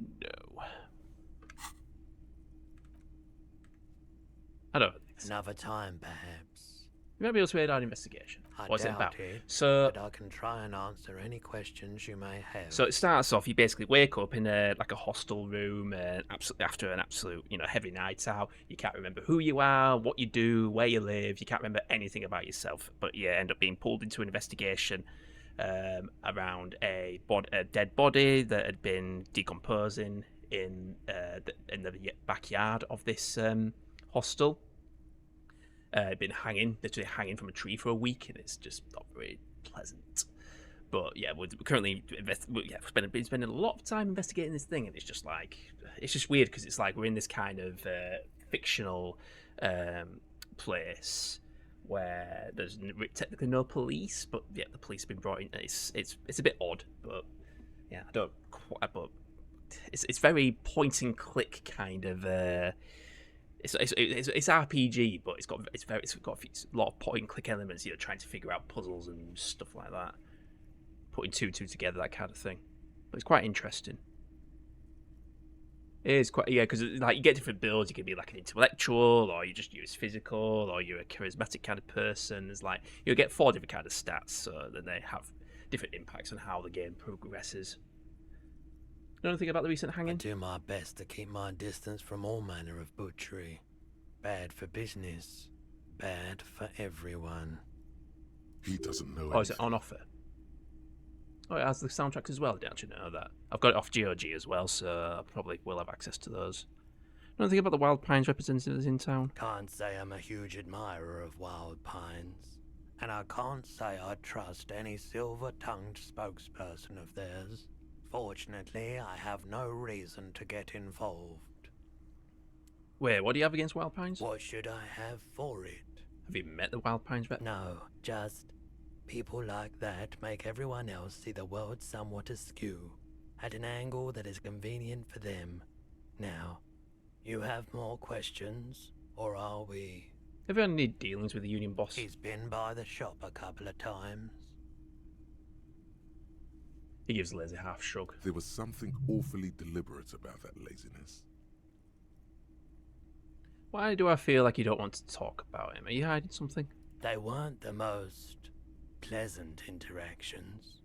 Small town bigwigs always want everyone to play a part in the play they're staging. But I bowed out at some point. I prefer to watch from afar while the bigwigs come and go. Did he discuss union business with you? He tried. Wanted to come to some mutually beneficial agreement around my dealings with the dock workers. I politely declined to hear him out. So you don't know what kind of arrangements he was talking about? The lieutenant studies the pawnbroker suspiciously. As I said, I refused to talk to him. That's why he came back a second time. That's also why he hasn't come back a third. Did he buy anything? He purchased a remarkably garish paperweight the first time he was here. Nothing the second. I've got other questions. He nods reluctantly. Actually, that's all I've got. The pawnbroker's gaze is already fixed on the dancing colors. Is Roy high? Okay. Nah. He definitely is high. Whatever it is, you've probably done it, and many other things besides. But you can't cut through the jumble of sensations to get to the answer. Looking at his wares, talking to him, that might give you more clues. By the way, do you happen to have any guns like the ones carried by officers of the Citizens Militia? Someone else came here earlier today asking the same question.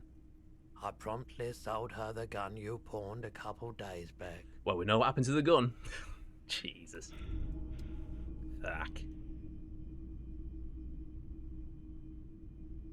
Despair creeps into you, getting fat on your weakness. Whatever noble intentions you once had as a police It's game officer, over, for fuck's it's sake. eating them all up now. You're still coming up with sentences. That's a step up from total annihilation, right?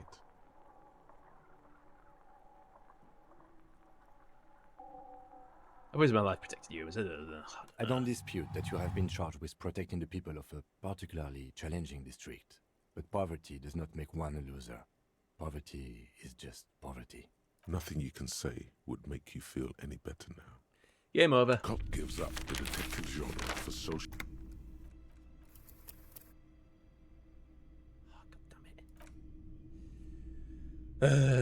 So we know, yeah. For fuck's sake.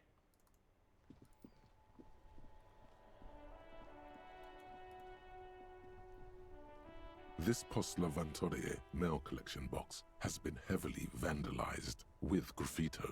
A closer inspection reveals 2 bullet holes in the front. A faint sticker on the side reads, RCM Emergencies Desk number 8102, with a slogan, Mankind, be vigilant. Good mail delivery box. Oh dear. The box seems happy. Eat shit pig, fucked by the coon, and St. G with a crown have been scribbled on it. Jenny is a whore, and best set mailbox also. Been there, been there. The mail collection box seems cathartic, Thankful even. So do you. You shudder. Then you swallow. Fuck you, mail delivery box. How'd I kick it with the There is a hollow ring as you kick the box. It sounds like it's kick it with mostly the foot that's not wearing a shoe. Your toe hurts now. Your toe has suffered damage. It hurts. Cool. You really showed that mail collection box. He does not actually think it's cool. If anything, the lieutenant feels sorry for the poor box. He's leaning in to inspect the layers of graffito that deface it. The lieutenant pats the box on the head, ever so slightly, before walking away. Oh, that was kind of silly. Anyway, have I got anything like what's got there? No, nothing.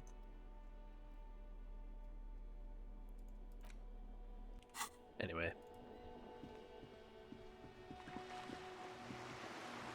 I don't know what I'm meant to be doing now. I'm just wandering around now aimlessly, trying to figure out what next. Well, we know that we sold our gun on, but of course we don't want to find that out.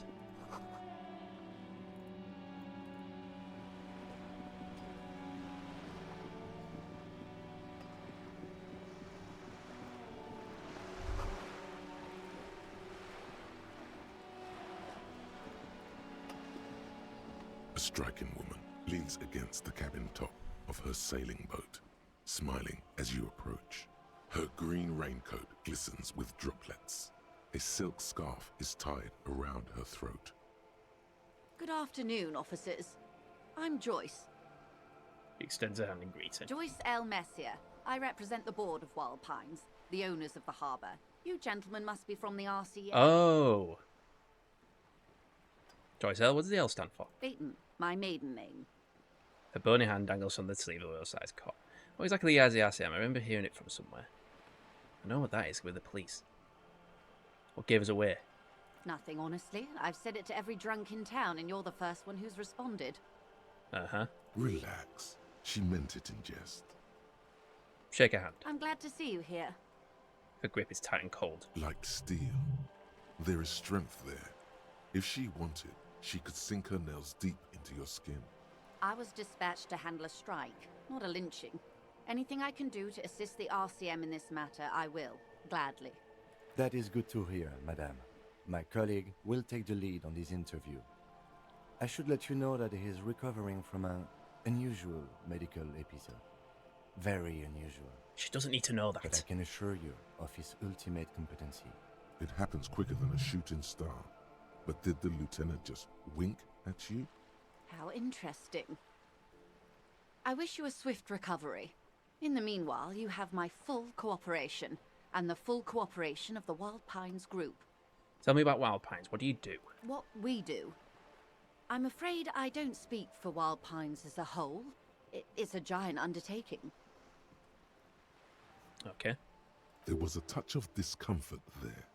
She wants to merely represent. So what do they do? The Pines' core competency is logistics. Container shipping, freight, that sort of thing. See those airships there, blinking? Those are the shipping side of things. And that is the terminal. Another subdivision deals with energy, oil and gas exploration, offshore platforms. The Wild Pines Group is one of the original Revacholian Indo-tribes. Companies awarded royal monopolies by the king, the suzerain himself, centuries ago. The king is long gone, but several of the Indo-tribes remain. Who are the other Indo-tribes? Son Baptiste, Elysium, an unknown entity known as Brightest Star. You're in good company, it seems. Why, thank you. She doesn't register the real meaning of the remark. Got it. Tell me something else. She nods. What can you tell me about this strike? Everything. Right up to, but not including, trade secrets. Why if I want to hear about trade secrets? First, you'd have to repeal the Emergencies Act of Trade in Elements. That gives me the right to silence. It's quite the octopus. An octopus? How do I repeal it then? Why? By throwing off half a century of foreign domination under the Coalition. Unfortunately for you, the Coalition also leases you the right to police West Revachol. You'd be shooting yourself in the foot, in other words. Yeah, leave it alone. But I am derailing us. You wanted to know about the strike. What is your role in this precisely? I believe the official title is Senior Labour Negotiator. In practice, I'm a grocery clerk. I relay the union's demands to Wild Pines and return with Wild Pines' counteroffer. And how are the talks going? They're not. That's the problem. The union stopped all negotiations a week ago, after that awful lynching took place. Wait, she just admitted that the lynching and the strike are connected. Now they won't even let me into the harbour. There's a 2-meter 20 racist behemoth blocking the gates. So the strike is connected to the lynching? Yes, I believe there is a connection. But that's a subject for later. So what about this behemoth? What can I say? The union employs a giant covered in tattoos. A racist giant.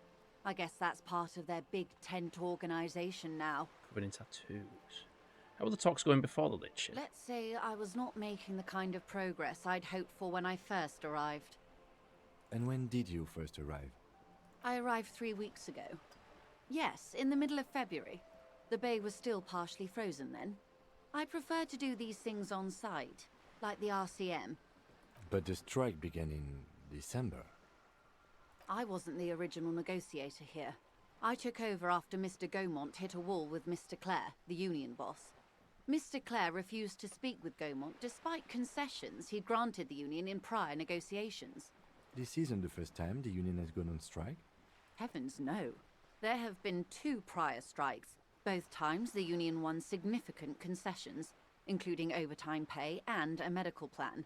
Seems This time their demands are more, I guess you could say, aggressive. What's that? Ludicrous, even. It's meant. What are the demands? There are leaflets everywhere, and banners. What did they say again? Oh yes. Every worker, a member of the board. So like a co-op? Most of the workers probably don't know what that means. Seems like they have no idea about business. In its defense, another said, demand democracy. Pretty tame stuff compared to every worker, a member of the board. Most of them probably don't even know what that means. Fortunately, they explained it. Every time the Wild Pines group makes a decision about anything, it needs the signature of each of the 2,200 workers in its Martinez terminal. Just so you understand, this is but one of 22 terminals owned by Wild Pines. Essentially, not only are they kings of the company, they are also kings of the 72,000 employees of Wild Pines Group. What are you going to do? I'm not sure. Naturally, I assume that was just their opening position, a hard-nosed tactic with a side of mockery. But there's been no follow-up, just the same nonsensical slogan repeated over and over again. And now, people are getting lynched, I hear. Behind the whirling in rags. A disastrous situation if there ever was one. Excuse me, from whom did you hear about this lynching? I first heard it from the bowyer at the gates. The one whose very name advertises his aversion to work. I think he said it was, "Call me mañana." This checks out. No, wait. The chief negotiator heard it from a man at the gates. Surely the Wild Pines group has more effective channels of information. After all, 2,200 people are on strike. This is a big deal for them. What happened to the Gaumont? Mr. Clare told him to... How did he put it? She pauses to compose herself. Fuck off, midget. Huh. Gaumont is short of stature, you see. Okay then. Yes. Keep in mind, this is a negotiator Mr. Clare has worked with before, and who was more than fair with him and the union. The scabs at the gate, did you put them there? The scabs? You mean the huddled masses of Jamrock, come to plead for work where the union refuses to? Don't let her answer it herself.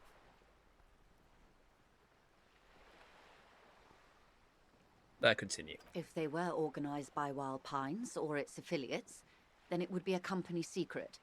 I could not share it with you. Not right now, at least. It's implied. She's open to discussing this matter with you at a later occasion. Tell me about this union boss, Mr. Clare. Everard Clare is a man of the utmost integrity. If you can say one thing about him, it's that he always puts the interests of the workers first. Really? Of course not. Evrart is fantastically corrupt. I imagine he has a thick, viscous goo where you and I have blood. If you were to prick him with something sharp, you could see it oozing out. A knife, maybe? No, a rapier. Is it that bad? He is the most corrupt individual I have ever seen, and I deal with men like him for a living. If there is anyone more venal, more irredeemably nepotistic, then it's his twin brother, Edgar. Wait, there were two of them? Yes. Edgar looks exactly like his brother, except for that lazy eye. He also talks exactly like Evrart does, and when one's term as foreman is up, the other takes over. It's how they circumvent the term limits, you see, with a funny little switcheroo. While in office, they've embezzled God knows how much of their workers' dues. What about the union itself outside the Brothers Clare? The Debardeurs Union was once a perfectly normal institution. 20 years ago, anyway. It must not have been easy to establish under the Emergency Act, but they did it. I can respect that. Organised labour at its best, as they say. Then something happened in the local chapter elections. The Brothers Clare came and transformed it into a... how do you say? She hesitates, looking for the right expression. A mob. The Debardeurs are a crime syndicate. Sad as it may be, I suspect we'll be forced to cooperate with them. Refreshingly honest, officer. The company has tried appeasing in the past, but I'm afraid our concessions have only emboldened Evrart and his brother. She turns to you. And your opinion, detective, if I may ask. I'm a curious and talkative person, you see. Would you say the Debardeurs Union is... basically a socialist mob? Thank you for being candid. Sadly, Wild Pines have cooperated with what amounts to a crime syndicate for 2 decades. However much you feed the wolf always hungers. One more thing, you said something happened in the elections. I'm glad you asked. There was a woman, the previous forewoman of the Union. She disappeared. Disappeared? Yes. On the last day of the local chapter elections, her daughter phoned in and said she wasn't running anymore, or coming to work. Ever. End of story. Was it, what's her name? This forewoman, her name? Her name? Sadly, the company records do not even give a name. She's just forewoman in private correspondence, Holly. I don't even know if it's a sir or given name, and I don't have access to the Union's files. Eerie. Downright haunting, if you ask me. The Wild Pines suspected foul play, but what could they do? It was a Union matter. The point of the presentation is, these kinds of things happen around the Clares. Watch out when you're dealing with him. Thank you for your concern, ma'am. We'll be just fine. That's all I need here. Let's change the topic. Of course. How else can I help? What can you tell me about this lynch? Quite a few things, I'm afraid. She falls silent for a moment, contemplating something. The information I'm to share with you includes sensitive trade secrets. For the sake of my employer, I have to ask for your names and badge numbers. Of course, ma'am. We should have introduced ourselves. Lieutenant Lieutenant Kitsuragi from Precinct 57. And this is my colleague from Precinct 41. I'm afraid he doesn't have his badge at the moment. I hope mine will suffice. How curious. Why is that, detective? Remember when my partner told you I'd recently suffered from an unusual medical episode? My lost badge is related to it. I see. So, are you saying you lost your badge during the course of this episode? I could have eaten it for all I know. I don't remember anything. This world, this city, nothing. Oh dear. Some kind of encephalopathic amnesia. I don't even know how to respond. I do believe you, naive as that may sound. I simply can't imagine what you gain by faking such a condition. As I said, ma'am, his technique may be very unconventional, but he is an officer of the RCM. Of course, I sympathize, but I'm afraid I simply can't share anything more until I've seen that badge. She's a professional negotiator. She should be open to some sort of mutually beneficial arrangement. How do I negotiate my way out of this? Feelings will guide the way. But madam, I need to know more about this lynch. It's very important. It's the case I'm solving. I assure you, it is no small matter for me either. We all share the responsibility for disarming this situation. I hope you have a badge for me as soon as possible. You have so much else. I have only this. This is the only entirety of my existence. She's silent. The wind flaps the sail above her. This boat, for example, and a home somewhere, I only have this case. Ah, for crying out loud. Despair creeps into you, getting fat on your weakness. What? Whatever noble intentions you once had, you're still coming up with sentences. That's a step up from total annihilation, right? Fuck me? I understand this is by no means... Nothing you can... Cop gives up. The detective... Fuck off. Oh, for crying out loud, I lost half an hour. Oh my god.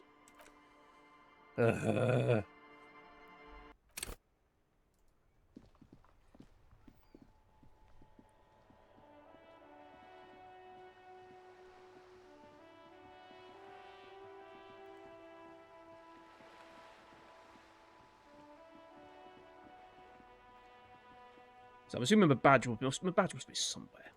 What's in here? What's in here? A sturdy metal door guards the southwest entrance to the apartment building. It's locked. The door rattles against your knuckles, but there's no response.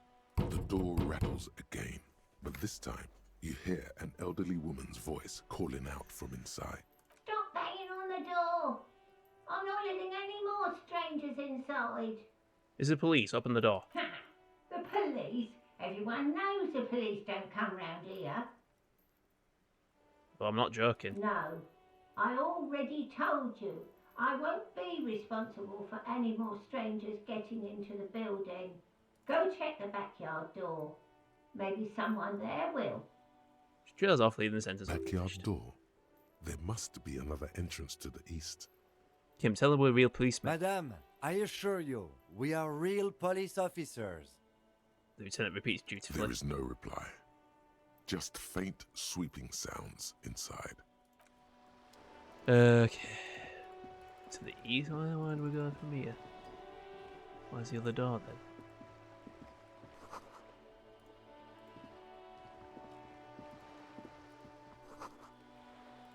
There's a girl up there. Did she spill the paint? How do we get up there? The streets will flow red once more.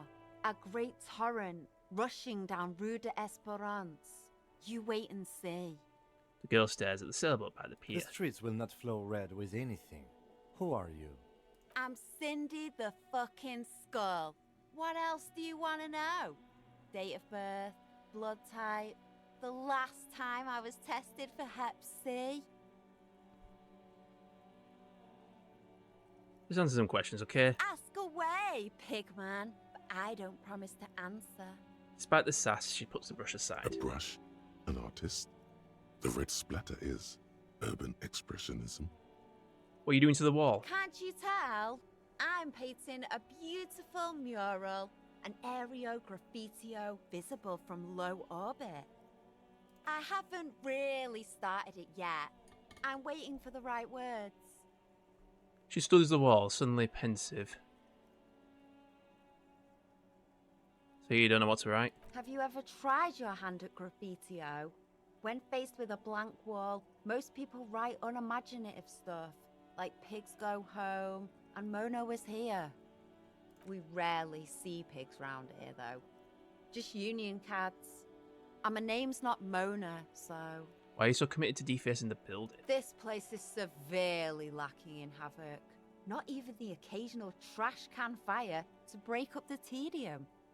I thought I'd mix it up, you know, summon the forces of crime and social chaos with a wall-sized invitation. I have an opinion on this. Want to hear it? Yeah? I love public art. Don't mind us. Keep doing what you're doing. Thanks. I'm sure the inspiration will come to me now that I have an official RCM stamp of approval. She means the opposite. You know anything about the recent murder? I ain't no snitch, pigstein. Go forth and forage in someone else's shit. No shortage of squealers in these parts. Actually, there is a shortage of people who talk to us in a normal, calm, informative manner.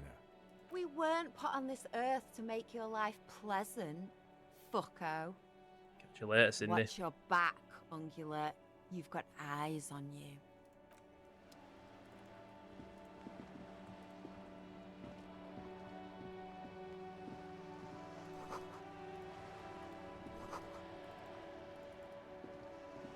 Well, let's go talk to that woman again.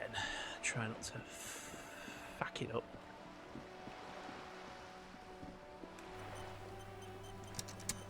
A striking woman. Good afternoon. Joyce L. Messier. Beaton, my maiden name.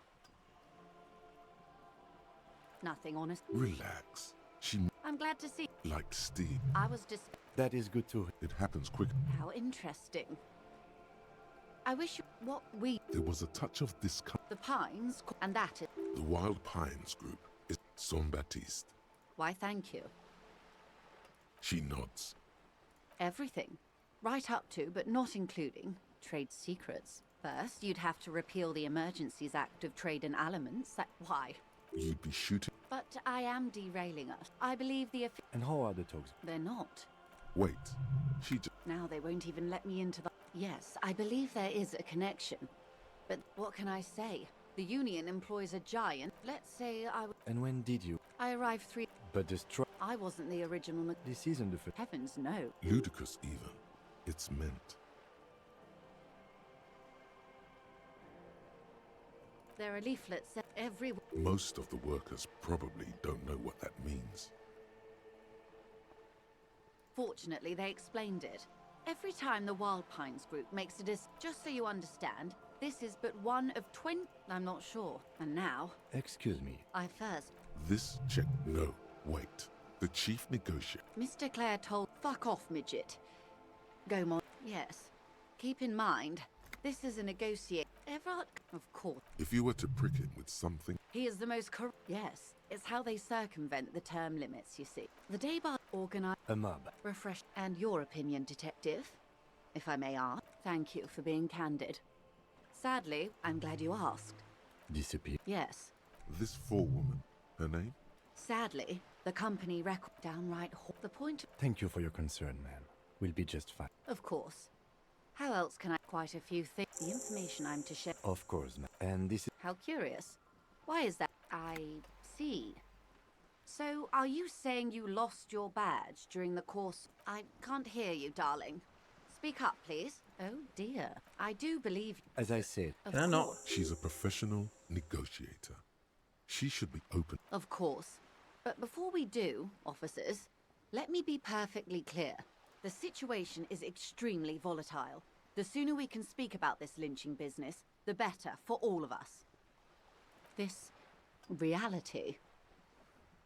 She pulls her closer around in there. Yes, reality is your side case. An experimental side case. It's really it's that medical episode. I have trouble remembering even the most basic terms of reality. Ah, yes. The episode. Sounds like an acute case of encephalopathy, now that I think of it. She pulls down and looks up and looks at you. Don't be phased, madame. He functions perfectly well. He only needs a lowdown on all of reality. We may be here a while then. Ask away, officer. I'll help however I can. All right, we're in. I know these all look good, but begin with the first, okay? Where are We're in Martinez, baby. And what is Martinez? Martinez is a district of Revachol. A very small district tucked away near the industrial harbour, north of the 881 and Jamrock. You would be excused for not knowing about it.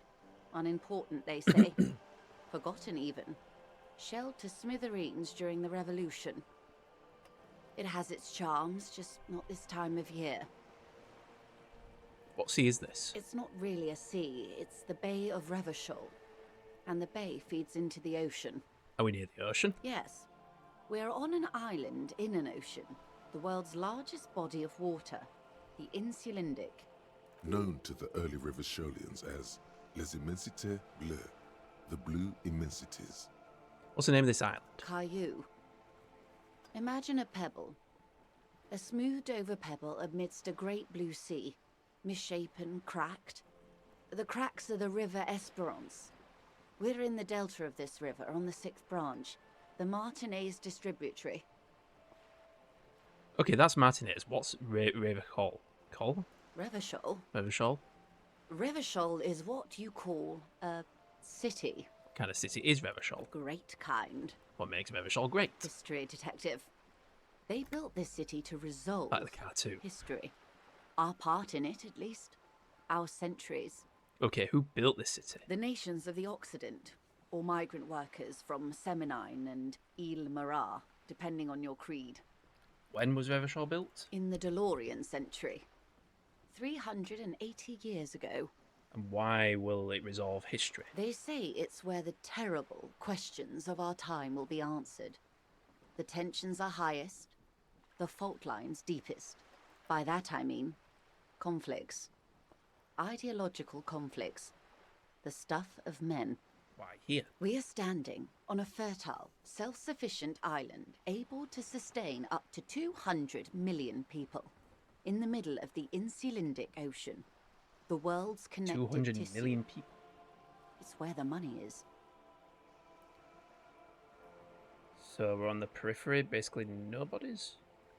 We're in an unimportant part of an important place. I think it's fair to say so. Martinez is about... She points across the water where the skyscrapers are A raised. collection of tall ghosts behind the water vapor, light reflecting off their glass windows. 22 kilometers from the center of the world. That soldering iron is the bank of the world building. The bottom floors are Insiacom. Coalition government, Insulindian Mission Command. Look to the sea. Silence. She lowers her hand. The water, the light. It's as though you're seeing it for the first time. There is no recognition, only the immensity of the sea and the cold radiating from it. Where are we? We are where we are. I have no truer answer to give, unfortunately. She wants you to closely scan the horizon. This is one thought you need to complete. Where are you? Was there something else you wanted to know? I remember something about a lowdown. This has been informative. Thank you, man. I'm sure my memory-impaired partner has many more questions to ask, about even more fundamental aspects of reality. Might I suggest not asking them all right now? Ma'am, Messier will be here later too, and tomorrow. Isn't that true, ma'am? Absolutely. My commitment here is long-term. But what would be lazy if I don't do it all now? Oh, of course not. You are already diligent for getting this far, and diligent boys remember where they left off. Indeed. I'm always at your service.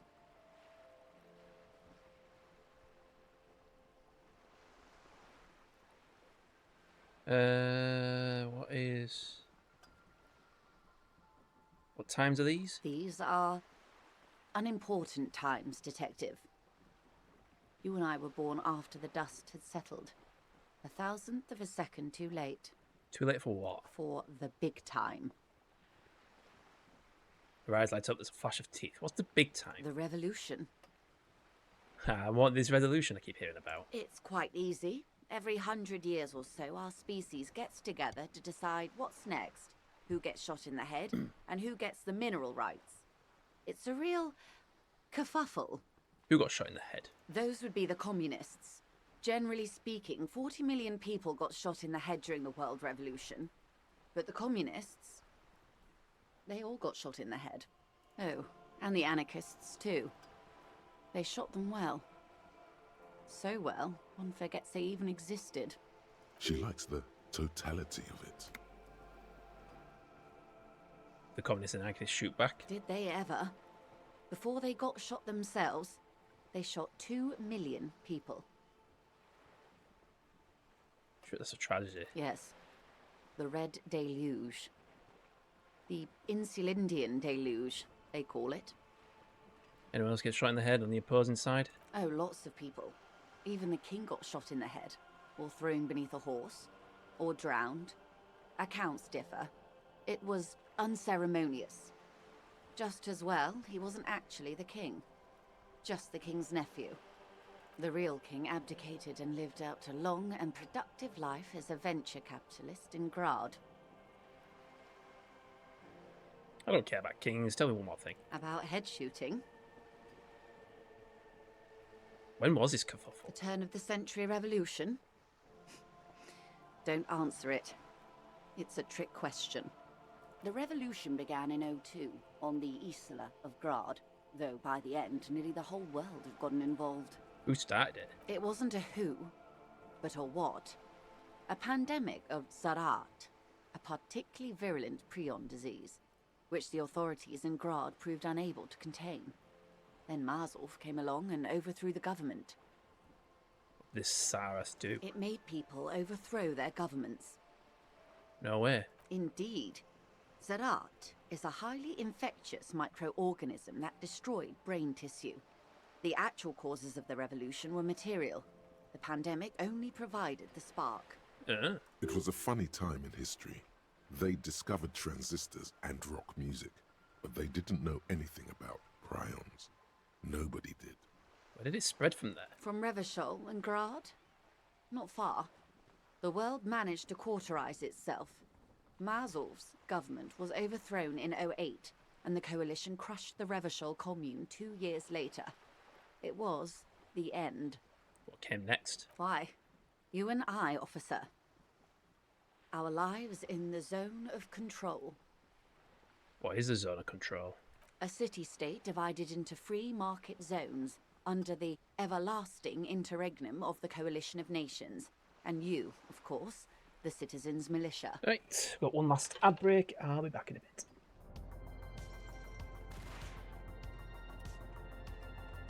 Oh, got a sniper rifle. Sweet.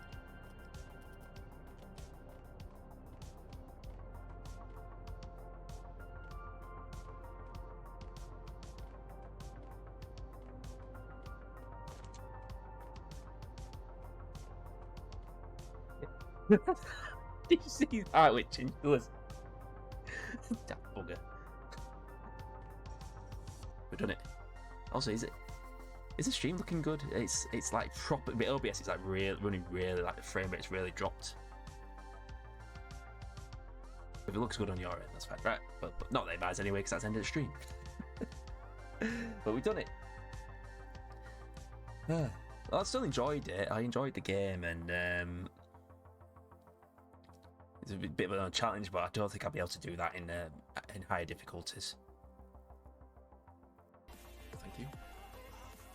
I'm sure I've used it. I'm sure I've used it. Oh, where's he gone? There he is. We got floating chinchilla.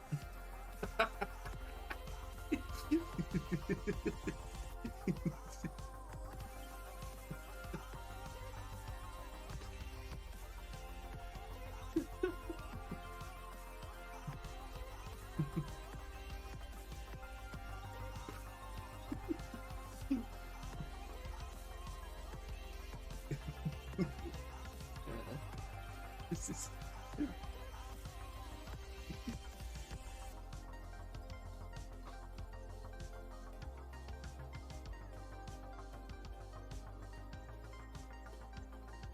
Right then, you're just gonna hang about. Just float.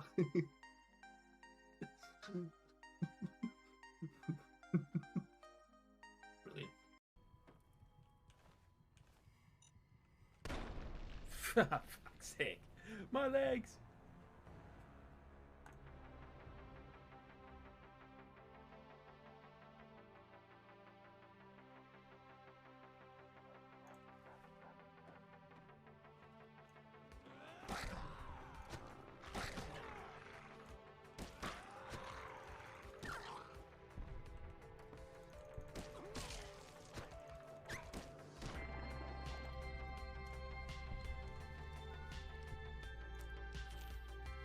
I'm nearly out of stim packs.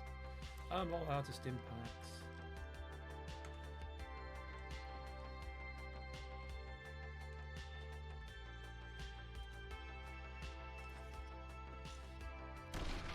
I did it again. Fuck's sake.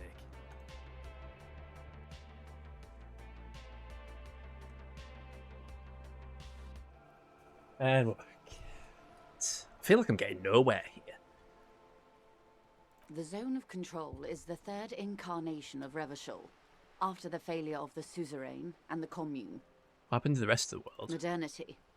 They developed the marvels of the inter-estellary communication, telematic milieus, radiation, coloured plastics. Meanwhile, in Revachol West, the aftermath continues for the 5th decade. 51 minus 8 equals 43. Wait, you're saying it's been like this for 43 years? Time flies. What have we been doing all that time? The 20s saw a decade of urban war, west of the river levelled, offshore platforms in flames. Still, it's regarded as an improvement on what came before. 08 to 19 was simply hell. And after that? The 30s? Things settled down in the 30s. Revachol East transformed itself into the world's largest tax haven, with the international community's blessing. For the first time in a long time, it seemed like things were going somewhere. All that untaxed income must have fueled the new.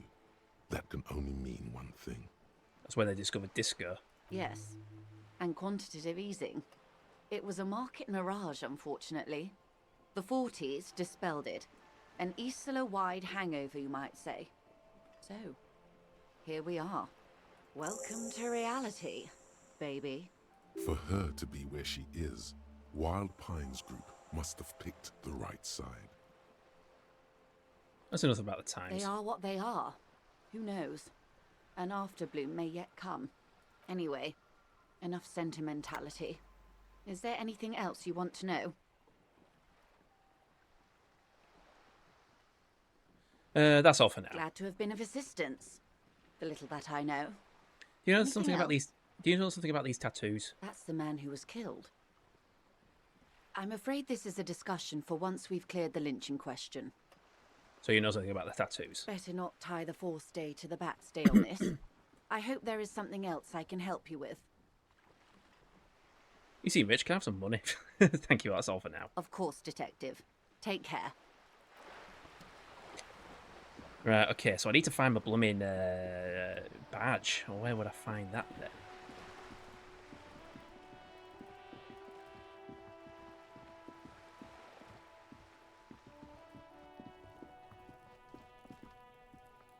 What's that?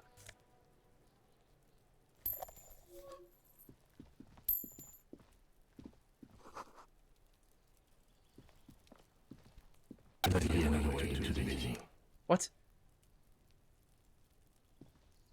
You see a young man on a balcony nursing a cigarette. His eyes have been following you for a while. Not looking for any trouble, officer.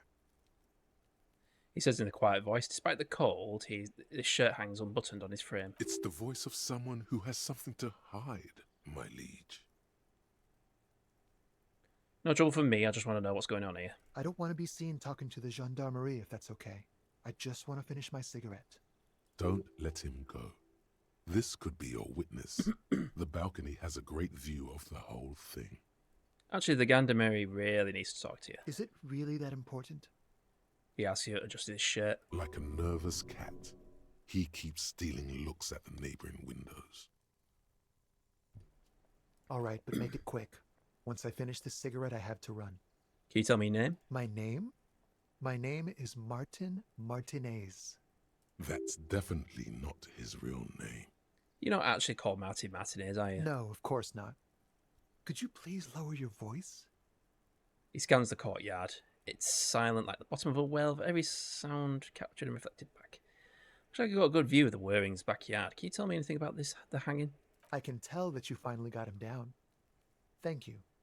It was quite a disturbing sight, even by Martinez standards. What were you doing last Sunday? Oh. You already asked me that, didn't you? Wait, is someone else investigating the lynching? Did you? No, not you two. Some more muscular type. And when did you speak to this more muscular gentleman? The lieutenant takes out his little blue notebook and writes something down. Last week?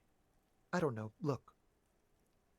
He looks around the courtyard again. Old patio chairs and dead houseplants litter the scene. He's an actor, declaiming a soliloquy. See how you hang on his every word?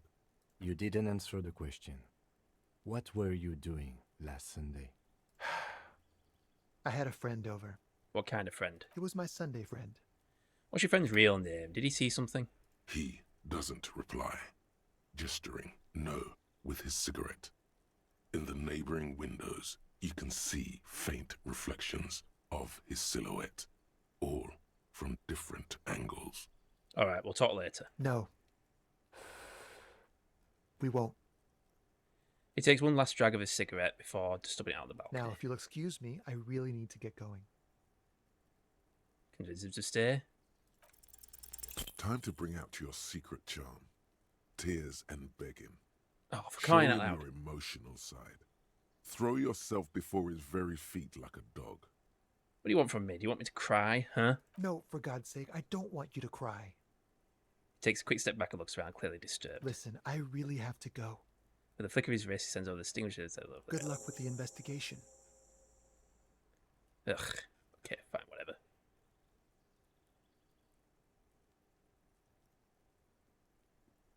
How do we get up there, then?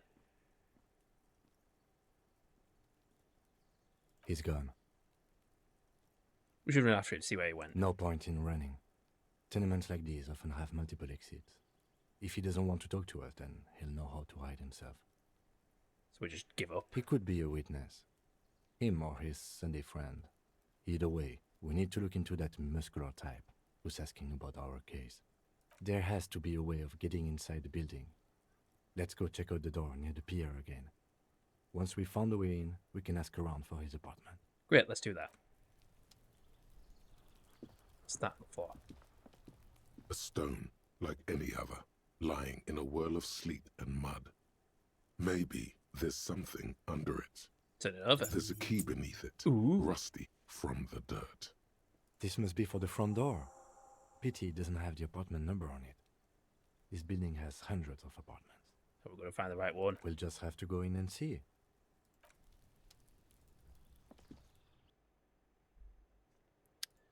Alrighty then. So I guess we'll go to the balcony first. So this is where we're talking to him, so we went up here, didn't we? So what, are these all different doors in, or what?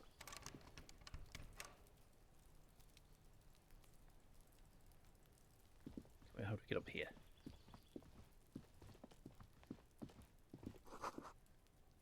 Number 28, a door to be remembered. This is a door to be remembered. Complete silence for every ears and heart. Boy, dance track.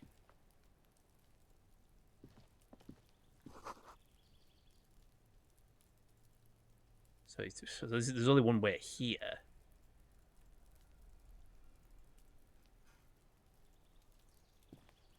So where did he go? And a cactus. What?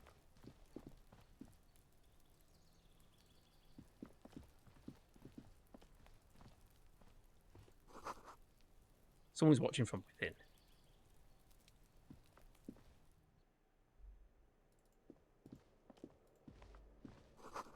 Box of filled with cleaner chemical smells of laundry detergent. You should notice his missing pets are plastered on top of each other.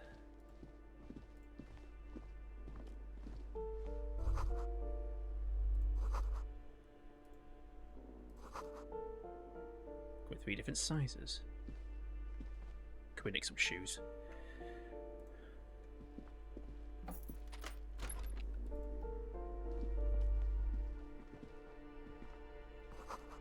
Moss crawls in the bathroom tiles. Actual moss. Covered in some kind of slime. Ugh.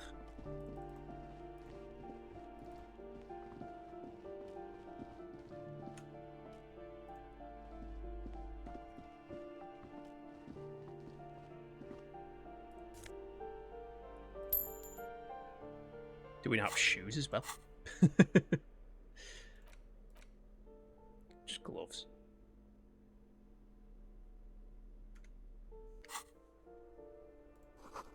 Someone drawn 5 points down the wall. This door has been closed with a padlock. A chalk-drawn number on the board says, number 11. No reply. No reply. It's a solid lump of metal, but the shackle is deeply corroded. A solid pair of chain cutters would make short work of it. Time Have a little snip snip. You seem committed to it, so go on. Using chain cutters. What are you doing? You're trying to cut the body of the lock with the chain cutters, and it's really not working. What? I believe it's the shackle you mean to cut, Detective. Do you think that's what I'm trying to do? Perhaps you should give it another go.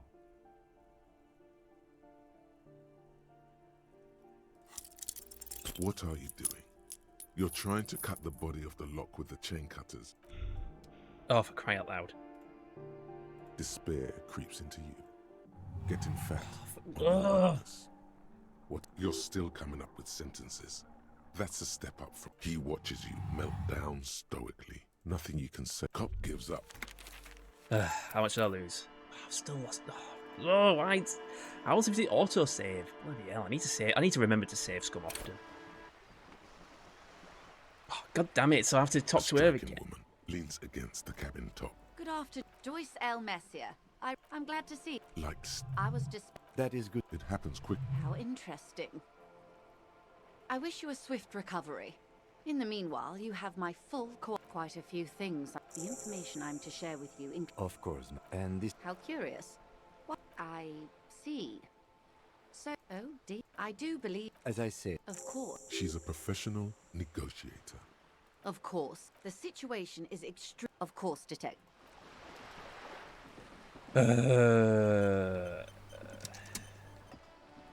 How about we go look for the key and then...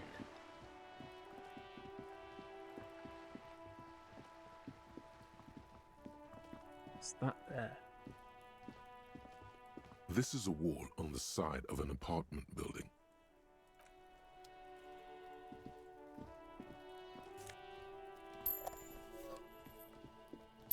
Can't get involved in this. I can't interact with it until I've spoken to that. Oh, maybe we're gonna do that. There must be another way into the building. Why is it? Well, I guess the other way. If I talk to this guy first, because obviously it's not gonna let it. Okay, You fine. see a young... Not looking for any trouble. It's the voice of someone who has something to hide. There's no trouble. I'm just speaking in a lowered voice. I don't want to be seen talking to the gendarmerie if that's okay. I just... Don't let him go. Is it really that Like a nervous cat. All right, but make it quick. My name? That's No, of course not. I can tell that you've... What were you doing? Oh. Wait, is someone else investigating? No, not you. And when did you... Last week? He's an actor. You didn't answer... It was my Sunday. He doesn't reply. No. Now, if you'll excuse me, I really need to get going. Good luck with the investigation.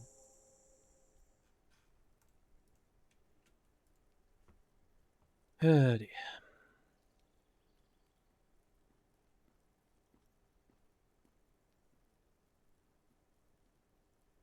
He's gone. No point in running. Tenements like... He could be a... There has to be...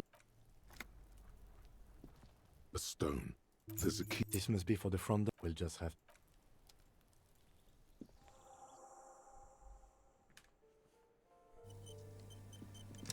Okay. Alright, so nothing significant. Let's go around here. So we can't go in there.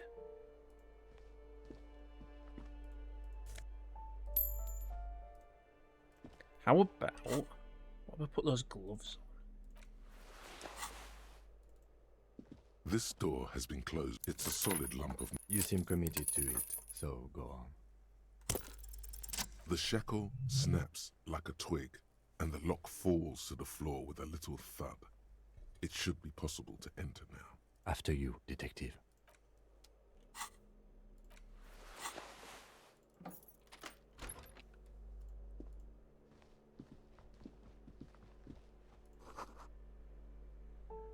The flamboyant pose of White Star Rail. Photos resolution is supposed to be guns. Books a critical theory on the monstrosities of capital and such. A plaster cast bust depicts a middle-aged man with impressive sideburns. The name on the plinth reads Kraz Mazov. Why does he turn out of a bust of Kraz Mazov in the bedroom? The White Star, the photos on the wall. I think we have broken into the apartment of a young communard. How fitting.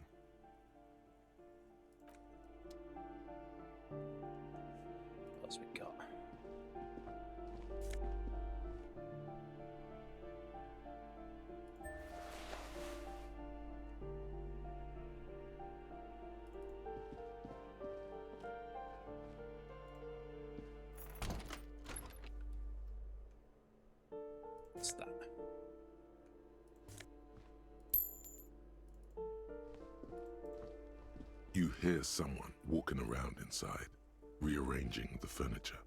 The number on the panel says 10. The walking stops abruptly, but no one comes to the door. Sounded like a woman. A woman's shoes. A poor communard from the looks of it. The room is barely bigger than a closet. Do I have to open the door? Hear the clacking of heels again, and as the other side of the walks right up to the door, Tilly's now getting a defensive edge. Do you have a warrant? I'm not obligated to open the door if you don't have a warrant. Let's go. We don't have a reason to get inside that apartment. It's generally easier to do things if you have literally any reason.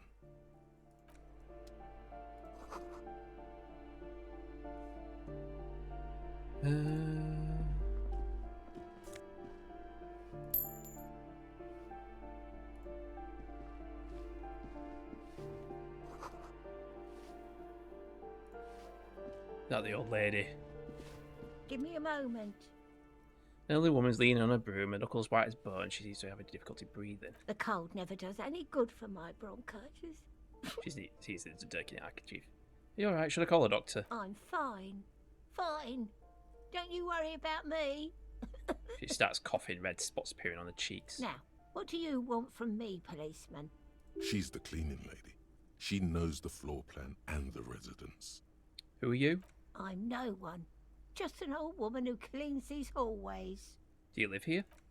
If you can call it living. She spits on the floor I've a before wiping little off. room upstairs, right next to the coal room. It's barely bigger than a closet. But I don't complain, no. I have my bed and my aching bones to keep me company. And that's all I need from this world. She hasn't spoken to anyone for a while. Even her sentences feel rusty. I'm looking for a young male in his mid-20s, dark hair, skinny build, smoke on the balcony. Yes, yes. I know who you mean. The scrawny boy who's always smoking like the devil, right? She looks at the other end of the hallway. Somewhere in the building, a child starts crying. You hear a radio tuned to a talk show and someone taking a shower. What's he in trouble for? No trouble, I just want to talk to him. Do you know where he lives? Talk? Cleaning lady starts laughing, but turns into a violent coughing spasm. She squeezes her broom and tries to catch her breath. What was so funny about that? He lives upstairs in room 28. Go to the balcony. It's one of those doors there. He's usually home in the evening. Thank you. We should go check out his apartment on the balcony. See if he's home. I have a few questions about those apartments. Ask away, policeman. One of the residents on a vacation. Mailbox is overflowing. People come and go.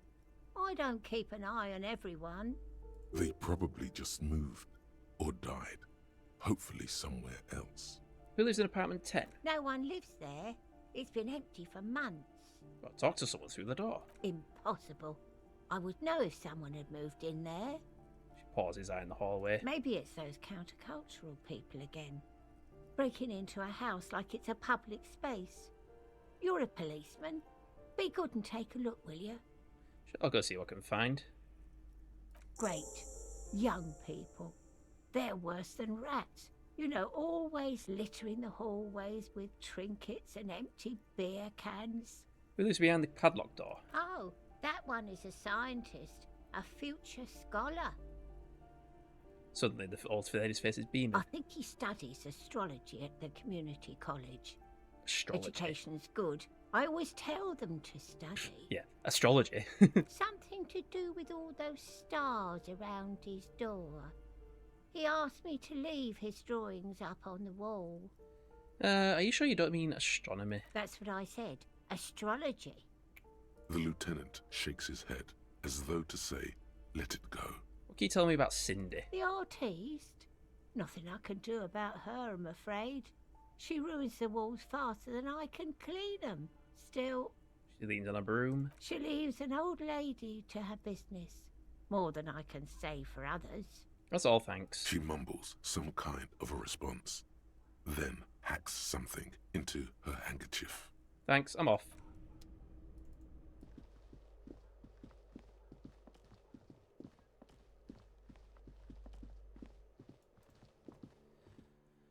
So we know where that bloke lives now. So, apartment 28, is it?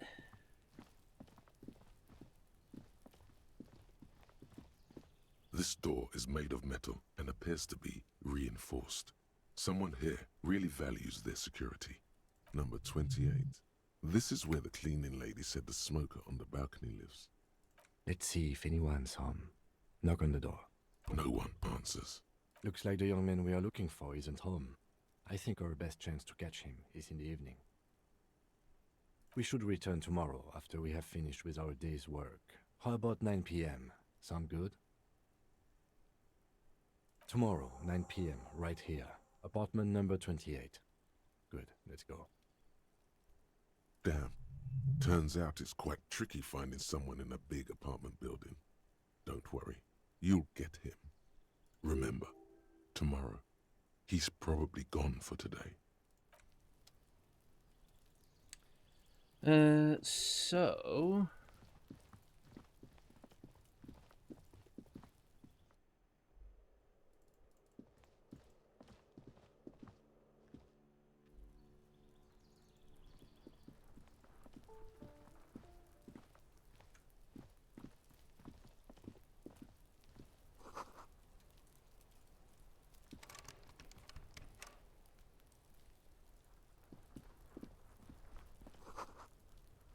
How do we get up here?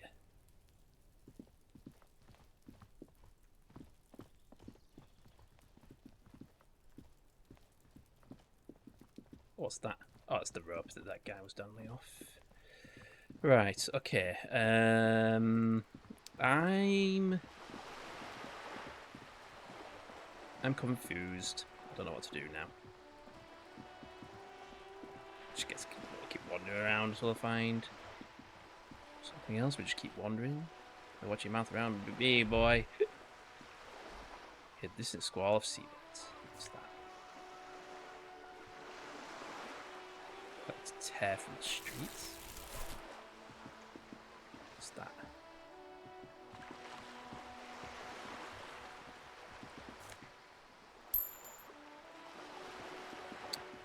We're getting money at least. Maybe just coin with fine line about.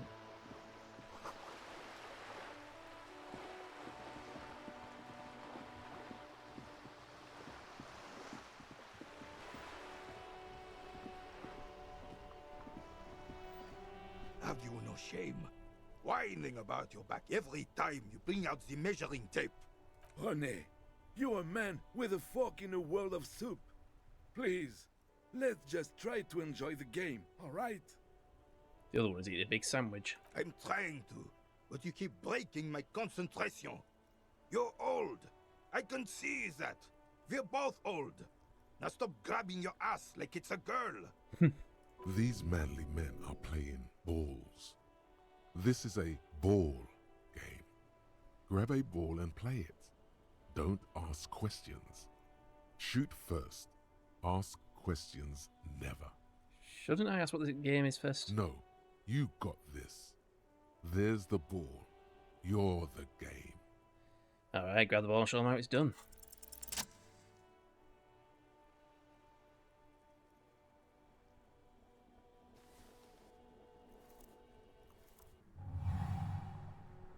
You are immediately surprised by the ball's lack of weight. No matter, you'll make it work. Feel the ball. The cold metal ball is surprisingly smooth against your neck.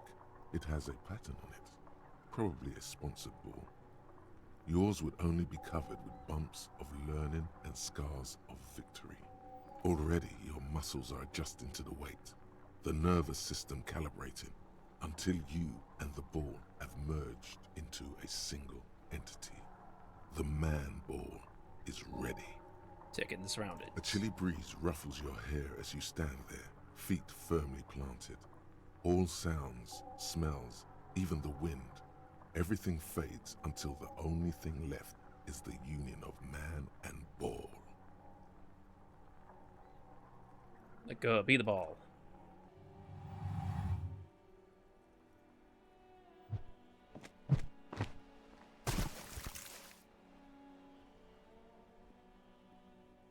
Merde! Bordel de merde! That wasn't the game, was it? A whorehouse of shit. It wasn't whorehouse of shit. The shot was at least 23 meters. Oh, yeah, Probably okay. 24 Like shot put kind and of thing? then some. Nothing to be embarrassed about. What the hell is your problem?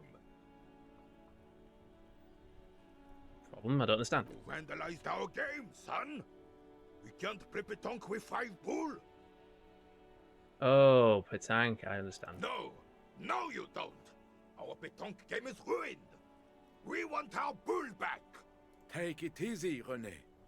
This is just a misunderstanding, isn't it, officer? No harm done. Of course there's harm done, you orange slug. You owe us a goddamn bull. Okay, I'll try and fix this. Good. Mistakes are forgiven when men at least try to right their wrongs. I believe you will try. Now, why did you approach us? Yes, why did you come here? It's unlikely they know anything about the murder. What the hell? You never know. He might know something. This is a good vantage point. Do you know anything about the man hanging in the backyard of Whirling in Rags? Unfortunately, I don't. Unlike most of the locals, I have no qualms about assisting law enforcement. But this affair has passed me by completely. And most of the locals? In Martinez, the union is the law. So can you really blame them? But you don't have a problem with cops? Cop is a pejorative term. I don't have a problem with policemen. On the contrary, I admire the effort to bring order to our streets. He doesn't know about the crime. Your time is better spent discussing politics. So again, you don't know anything. If I knew, I would not be afraid to tell you. I simply don't. I'm an old man, not a coward. The daily business of the riffraff no longer concerns me. 'Tis true, sire. He knows nothing. Thank you for your time.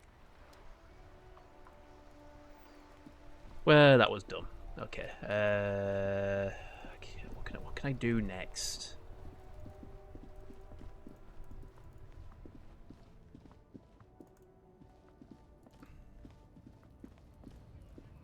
Welcome to Ryvashol. Announces the rotund man. The remark isn't addressed to you, it's addressed to the lieutenant. Why are you addressing my partner like that? Don't you welcome to Ryvashol me. My grandfather came here from a 3,000-year-old racist isolationist culture, while your ancestors came to this island a mere 300 years ago. Every school of thought and government has failed in the city, but I love it nonetheless. It belongs to me as much as it belongs to you. Say nothing. It's men like you who keep Ryvashol divided, making it that much harder for everyone to climb out of this post-war limbo. What he means is, fixation on the Revacholian nation makes it harder for Revachol to actually attain self-determination. Okay, I don't want to deal with this.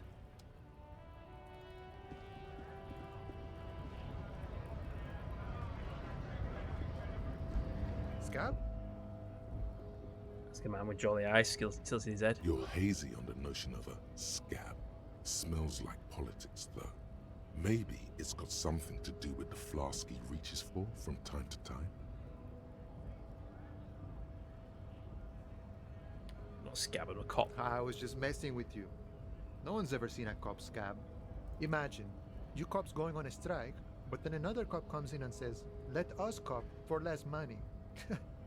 Speaking of, what brings the RCM here? To the wild north? Come to see the strife? Hey, you're the man in boots at the gate. Kuno said you know about the armor. Oh, I forgot about this task. The little boy had it good on his promise. His promise? To get me into trouble. To sick the pigs on me. Pardon the choice of words. Not mine. What happened? I was asked to look into that armor situation. Official union probe, you know. Track it down, see who took it. Did you?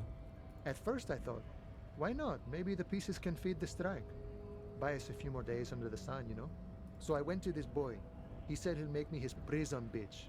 He's got eyes everywhere and the cops in his pocket and he's the king of Jamrock. Serves me right for doing menial footwork. I dropped that probe right then and there, and it still got me into trouble. One bad move is all it takes. So Kuno used us to what? Scare you? It's a minor nuisance. It's all good. Contemplates taking a swig from his flask. The product of the armor. What did you learn? I learned that people don't want to talk to a drunk union man about some armor. What else? Not much. Technical stuff mostly. That was the interesting part. What sort of technical stuff? I did some research into this armadura. Let's say I have friends at the library. I didn't get into the material science, just how it comes off. How does it come off? In parts. 4 in total. The helmet was the first to go. The kid says he tore it off and kicked it into the sea. I believe him. The boots were still on the guy last I saw. Too hard to remove. So, as I count, there are 2 parts missing. The gauntlets and the cuirass. This is where I left off. Too much hassle. More like a job for some militia. Well, 4 pieces. Helmet, cuirass, gauntlets, boots. What about the leggings? Oh, they're just gone. They don't exist anymore, if they ever did at all. Forget about them. I did. I'm going to find one piece of it. What is it? Nice and balanced. Some junior officers can take care of the rest. Smart choice. It's only that one spot you need armored too. The one the bullet hits. Good luck if you go for those boots though. You'd have an easier time wresting the spurs off a boyadero than getting them off him. Thank you for the cooperation, sir. No problem. If you see that kid, thank him from Call Me Mañana. Thank him for showing me the way. I need to get past the gates and speak with your boss. Oh. Good, good. What matters do you want to discuss with Everard? He might have information about a killing that took place behind the hostel. Everard's got a lot of knowledge about a lot of things, eh? Doesn't often dole it out though. But sure, why not? Does that mean you can let me through the gate? I don't operate in that capacity. I'm not a granter of passage. The passage grants itself. Uh-huh. If it's all so simple, why don't the strikebreakers just go up the stairs? That's simple. I'll just walk in. Aye. Walk right past Measurehead and go in. Past Measurehead? Yeah, the 2.5 meter tall Semini Supremacist there. Walk right past him. Right. Then press the button to unlock the door. Uh-huh. Then go past him again. Okay. And you enter the arbor through the office. Está. So you're actually saying it's quite difficult. Don't worry, I'm sure it's not completely impossible. For example, you could best Measurehead in a physical confrontation, or you could convert to a Semini Supremacist worldview. Or, maybe it actually is completely impossible. Has anyone here ever bested him in a physical confrontation? Not yet, no. He's incredibly strong. Has any of the scabs tried converting to his worldview? Jean-Luc himself would say the philosophy has proven overly heroic for the scabs to convert to. Not enough intuition. Got it. Another thing. Sure. The man whistles a jaunty tune, the wind rustling his whiskers. What's the strike about anyway? You know, serious business. I'm sure the big boss will be glad to tell you. You'll have to ask him first. He's a chatty guy. Wants to talk about the strike too. Just can't break the command structure and tell you now. Nice talk. Gotta get moving.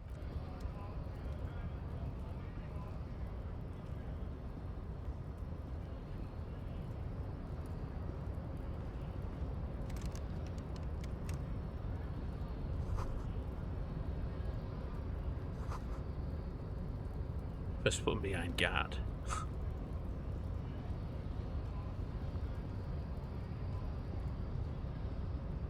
Your body betrays your degeneracy. Yeah, Measurehead. His body totally betrays his degeneracy. The young woman at the giant side agrees. My body is unimportant. With the police, we need to get into the harbour. That is precisely the negligence that has led you to succumb to Al Ghul. His face contorts in disgust if he was smelling a dead rat. You reek of it. An invisible sword of Al Ghul emerges from your throat. You cannot see it, but others can. It is making the woman in my company sick. Wait, Al Ghul? Yes, Al Ghul. Measurehead, yeah. He means alcohol. Understood. I doubt it. My microcephalic race servant. I don't have a problem with alcohol, just drink a little on the weekends. Your mouth moves, but the one who speaks is Al Ghul. You are but a vessel for the Ghul now. Very little of yourself remains. Occidental Haplogroup B4 is done giving orders around here. The influence of the ham sandwich race is waning. The race stuff is unimportant here. I just need you to help me do my job, please. Begging for help. Attempting to pass fear for cooperation. How far the Occidental Haplogroup has fallen. You were once a noble and powerful race. You gave the world eugenics, electricity, and powerful weapons of war like missiles and aerostatic aircraft. You made great gains in metallurgy, race theory, and statecraft. You dominated lesser cultures, like the deformed Hemians and the inexplicably potato-obsessed Khoikos. But now your ascent to the genetic summit has halted. You are obsessed with sadness and with frivolous pop culture. You will be superseded. Isn't that right, babe? It is, baby, yeah. You know it. There is a button right behind him, just out of reach. It must be the one that opens the door to the harbor.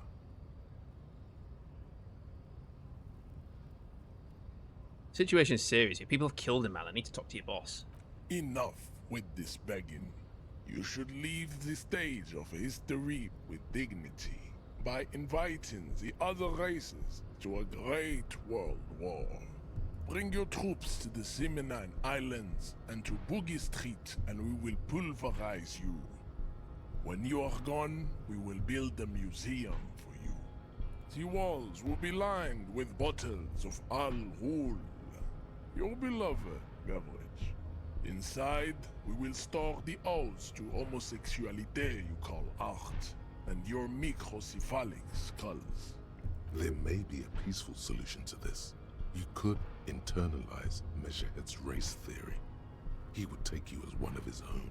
Well, that mean I have to become a Semite supremacist myself? Well, not as such. What you do with a mastery of advanced race theory is up to you. You could reject the findings, sure, or accept them and become an advanced racist. Know anything about this mug? He does not so much as glance at the object. No, this your kind of thing? Stop showing me your pathetic cup. I have no interest in it. He had nothing to do with it. Isn't ever the Union boss white? Don't be vulgar. White or not has got little to do with this. The race enigma runs much deeper than that. He turns his eyes towards the hammer, seemingly bored with you. Yeah, but you still serve him. How does that factor into your life? Mr. Clare is a man of vision and means. He has the will to confront international capital, which is something your race naivistic communists never did. Also, to serve is noble. It takes discipline. Your petulant individualism has only contributed to your race failure. It is lax and moronic. I'm no communist. Of course you are, Revacholian man. The failure of communism to challenge the world order is the core of your race fate. All around you, the fruits of its defeat. Individualism, rock and roll music, sexually transmitted disease. Above all, rampant multinational finance still reigning large. Tell me, where have you gotten your love of pathetic communism from? Degenerate youth culture? Rock and roll music? Said I'm not a communist. I don't know who I am, but that's one thing I do know. Stop explaining yourself. No one cares about your beliefs. The conversation has moved on. Tell me, what degenerate subculture has made you dress in this shameful way? Got it from disco, actually. Offshoots of the Seminoles people invented disco while having sex under the influence of cocaine. It is a shame upon my race. But what is done is done. I am not surprised you enjoy it so much. This has happened to many of the side products of the inevitable cultural victory of the Seminoles race. Okay, I'll ask. Wonderful, I need to enter the harbour now on police business. What you need is to come to terms with extinction and never getting into this harbor. He looks at the button behind it. Tattoos on his face move to reveal the smallest of smiles. What those tattoos are yours supposed to mean? Racists are generally not very good examples of their race. He gestures towards the lorryman down the street. Welcome to Revachol. You hear him yell at a redhead woman visiting the fritter nearby. He must think redheads are immigrants. I am not like them. I am craniometric perfection. I have taken the trouble to permanently draw a phrenologic grid on my skull and features. This should dispel any doubt. The drawings are precise and look true to their pseudo-scientific ambitions.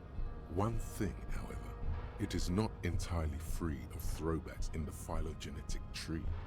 His large jaw, for example, could be a trait indicative of criminalism. Also, his earlobes could be small. Are you sure? I mean, that jaw is clearly an atavistic stigmata. That atavistic stigmata makes pussy say yes, plenty. Babe, thanks. But I got this. Kim, what do you think about this? I think this racist is better than the last. But the next racist will be the really good one. That will be the... That'll be our lucky racist. He will grant us 3 wishes. Yeah. Your pedomorphic friend has quick wits, a protruding occiput, and an indented zygomatic bone. The lieutenant does not flinch. You should keep him close. The congenital defect of farsightedness does not render him a complete invalid. He still has the use of his mind. Subscribe to his Advanced Video. I don't really want to, but, well, whatever. Ask what kind of races there are first. Classification is core to this stuff. Measurehead, I am new to this world. Help me understand its races. I need to know what kind of different races there are. Do you? This is for the thing. The lieutenant looks toward the harbor's electronic door, and then, to you, he lets out an audible sigh. You are obviously a liberal, Sayolite. A polyculturalist. I can see it from your love of microtechnology and your sartorial choices. Do not deny your friend the truth you have denied yourself. There are 3 categories of race. Type A, the heroic races. Type B, the servile races. And the vile CF race cauldron of pederasty. Which one do you need education on? The vile CF race cauldron of pedestrian, please. I knew you would go straight for the vile cauldron. Everyone does. You need to first learn about Type A and B to appreciate the depravity of the chimeric races. Yeah, I mean, otherwise, it just won't make any sense. Yes, it would seem nonsensical. Yeah, type A. Those are the Seminoles, the Areopagite, and the Occidentals, excluding the Maun, of course. The Maun are riddled with eczema to the point where they find it impossible to smile. They are all lactose intolerant, a common result of inbreeding. Sorry, just one moment. I just need to do something. Oh, no.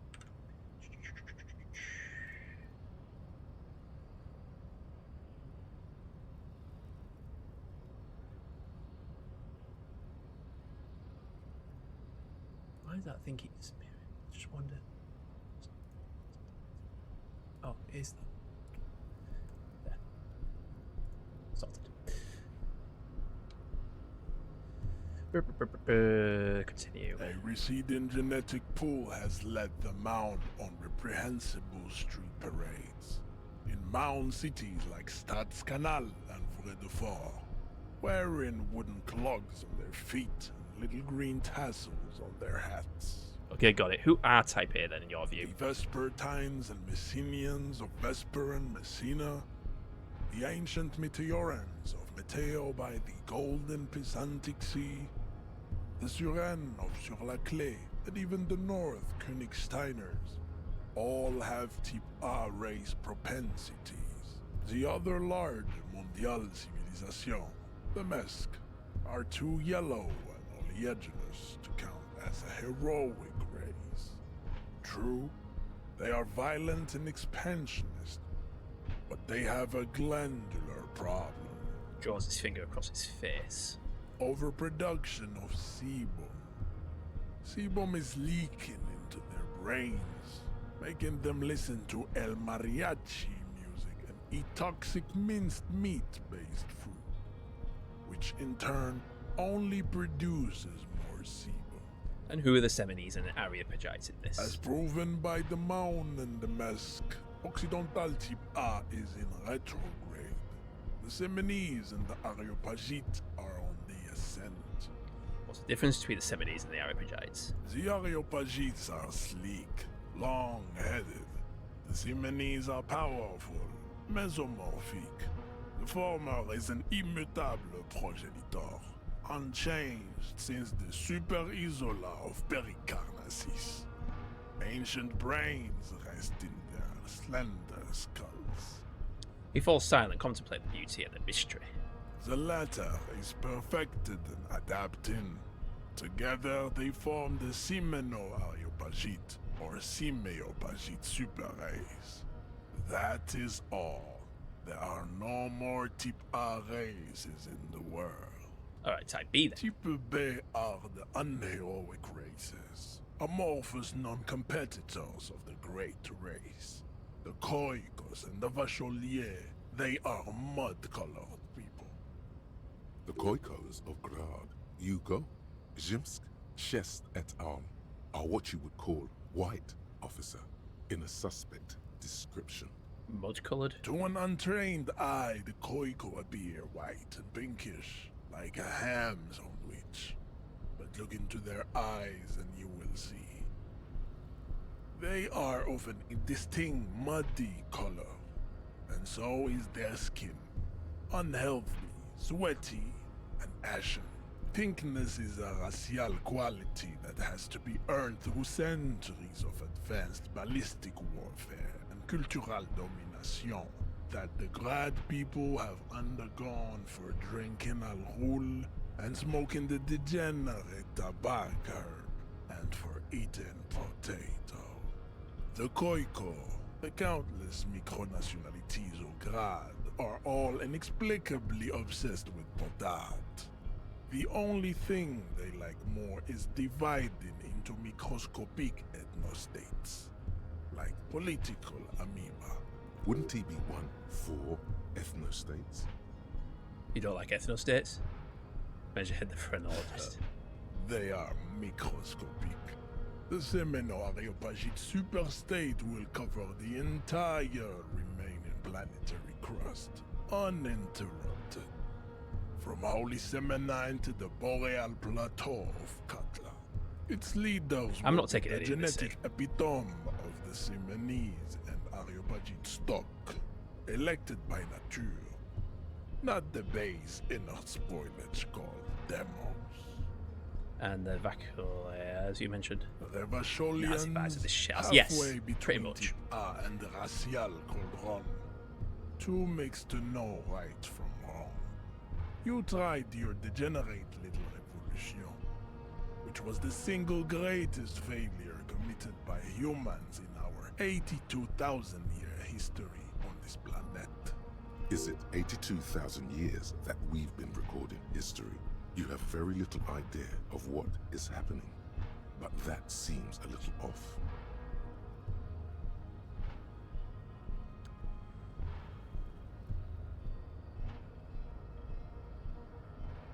Go away, stupid political thoughts. What was a revolution? The revolution came to Ravachol from Grad, in Zarath ridden potato carts. It is literally an illness, a prion disease that leaves the parietal and frontal lobe ridden with holes. A soft, sponge-like mass of dementia, hallucination, and paranoia. The revolution is fatal familial insomnia, a hereditary prion condition passed from the Khoikhoi to the Occidentals, but not sexually. Probably through trade routes and potate acid, the prime component of the potato plant. Enough of Tibet mediocrity. Sounds like the alcohol. Alright, fine. Type C then. Tips CF are a museum of failed chimeric experiments and tragic maladaptations. They are tortured creatures waiting to be put to sleep. Your morbid interest in them worries me. Yeah, better not go into it. It would be cruel to entertain ourselves with their deformities. Were there any able-bodied races you needed education on? Now we've been through all the types, right? Do I understand the advanced race theory? You understand nothing. To solve the great race enigma, you have to first ask yourself, what is the race enigma? You have not even worded the mystery, let alone solved it. Will you let me to the harbor if I do? We will see. Access to the Union is important for our investigation, but there may be another way in, without becoming a race theoretician. Well, on second thought, I don't have time to go get deep with this stuff. Lost, though. Buckled away at the last gate. This is why your haplogroup will never rise from the ashes. Now, I need to luxuriate in the private company of my babe. Leave me. I cannot possibly imagine what else we have to discuss, Tibere Vacholian. Your love for disco music and venereal disease? We still need to get into the harbor. There's an interview to conduct. There must be another way. The Nazi fuck. Yeah, unfortunately, I don't have the skill for that.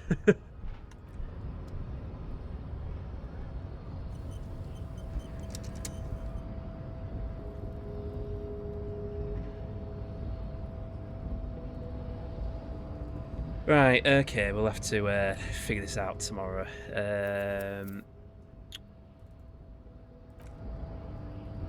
Because I have no idea what's going on, quite frankly. Just like, what do we need to do? I might see if there's like a spoiler-free walkthrough or something. There must be, I don't know. But, yeah. So I'll be back at noon tomorrow. Thank you very much for joining me. Power off. So, let's see who's on the line tonight. Go. What we got? Boo, boo, boo, boo, boo.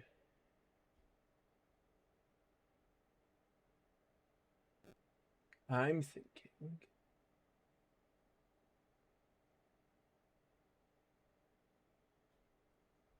Let's go raid Big V.